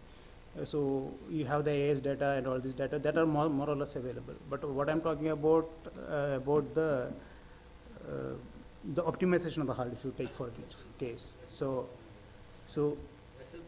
performance. If you want to increase the vessel performance. for VTMS, you don't need that. No, you don't need that. That so is what basically for the navigation part, right? Yeah. So that is one part I wanted to just. I have nothing more to add. I just wanted to highlight. Yeah, no, that's fine. That's fine. Second is that, as Captain Solanki said, you already have a equipment for measuring current and tide and autonomous, even the tidal gauge, and even the for measuring the bathymetric survey. Yeah, bathymetric survey. That will solve the problem of rivers. Because one of the suggestions which I wanted to give, I have a long list, because I cannot just I don't have to be speaker, but I have. As a regulatory perspective, I have a different view. So just to end your point, probably this can help, because they have this can be connected online, like real time, and your chart can be whoever sees that on the mobile app they are developing. So if you can get the data to them or real time, then the problem is solved. Yeah. With the virtual buoys, and the channel keeps on changing, so you don't need much dredging. So your dredging cost will also reduce. So I mean, I'm not very 100% sure, but what I understood from the discussion with Professor Murli is that I think that system we have already developed, and the only thing is that we have to. This is because I have been also attending many meetings. I see that many agencies are doing fragmented efforts. Yeah, that's a So problem, that yes. consolidated, everybody is working silo. Yeah. So that's all. And then I will have many points. 10 minutes I will take, but after. Yeah, all right, sure. Thank you, Dr. Rajendran. Now, may I invite all the speakers on the dais, please, so that we can have the questionnaire session. We have got a limited time because we have overshot our discussion because it was very fruitful. So, ma'am. Hi, Dr. Saab, please come.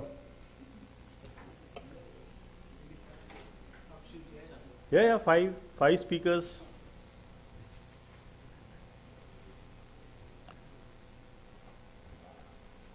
Yeah.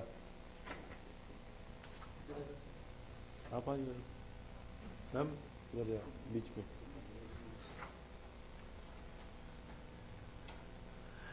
Gentlemen, the house is open. So, anyone will start? Anyone? You can start after that. Okay, so this is not a question, but a discussion only. Purely,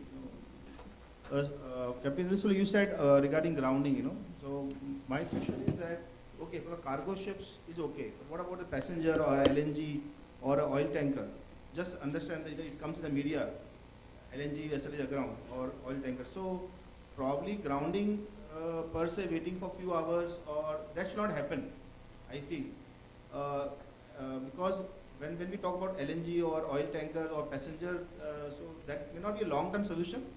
That is one I wanted to highlight. Second is, there is no regulatory provision under the new act or rules. When we say that reducing the scantling, suppose we say we reduce the scantling. Now let us say construction rules says 8 mm, example for zone 1 I think, or zone 3, 7, whatever. So, but even these vessels, that since they will be mostly in fresh water, so corrosion is less, and also the wave height is almost calm water. But there is no provision in the act or the rules that anybody can reduce further. So that provision we have been deliberating that some authority or exemption should have been given to DA or whatever. This is one, because if you reduce the scantling, let's say if you use high tensile steel, in high seas the problem is corrosion. That's why in the MS Act they did not provide the reduction. But here the corrosion is not much. So if you are using high tensile steel and if you reduce the weight, so probably this is one. Of course, I will send the email all the points. Second is what happens suppose the new category A vessel, mostly will be category A vessel. Now it is aground. So if you inform the class or you inform the DA, so the act and the rule says this is a casualty or this is an incident. So normal merchant ship, what happens when there is aground? Vessel does not load cargo, they go for survey and all that. So of course you will say that we understand practically it is soft mud, but then the differentiate between soft mud or whether hull is ruptured or not. So there is no distinction between a normal cargo vessel or a passenger vessel or a tanker when it's aground, because there has to be some difference. Also category A vessel, if you know, then there is a double bottom. A new vessel, they should have a double bottom. So that's why if we are sailing in coastal waters, that is fine. But here if double water dimensions, they have given the height, I think 600 or 800 mm. That can be reduced further.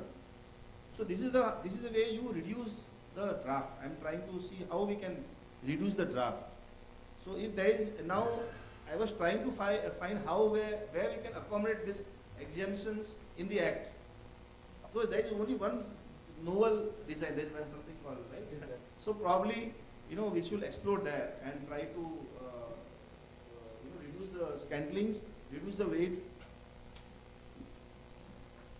Rightly, sir, you said, thank you for explaining the fairway and very nice, beautifully explained, fairway and waterway. And the requirement of emergency tug is always, I think it should be there. I don't know whether IWAI has there. Because any emergency, you need a tug. You are, whatever example you said, you are lucky, I will say. But suppose, the situation might go bad, So there should be some, I will send the email, whatever, I'll request others to also send, because whenever it goes in writing, it will help. So there should be some emergency, tugs available for Yes, fully agree. assisting at least. So ground people have more confidence to operate their vessel. They didn't know the tug is available. At least they'll pull me or push me out. Okay. That of course the virtual buoy is already. Someone has told that virtual buoy is there.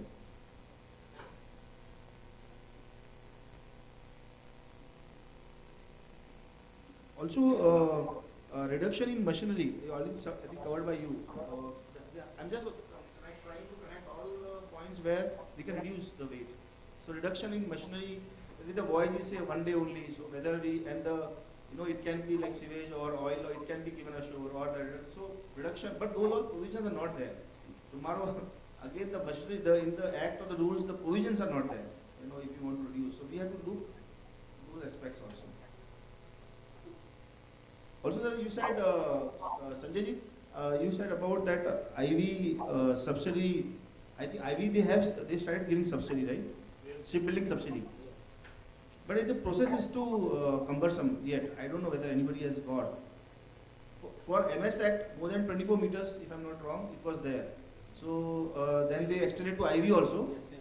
But I think the process needs to be. So what is there in the Harit Sagar? Because there is one subsidy for shipbuilder under a shipbuilding scheme, subsidy which ministry is doing it. The Harit Sagar still is not out, right? That guidelines are out? No. Harit Nauka scheme is still under approval. It will take about a couple of months to be approved from the ministry. Once the ministry approves the scheme, then we are under the process of getting a PMU in place who will be monitoring the transition of the vessels from present fossil fuel conversion to green fuel and the new vessels also. So the guidelines have already been... Guideline has been issued. Harit Nauka guidelines have been issued in 2024. Okay, but I think any stakeholder consultation was done? No, it was issued in IWDC January 24. Okay.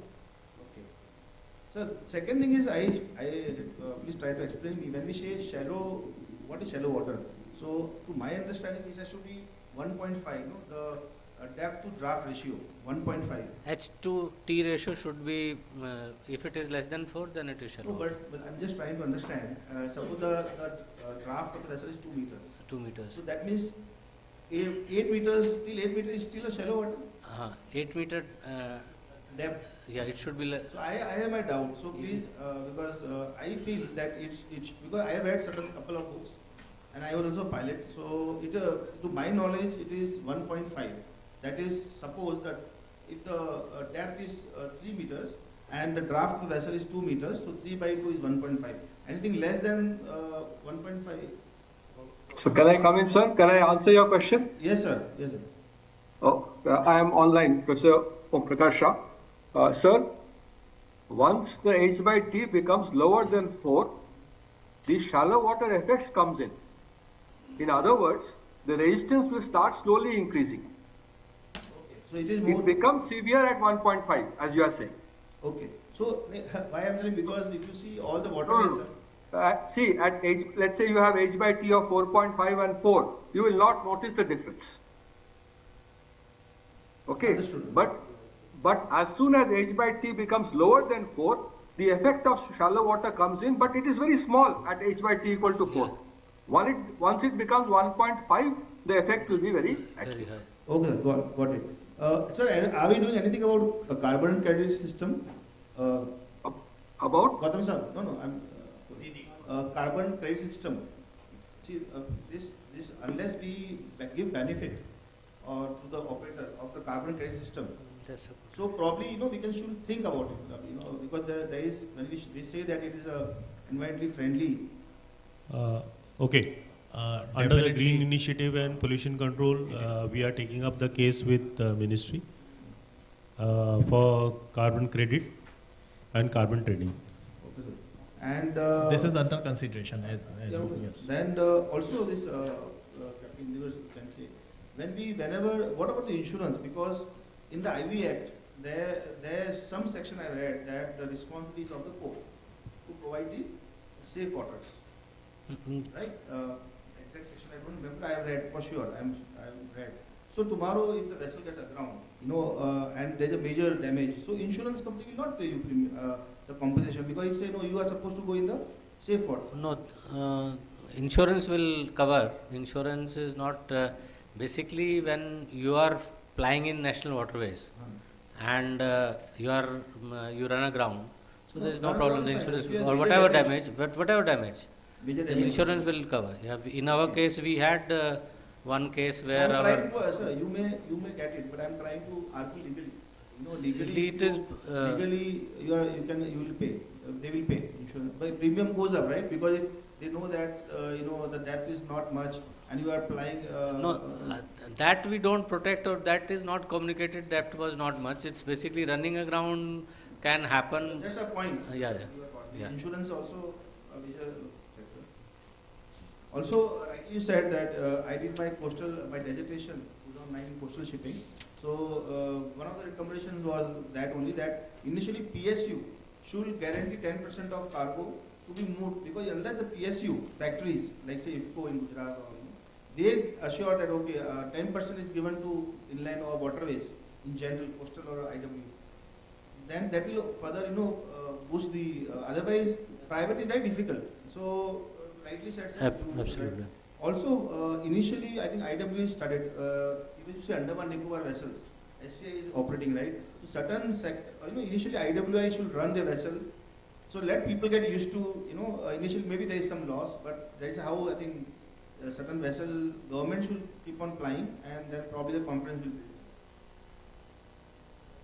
build. I have a long list, but I will not go through. So dredging, why not? Of course, it's a very technical. In Gujarat, we had fishing department. They do maintenance, even the major port, maintenance based. Like you have to maintain the depth. No, a short depth dredging is there in IWAI. We have a short depth. But the sand is sold because one more type of tender is there. That sand can be taken by the dredging company, and they have to pay royalty to the mining department. So such contract is there where what they do is the rate becomes reduces drastic. Sir, under MIV 2030, there is a provision for disposal of dredge materials. So under whichever port it is or under whichever department it is where the dredging is being done, they can put it in their contract. That is there. Correct. Just we are trying to see that how. That's also there are many points, but I will send by email. My concern was regulatory. The main was there is no regulatory provision to, because all these vessels. So all this I think English even we can look which provision and what are the actual spending. What IRS has given and what we have got copied from IRS, those are for zone 1, zone 2, zone 3 is fine, sir. But these are further down, I think.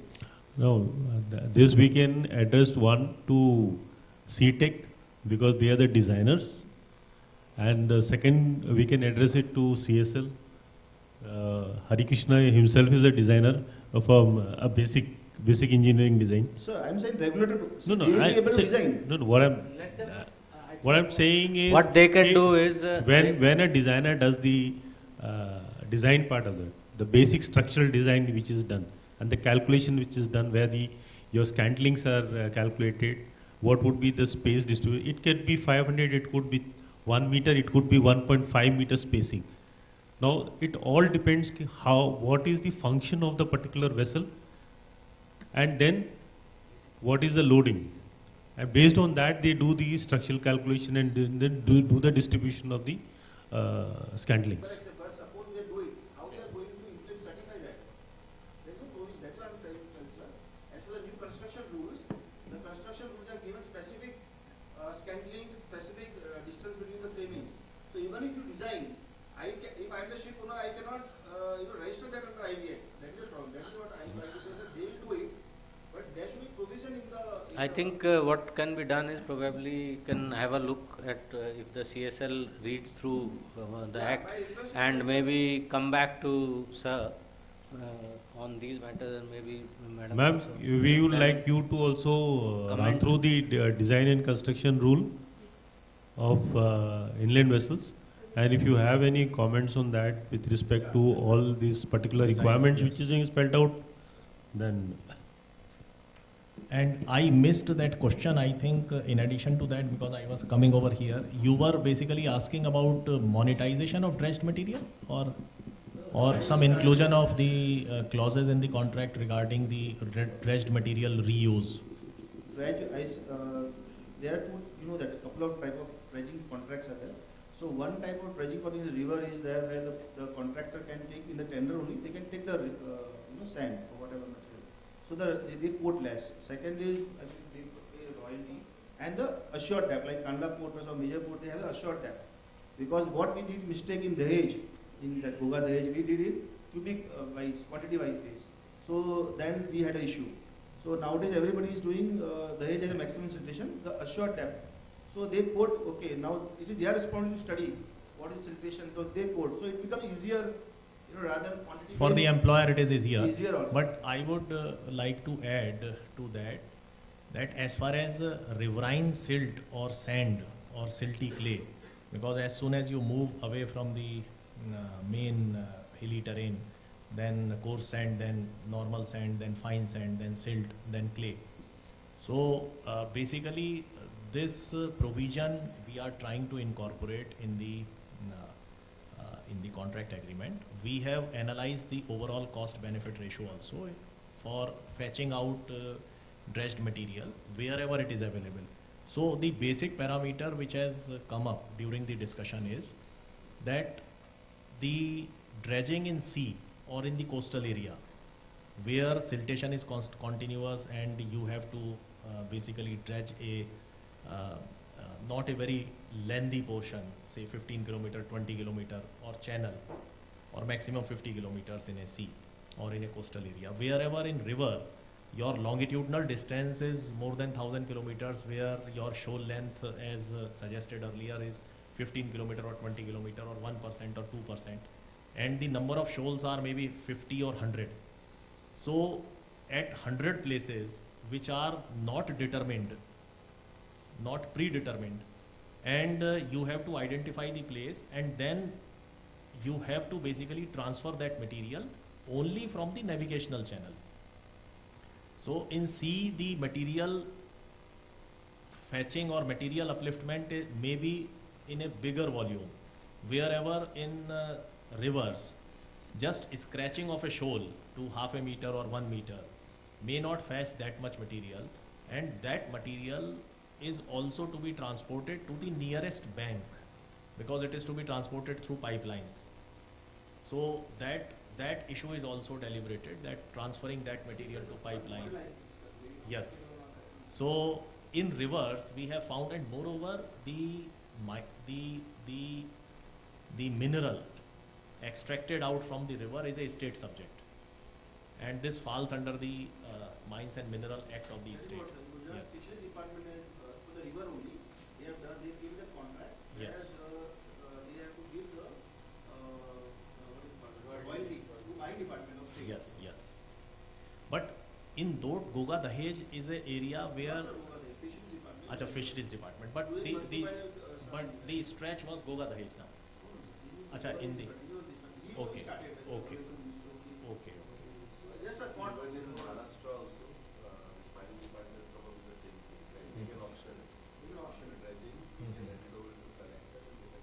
Yes.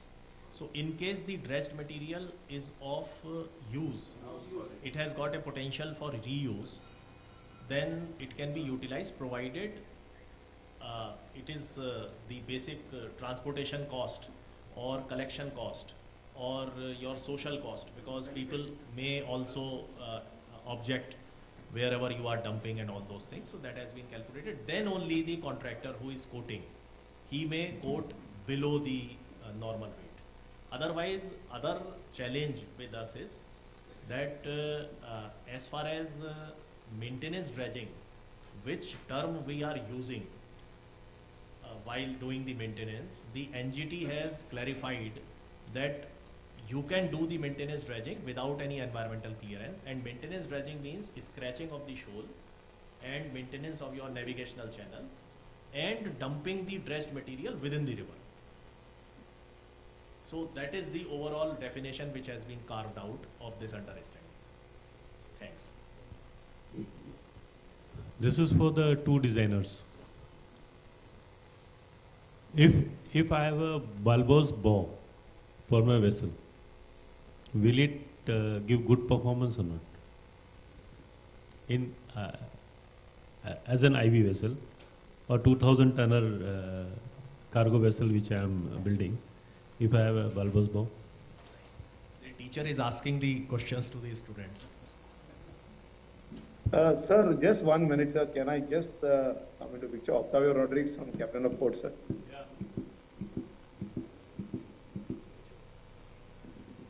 So may I? Octavio Rodriguez from Captain of Port, sir.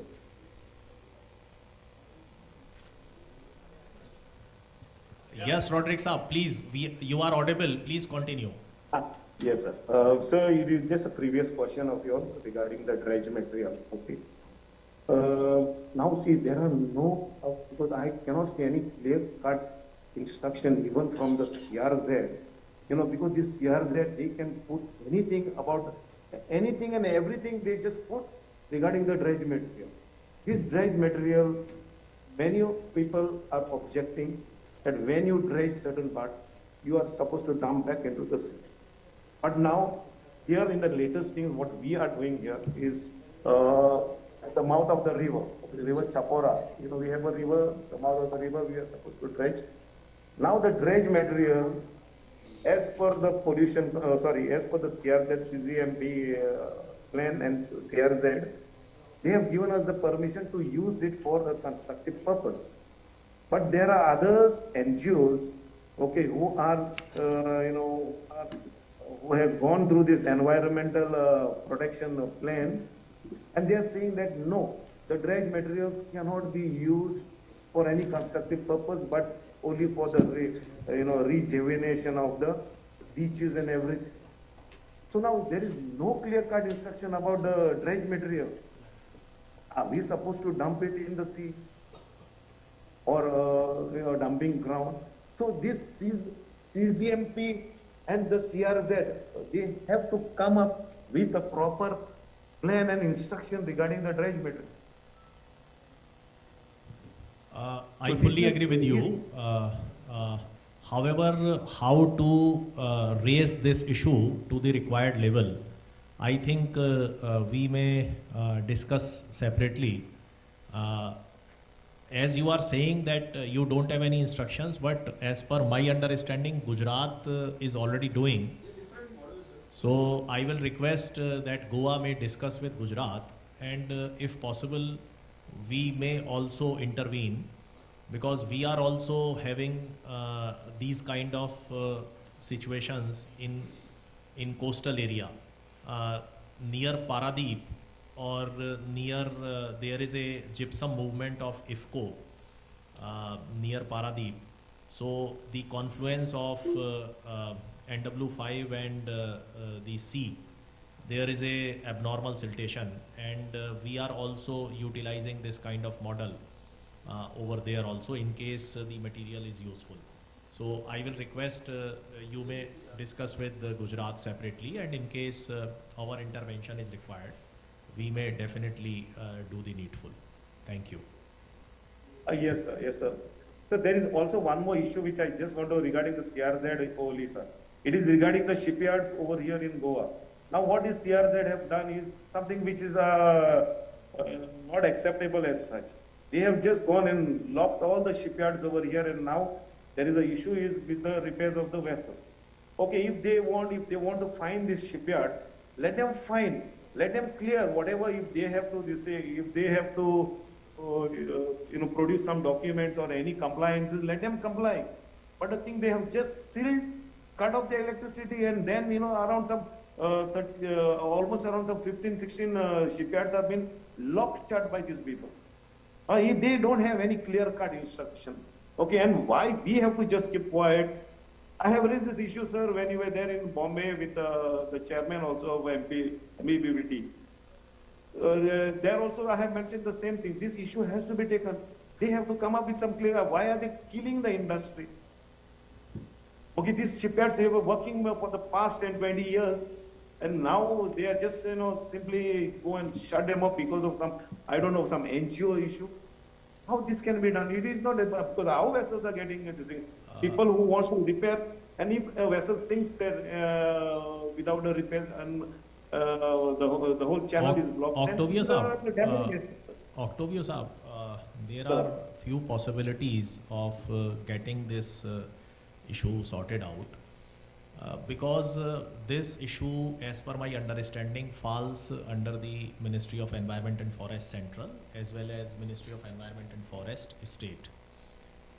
And I think your state is also in touch with the CRZ provisions. So I think Government of Goa may do the needful in this case, and as suggested by one of my colleague, we are also having IWDC meeting in forthcoming month, that is on 9th and 10th. I will request all these stakeholders also to make it a point that on 9th and 10th in the state of Assam, we are having Inland Waterway Development Council meeting. So in that case, in case the waterways are also affected due to these provisions as stated by Goa, then we can raise this issue over there, and since all the state governments and their representatives are there, so we can flag this issue over there. So thank you, anything sir. else, Octavio sir? Sir, thank you very much, sir.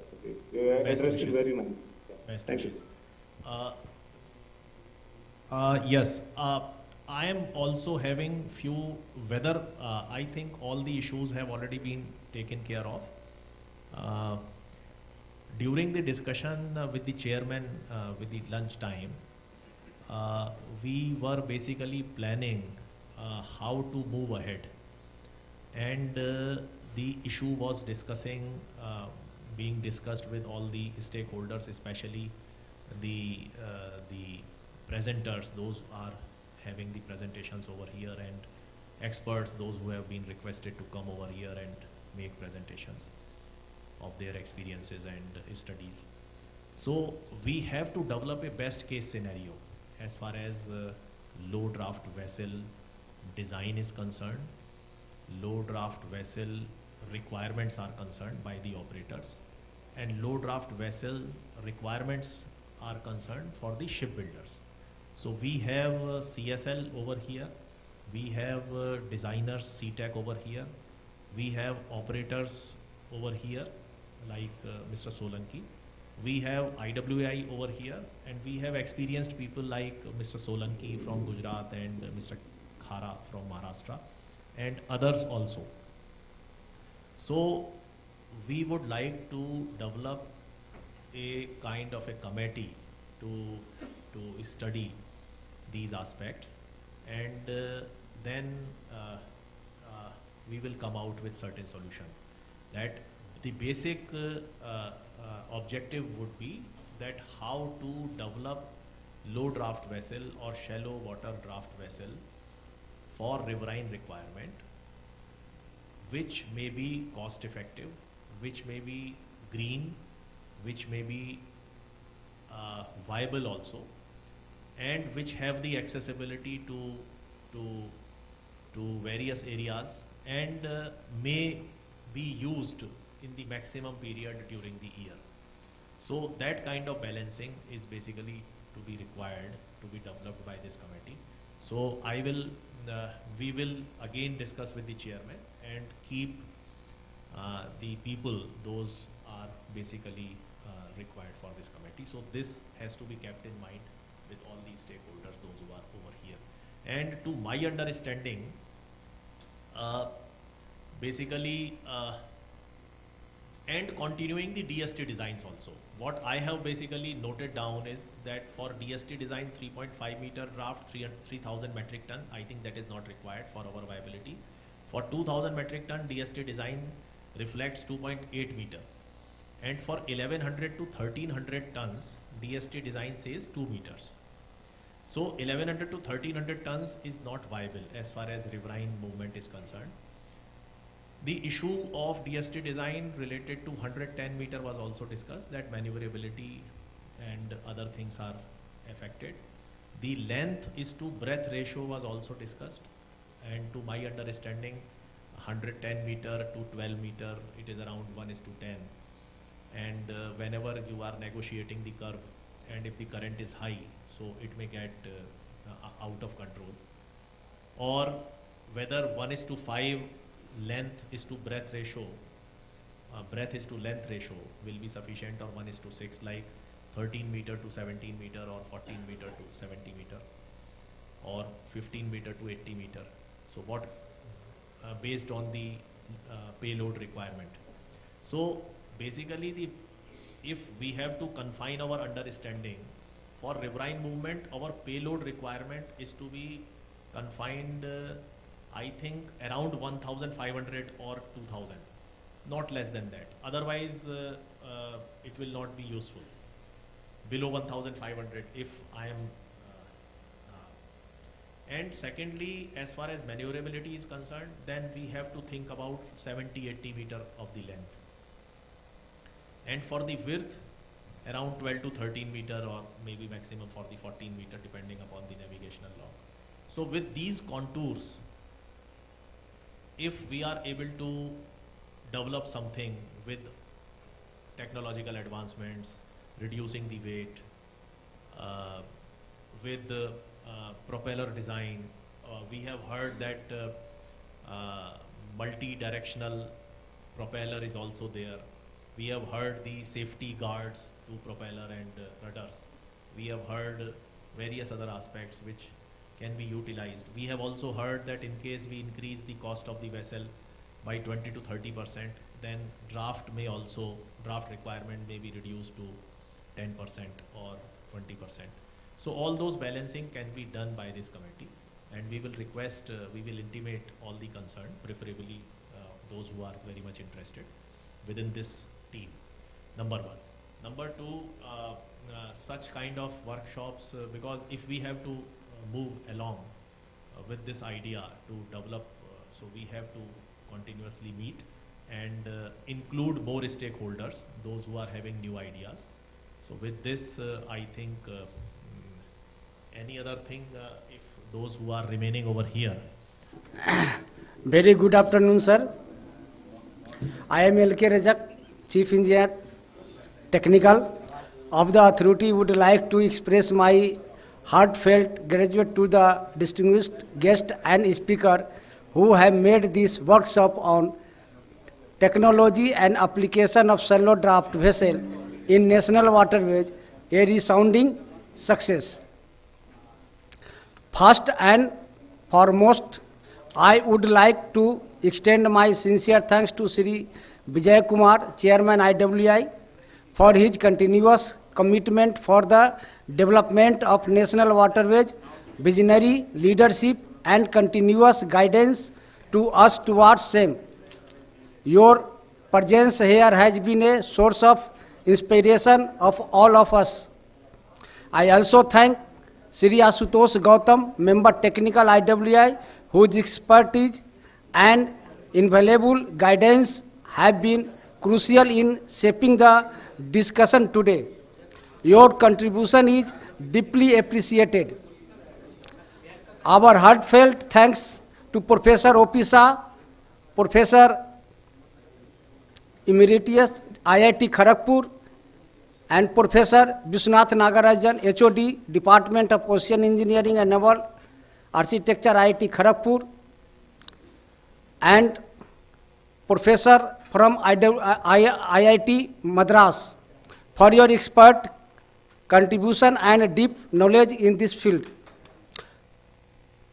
We are equally grateful to Mr. K. Murli and Sri Suresh Rajendran from the Department of Ocean Engineering, IIT Madras, NTCPWC, for their valuable technical inputs which have enriched this workshop immediately.